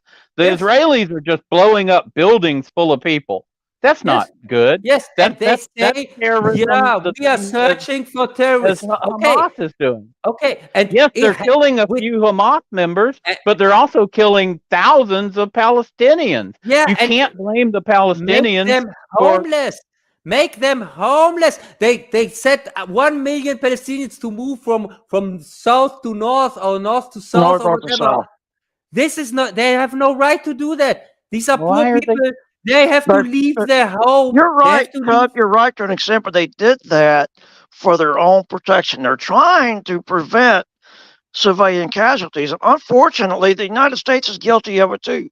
When you have an air campaign like they're doing, it's extraordinarily difficult, especially when these Does that stupid mean you motherfuckers can't do the refuse air to leave for their campaign? own safety. It's their own fault. They're still, there's Where are they Orthodox Christians still Where are they living in Palestine, and they're stupid motherfuckers for staying there. Where All are they have going to to do, go? but and let me tell you this another thing. If they now, I'm not slamming them, but I'm just saying, if the Palestinians were such wonderful, loving, godly-minded people, what's wrong with Egypt? Why Egypt won't is a Egypt? dictatorship. Wait a minute. Why Because won't Egypt Egypt open has- their borders and let Yeah, them in? But Basil, are you listening to yourself? Egypt has not an elected leader. They pushed him away, and the Americans again, and the guy who is now in charge is a dictator. There are no elections in Egypt. Yeah. Didn't you know that? Since 2012. And the Egypt- the And elected, the United States no, has been sitting there trying to the- convince Egypt over and over and over to open the border, and they Wait won't do a it. second. The guy in charge in Egypt is an American puppet, an Israeli American puppet. He's Well, not. If He's not he an was Egyptian. He's not an Egyptian even. He okay, is well, since granted, he's since I'll grant that. I 2012. see that point, He but is since 2012. He is in charge. There are no elections. There so many people are Yeah. killed in Egypt, dying in the prisons. It's yeah. a dictatorship. I don't doubt that and at you all. and you ask me, why does this dictatorship does what it does? Okay, So but let me ask you a also ask question. me why China is doing what it's doing. These Okay, are dictatorships. Sorry. Well, But let me ask you a Look, question. Bazzil, you're asking them to leave their country. Your Egyptian plan, for example, you want them to leave their country, give up all they have, and move to another No, country. no. I'm not asking that. no, I'm not well, saying that. You're I'm saying why not go to no. Egypt? Well, let me say this. Egypt has. It's not their country. I It's like understand telling that. you, why I'm don't you not go to- saying that, but nobody's saying they just need to saying- leave. Nobody's saying that the Palestinians have to leave forever. They You need just to said evacuate. them They, to wait a Egypt. minute. What do They you need think's to going to happen? evacuate the If they area for right evacuate, now. they're not going to be Until allowed to this return. mess is done, Oh, and then they They're can not come going to be back. allowed to return. Hey, They don't hey. trust the Israelis. Hey, They- you they mean don't they trust should evacuate like the Indians? And then they can come back? Like the Indians? Too Well, what soon. I'm saying, but would If benefit you were them to leave. Palestinian, Too soon, would Cub. you trust this promise to go? And the Egyptians, like you say, they're not going to let them in anyway. No, They Egyptians- don't like them. it's for a, whatever exactly, reason. it's a humanitarian issue at hand here. That's what. Oh, And for their own okay, safety, okay, then I they come need to- somewhere to go Yeah, so okay, they can be Basil. so they can be Basil. protected, because this whole war is involving the entire Gaza Strip and Lebanon. You want 2.5 million people to leave their homes, to go to And move another, into to move to another talking country, about a desert, and a desert. and what then? What then? How- Israel takes how would they over even Gaza. takes over Gaza and then says, They're not going to take it over. now all Hamas terrorists, now they're all gone. Now you can come back to your homes again. Like the 20 million that are already living outside, like me. I am not a Palestinian anymore on my passport because I was not in the country, and they just said, no, you are not allowed to come back anymore. I know people that live. That's a legitimate point, Bazzil. I agree. He was out of the country, and now he's no longer Palestinian. Why wouldn't that happen? Because I know people that lived in Ramallah. You just said move them out for humanitarian reasons. That sounds wonderful. Well, I'm saying they need to evacuate for right now for humanitarian reasons for their own safety. They don't trust. Yeah, you don't understand. They would rather stay in their home. Yeah, and by the way, would you have said that also to the French people when Hitler invaded, telling them, hey, you should all evacuate, leave your country, go somewhere else, and sometimes you can come back or something like that. And then Hitler has France. Well, if nothing else, no, but it's the same thing. Hitler, it's the same thing. Like somebody invades a country, you tell the people living in the country, yeah, you should run away and evacuate, or what? No, that's not how it goes. We die in our country. We will never leave there, and they have to kill us all. And I can tell you, that's not what Israel's trying to do. They are killing day and night. There's over 7,000. I know that. Every day, hundreds are dying. In this moment, we are talking with each other, and they are using every dirty weapon you can think of. The first thing that they destroyed in Gaza was the hospitals. The hospitals. They destroyed 11 hospitals. That's not. Wait a minute. That Al Arab hospital, that was not blown up. That was Hamas. Wait a minute, Cub. That was a rocket that was fired by Hamas that landed in the parking lot. That's bullshit. They're not blowing up all the hospitals, so don't give me that bullshit. And because that's the way it is, like you said, that's why they cut the internet, that nobody can send a message from there. They're doing that. They're doing that to stop Hamas from communicating with everybody else. So you say, what do you think happened? What do you think happened in Iraq? The same thing. We are talking 2.5 million people, cutting off the food supply, cutting off the water, cutting off they're getting water. The power. They're getting water. Don't go there. Power. No, they don't. They're not getting water. The UN has rolled in tons and tons of trucks and food. Don't you dare getting food and water. So where does that come from? Don't you dare telling a Palestinian who has his relatives there. My mother was talking to one of her relatives there, and she got interrupted because of an attack. And don't you dare tell me what they have there and what they don't have there. So please. I'm telling you what, the UN is sending in tons and tons of trucks. You are just telling me what they are telling you. They are telling you. I think Cub has a better understanding of what's going on in his country than we do from 7,000 miles away, especially when everything we hear is filtered through news media. You don't trust the news media normally. So I can't say what water delivered in Palestine is. I have no idea. I hope they're getting plenty of water. I doubt that's the case because everything's being cut off. I don't think it's good. I don't. Do you know that most of the children die in Gaza because of the dirty water? Do you know that? And not because of the war, not because of the war, because since 70 years. Since 70 years, the occupation, the first thing that they cut off from Gaza was water. They give us just the water they want to give us because they control the water. And if you control the water of a society, especially in the Middle East, you control them. They control the water. They control the power. They control everything. They control everything that goes in, that goes out. This is a concentration camp.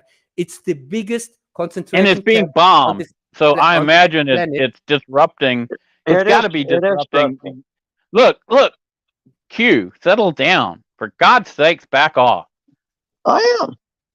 Well, No, but it doesn't sound like it to me. Don't sit here and tell Cub what's going on in his country. Clearly, they're getting bombed. The utilities are definitely down. The UN wouldn't be sending water if there wasn't a water crisis, right? I understand that. I just said. Okay, so there's millions of people there. How much water? Okay, so we've agreed that it's not. It's not. Hang on. You've been talking loudly for a while. Settle down. God dang. Look, we've agreed that it isn't the Palestinians who attacked the Israelis.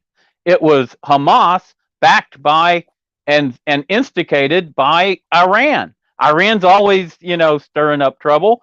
And the Palestinians want their land back. That I understand. I don't know how you do that without getting rid of the Israelis, because the Israelis don't want to go anywhere. They've got nowhere to go because, they're hated. A very important fact that people should be aware of. This attack could just happen because the Israelis let it happen. Because for 7 hours, they took away the guards here from the frontier to Gaza and sent them away. They sent the military there away. They made this hole that Hamas was even able to go through. Yeah, you brought up an interesting point because and this is a fact. No, and this is a fact. This mass murderer here, Netanyahu, he let the Hamas kill his own people. 2,400 Jews were killed because they let that happen. Because they let them through. They let them through, and they want to use these 1,000 dead people. What they use as an excuse that they now can invade whole of Gaza. And this is a fact. This is a fact. In support of what you're saying, remember that he was warned that Hamas was going to do something like this, and he just ignored it. And he even sent. I don't see what the Israelis gain by invading Gaza. You're not going to look at it. You're moving in. You're killing all these people. Okay, some of them are Hamas, members, but it's not worth it. You can't go in and destroy buildings like that. Like you say, oh, well, there's, they should evacuate. You can't just tell a area with millions of people to evacuate when they've got nowhere to go. There's no facilities.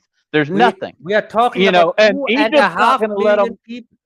2.5 million. But where are they going to go? They're already packed on top of each other. You can't just tell them, now you have to leave everything behind and hope for the best. Wow. Especially when you're not trusted. You'd have to be trusted to leave your home. I tell you, when we have a hurricane and they tell us to evacuate, I never evacuate. I know Q doesn't evacuate. And one of the reasons is, hey, you might come back and not have anything. Yeah, you don't trust even your own government. So you want us to trust the occupiers? It's not even our government. These are our occupiers. I keep telling you, it's the Yankee government. It ain't our government. And then it's the Yankees. They're the ones who are hanging aircraft carriers off your shore. Don't even stick us with that. That's not our fault. Yeah, and I mean no offense to you. Yeah, and so the reason, by the way, you're gonna get Cub in trouble on his channel if you keep getting him fired up. I'm getting myself in trouble. The reason why I bring this up today, normally we try to avoid serious stuff like that on the live stream. Yeah, we do. Because it's more entertainment and so on.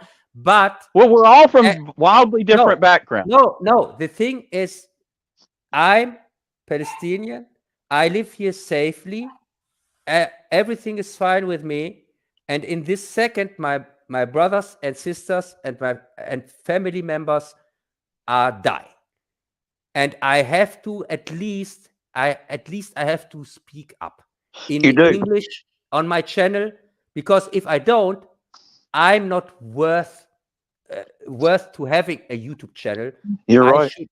And so if I don't speak up, because they don't have power anymore, they don't have internet, the internet connections are cut, and they don't want that any news come out of Gaza. They even throw out Al Jazeera, the news the news station. They threw them out of Gaza. They destroyed their building, and they killed the members of the reporters, the family members from the reporter of Al Jazeera. This is the thing people are not aware of. Yeah, they killed So if I don't speak up, if I don't I sit here safely, have something to eat, have everything. If I don't speak up for our brothers and my sisters, who is going to? Nobody. So that's the reason why I bring it up. We're talking about Israel destroying buildings full of civilians. I can't call that anything but also terrorist action. Yeah, this is revenge. I'm sorry. I am not in favor of what they did terrible things. None of us are in favor of what happened to the Israeli civilians. I don't know that the guards got called off. Something weird happened. Got called off. They got called off. It was free. Well, it was something happened where they. It was. And why did that happen? Why would they do that? If that's true, then it would make you think that maybe they wanted to be able to hit back for whatever reason at Gaza, and maybe the idea was to clear them all out. They did. They put the evacuation order, and now they're murdering people in the thousands. So maybe they're just trying to clear them all out once and for all and solve the problem like that. The problem is there's nowhere for them to go. You give me an evacuation order, where the hell do I go? Where do they go, Bazzil? Where do they go? Greg, by the way, the Secret Service from Israel, what's the name again? It's called Mossad. Mossad. Yeah, Mossad. Mossad. Yeah, Mossad is known as one of the worst and most effective secret services on this planet, or not? Oh, they're deadly. Yeah, they're deadly. So you tell me that they didn't get that in their own country at the best protected defense line here to the Gaza, that they didn't get for 10 hours that people are coming through and had no clue that this happens and things like that. Even if the Egypts warned them a week earlier and told them there's something going on here, and they just ignored that. And why do you ignore something like that? First off, I think there was another country that warned them too.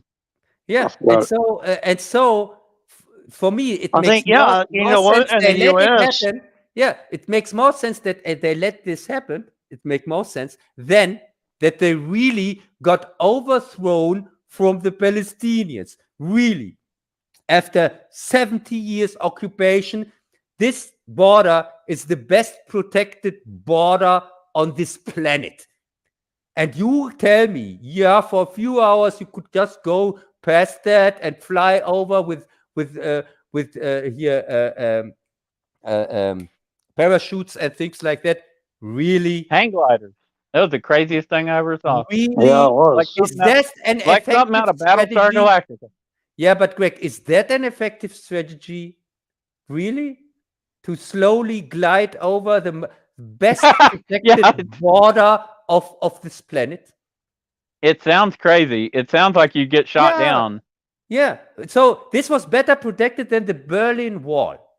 And you tell me they just happened to, for one day, nobody was watching. They just came through. I can't say. I don't know. It's highly suspicious. Yes, it's highly suspicious. So Right, they have a lot of cameras and all that. and Netanyahu, he's a war criminal.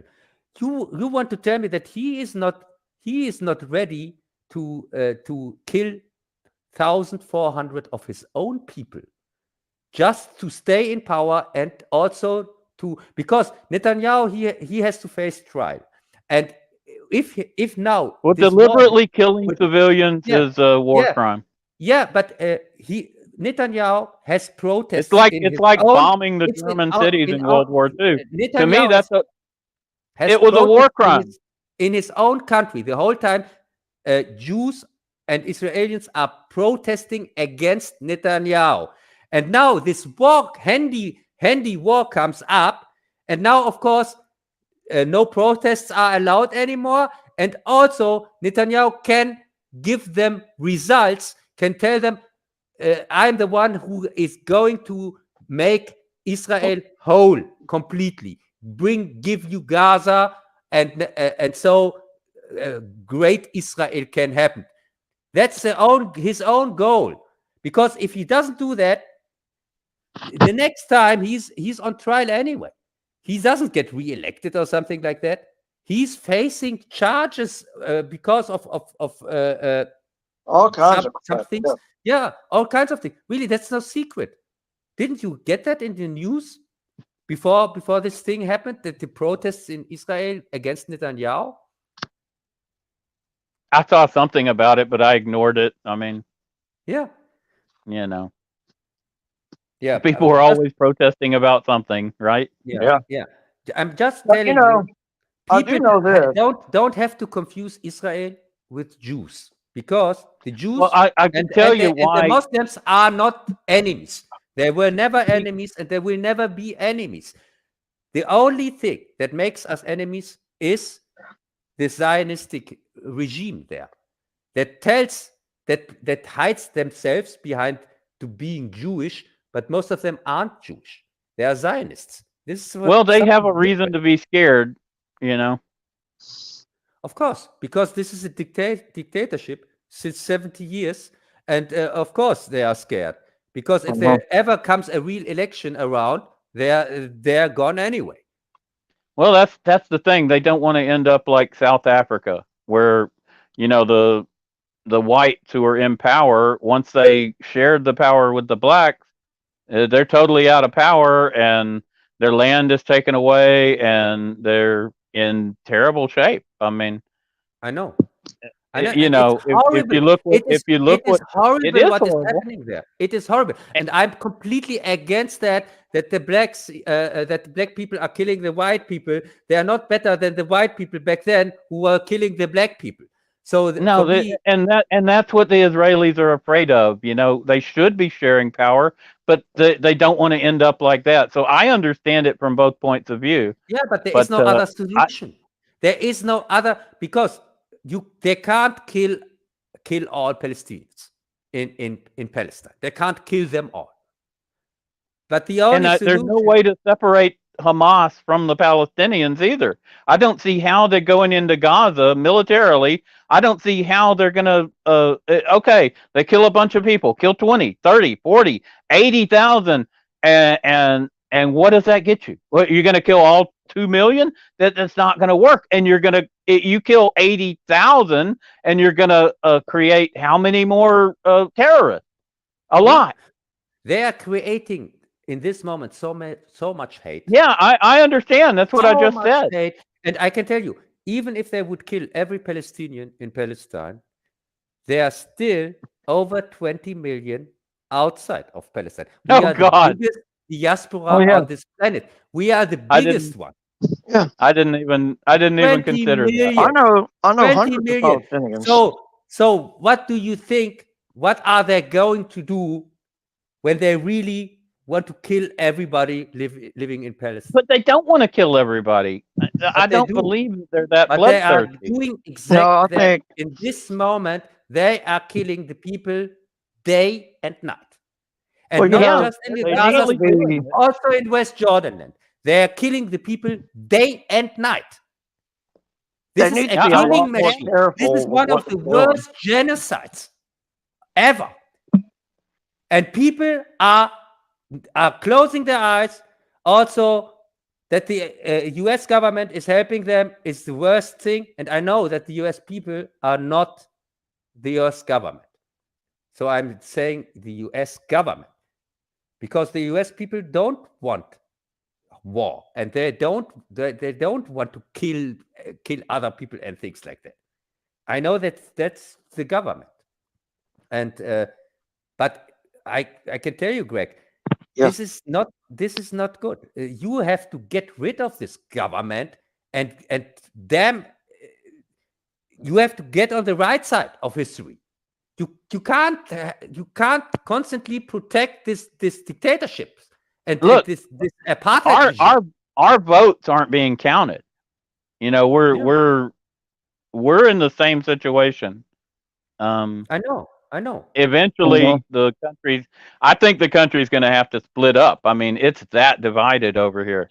You know, I think the way you were mentioning, Cub, you did bring up a good point, but how are you going to eliminate Hamas?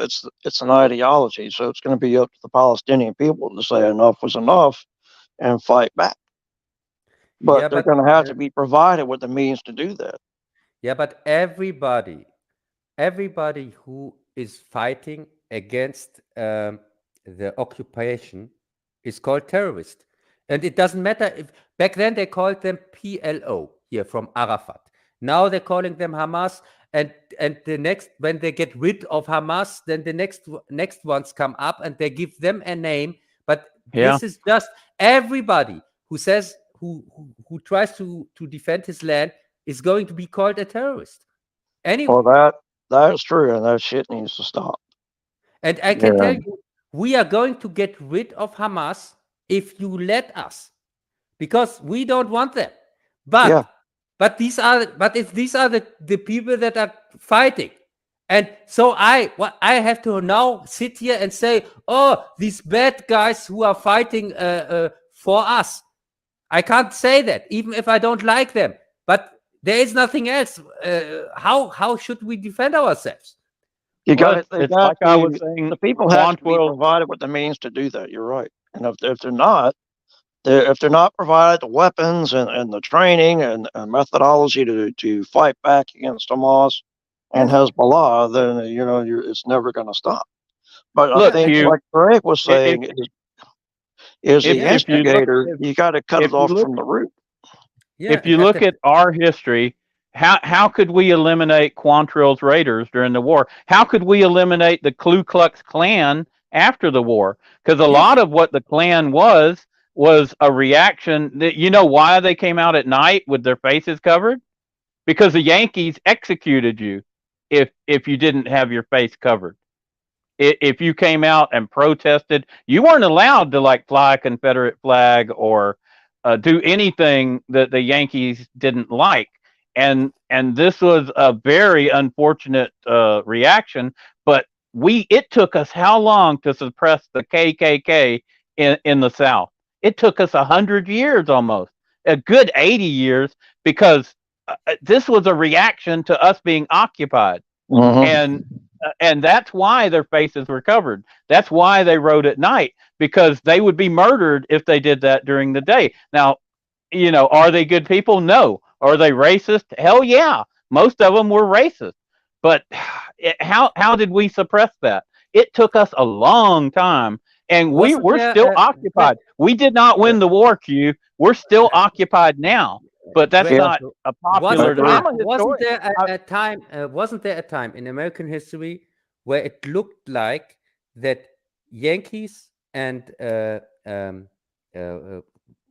we call Southerners were not able to live together in the same country? Wasn't there a time where people thought like that? That's impossible. Impossible. Never. We should have two countries. We should live on our own, and they should live over there. Yeah, and that was the whole point of the Civil War. That's why I tell you, two-country solution. We lost that war, and it's a wrong solution. Two-country solution because we lost the war and we got occupied. And what I'm saying, the KKK is kind of like Hamas or PLO or something. They're a reaction to being occupied. Now, is it a good reaction? No. Did the people of the South, did they like the KKK? Hell no. They did not like them. Could they get rid of them? No, because they hide in plain sight. At the end, you were just people.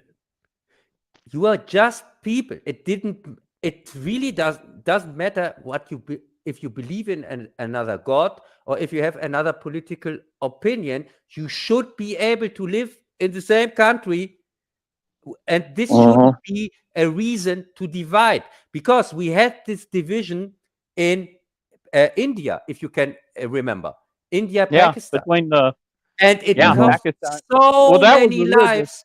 Hindu and and they hate each other, and it cost so many lives, and it made much hate. It was the wrong decision, in my point of view. They should have lived together, come along, and there were many of them wanted to. This division was not the opinion of everybody who was living there. So many had to leave their homes, and it was a catastrophe. It still is. It's still hurting. That is still bleeding from that. And for me, it was the wrong decision to divide people just because they have a different religion.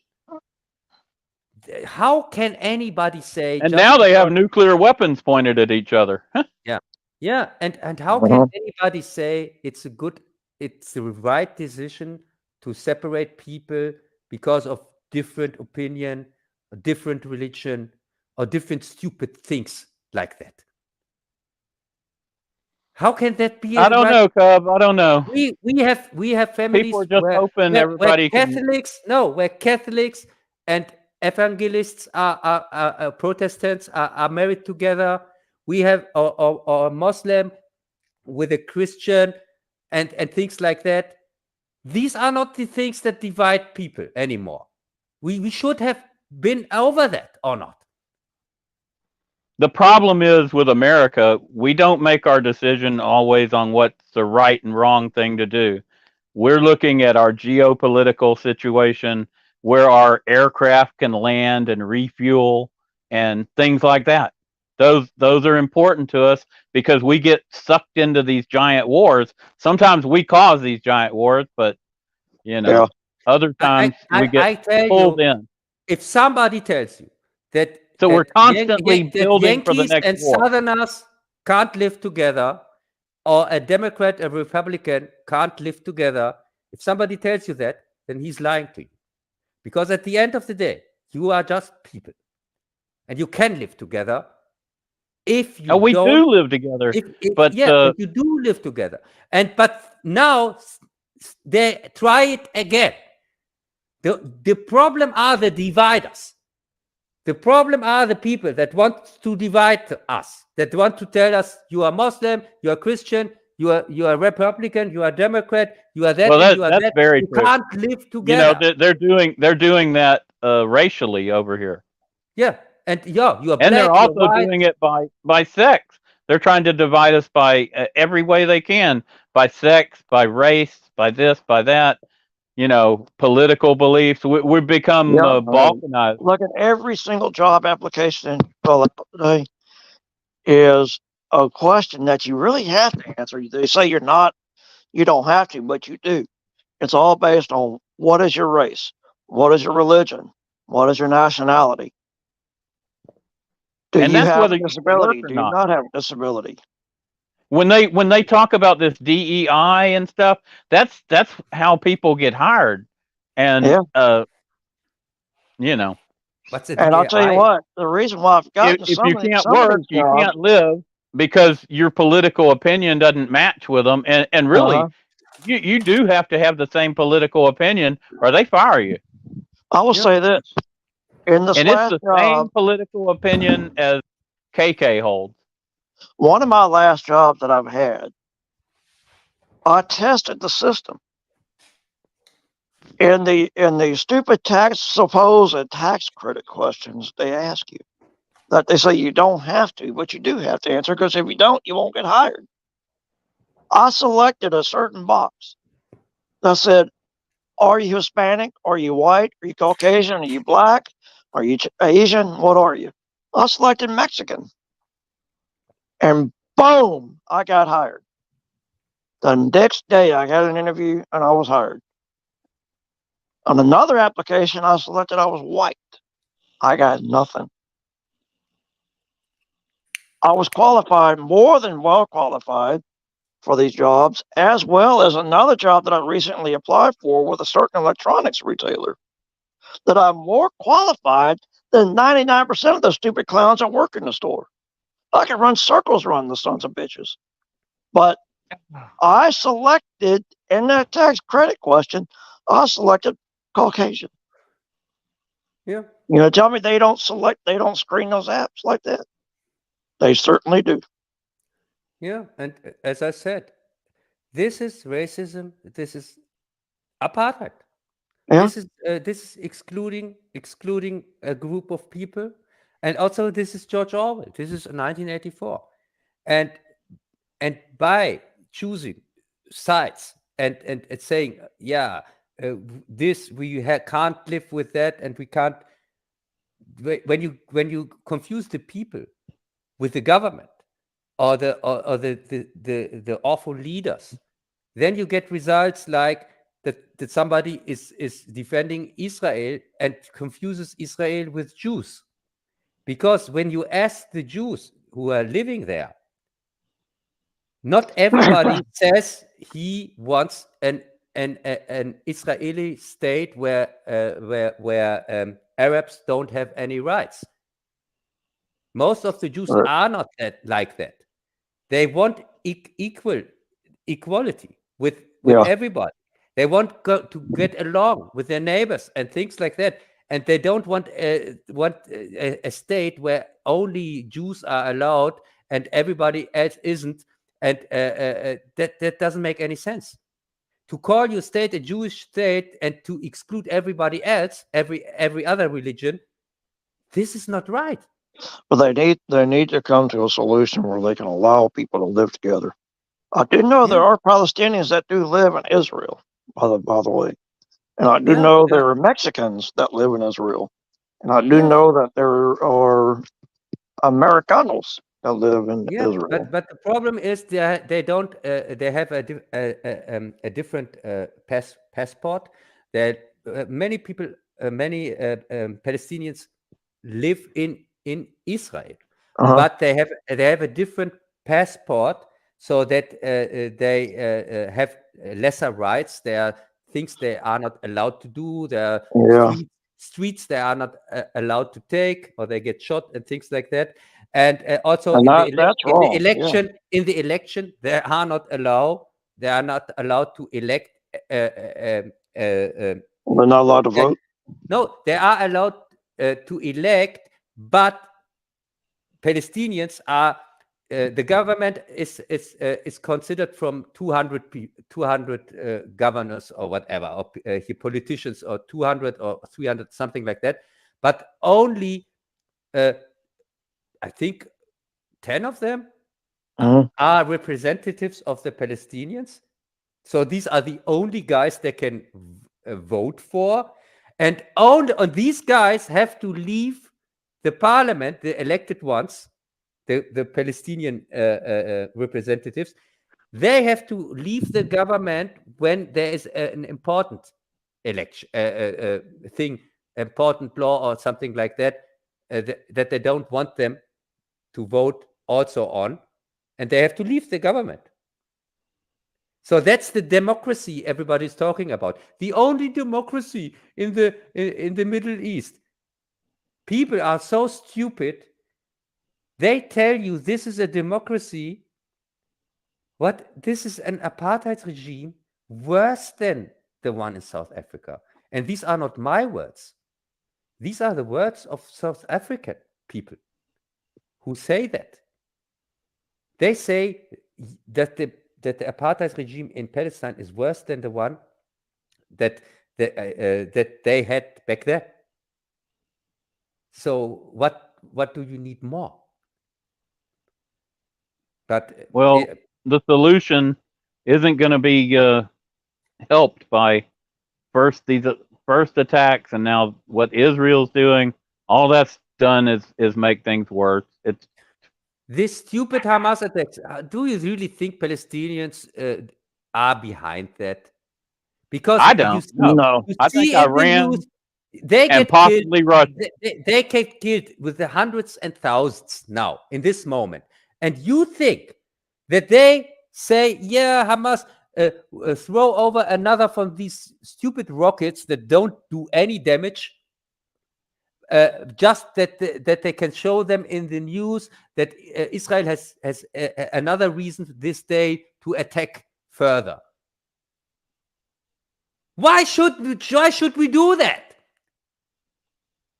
I don't think you would. These assholes that are still throwing the rockets over, don't you think that they are paid off from the regime here, from the Zionists? Because they are not doing anything because they are not doing anything that is helping us. They would help us more if they don't throw any rockets anymore, and just that people see that these assholes are killing us. It certainly plays into the hands of the right-wing Israelis, but I can't say that they're being paid off by them or they're just using them as what Stalin would call useful idiots, because people on the other side who it could be either way. I don't have a crystal ball. I can't see what's really going on over there. But I can tell you, but the leaders of Hamas, I'm listening. The leaders of Hamas are not in Gaza. The leaders of Hamas, I understand Hamas in Qatar and so on. They are in these dictatorships safe there. Well, Hamas is made up of Palestinians, but it's not of the Palestinians, you know? No, it's not. And it's, of course, they are traitors from my point of view. What they are doing in this moment, this is treason, because they're not doing any favor to us. No, they're hurting. So I think this is a false flag operation. And these Hamas guys are part of it. That's what I think. That's because you're looking at the actions and the motivation, and you're looking at the underlying reason. And that's what you should do. That's what Colombo does. Hey, looks like Mike's back with us. You there, Mike? I am here. There he is. He was doing his exorcist thing. Yeah, sorry, Mike, that we kind of. Well, we don't usually discuss non-entertainment items, but we needed to go over all this. Yeah, that's fun. I mean, I get hot-headed, but I shouldn't. You do get hot-headed. No, and he will take a contrary position just to rile people up. No, but this was perfect. No, because this was perfect, and also this was honest, because I know the misinformation you get over there in the media and so on. I know that. Oh yeah, it's heavily stated. Here is the same thing in German. So of course, but I see them bombing buildings full of civilians. I mean, I see that. Yeah, they warned them to all leave, but they can't leave. As soon as they said that, it's like, what, 3 million people? Where are they going to go? You already said, Bazzil, that they can't go to Egypt. And that's like the only way out. And if they leave, they're not going to be allowed back in, I don't think. And they're, of course, not allowed to go into Israel. That's for sure.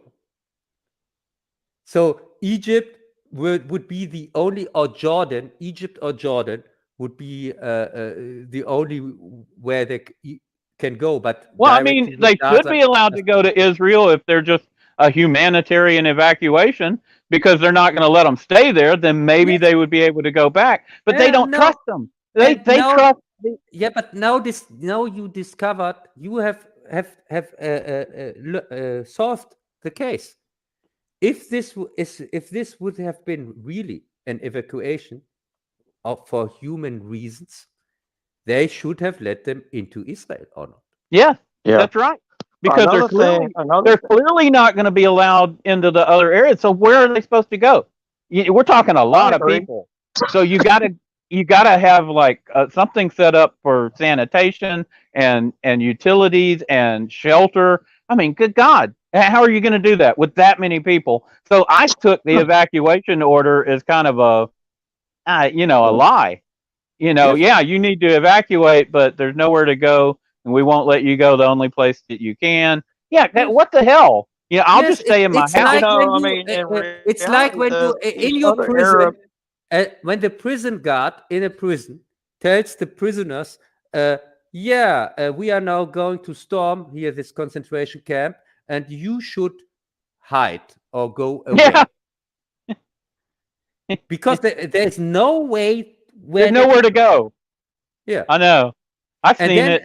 And then they say, it was not a massacre because we told the prison, the inmates in the prison, we told them that now we are coming in and we are killing everybody who has not run away.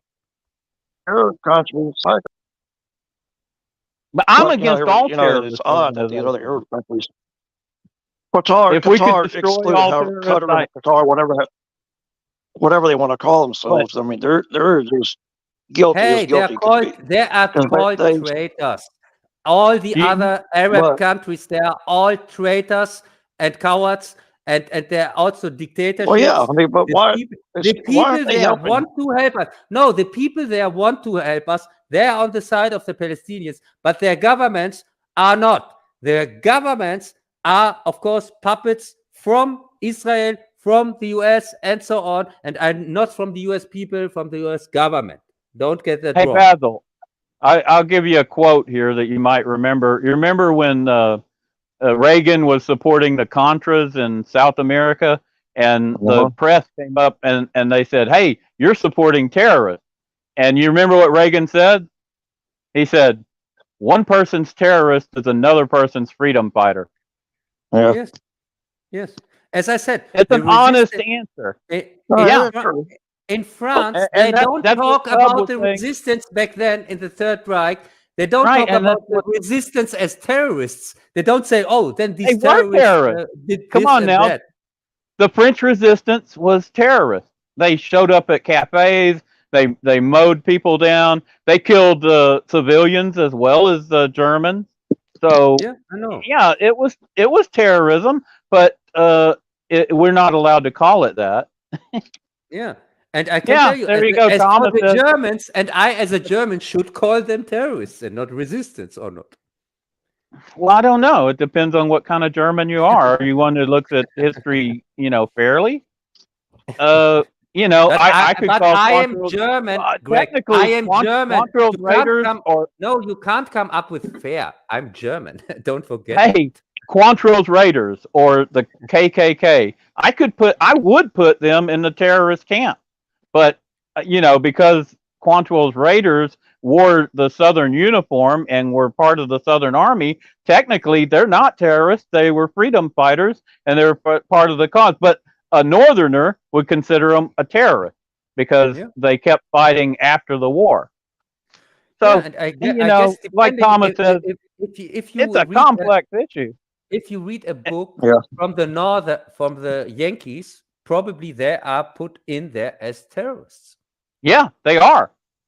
And if they definitely are from the South, from Southerners, probably they are put in there as resistance. They don't really allow us to write history books. Yeah, and if we put up a monument, they tear it down. You're only allowed a certain perspective on the Civil War in America. If you have a different perspective, if you think like maybe the Civil War was about more than slavery, that's not allowed. Yeah. Even if you're a history major and you have all the facts, that doesn't matter. The facts don't matter. What matters is the narrative. The saying there is winners write the history book. Yeah, which they do. So if you want to see the truth of something like World War II, you need to read all the different participants. You need to read like the German side, the Italian side, the Japanese side. Also, you need to read the Allied side, and then read the perspective from neutral countries, people who weren't involved in the war. When you've done all that, then you've got the basis to form an opinion. Yes, I agree on that 100%. That's how you should go to every subject matter. Yeah, but that's not how most people believe. They like the simple narrative that they get fed, spoon fed. Yeah, and also. Well, we didn't solve it, but I think we made some kind of progress here.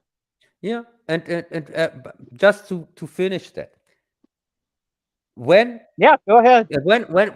When a country gets occupied, for the people from this country, there are never two sides, because there aren't.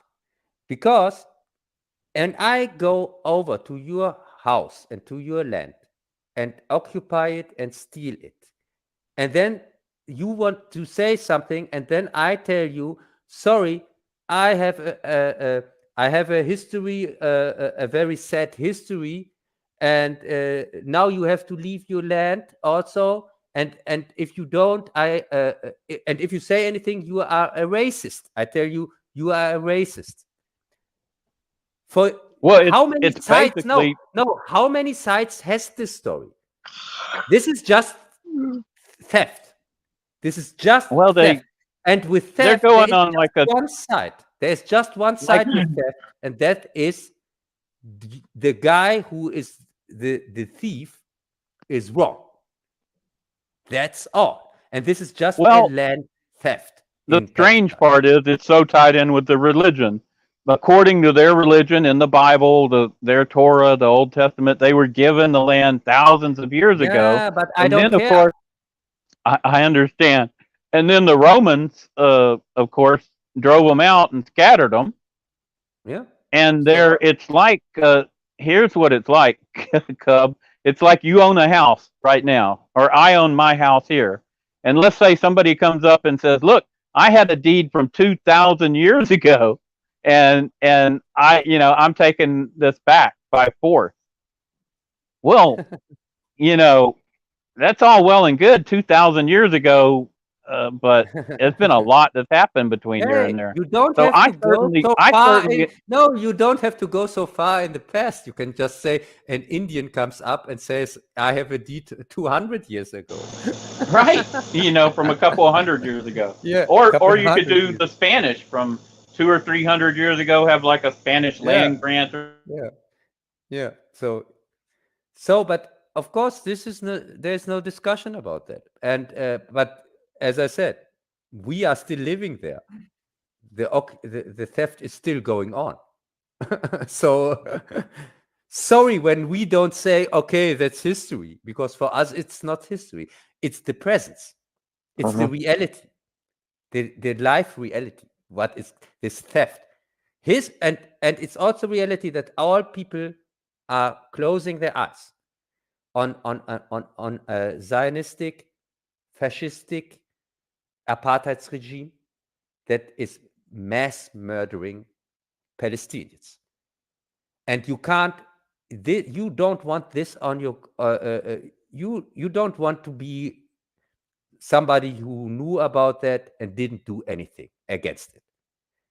This is exactly the same like every dictator who kills people for some reason, and people know that and don't say anything.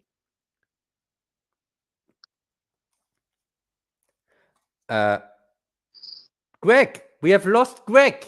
Uh-oh, he'll be back. Oh no. Yeah, Mike. The state sponsorship. Yeah. So I would say let's finish this conversation about politics. I would say, what do you say? I think it is, like you said, it's crazy. There have to be they're going to have to come to a point where they're going to have to talk to one another and find a solution.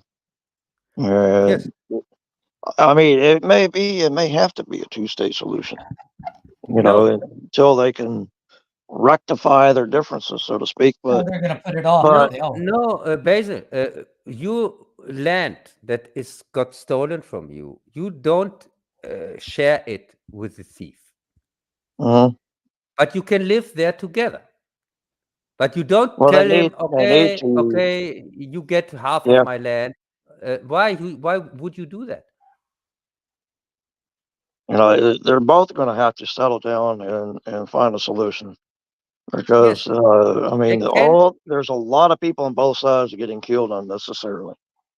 Yeah, and as I told you, the problem is not Israel, the name of the land. The problem is that the Palestinians have no rights, and this is something people don't never bring up in any news.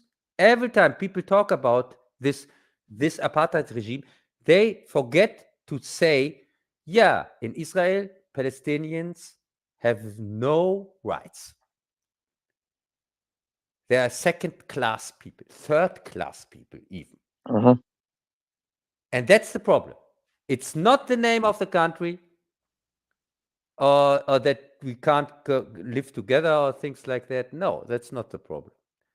Basil, you know that I have also Jewish friends, or not?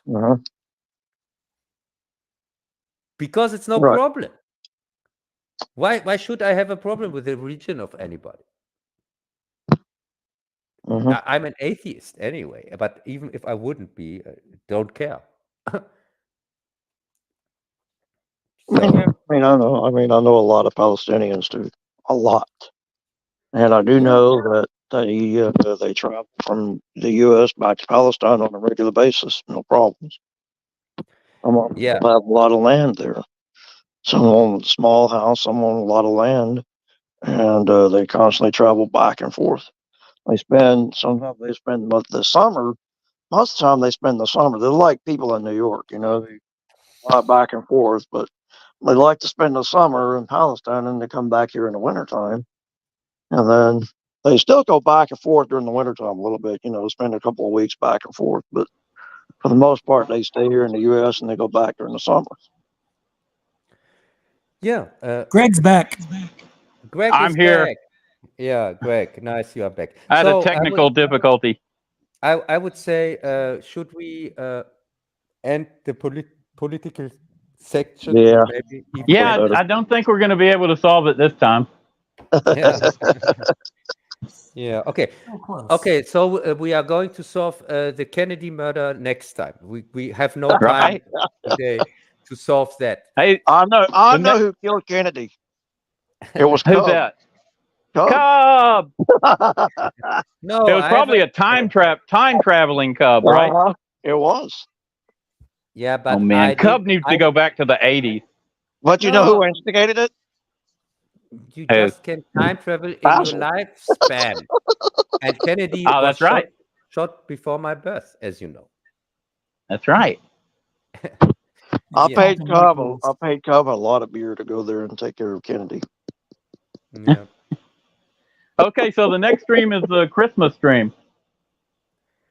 You think you'll be able to make it back next time, Mike? I'm unclear, but we'll see. What? All right. Is there a Sunday? Yeah, it's always the last Sunday of the second month. Yeah, and the what are we going to do the next It's not Christmas. The last one is New Year. Well, New Year. So we could make one on New Year, or we could make one on Christmas. But do you think? Yeah. What do you think? What would be better? We'll have to think about it. Probably New Year's. Yeah, because they're both on Sunday, and we can decide for ourselves. Hey, last year's Cub went on for like what, 24 hours straight. Yeah, he sure did. It was a wind-up, man. Right now, we'll probably call it the New Year's stream. Okay. Warren Commission. Hey, we got Zantilon. Welcome to the stream. We're right at the end, but Welcome. Yeah, the Warren Commission. Okay, so thank you for joining me here with the stream on Cub's Corner, and people confuse it constantly with Greg's Corner. Yeah. I have no idea why. Wow, we So- went almost 5.5 hours. Woo. Yeah. Yeah, it was long one. long, but it was fun. Yeah, and it's and a big thank you as for our special guest, for Mike from High Ground Cantina. Yeah, thanks Right. for having me on. Yeah, it was enjoyable. Yeah, it was really refreshing to talk with somebody who actually really knows something about movies. Right? Yeah, it was. True. Yeah, and you should, for the chat, you should check out High Ground Cantina's channel. I put a link in here in the chat. So check him out. There you go. Sweet. And I would say, till next time, bye. All right. All right, Bye. guys. Bye. Take it easy.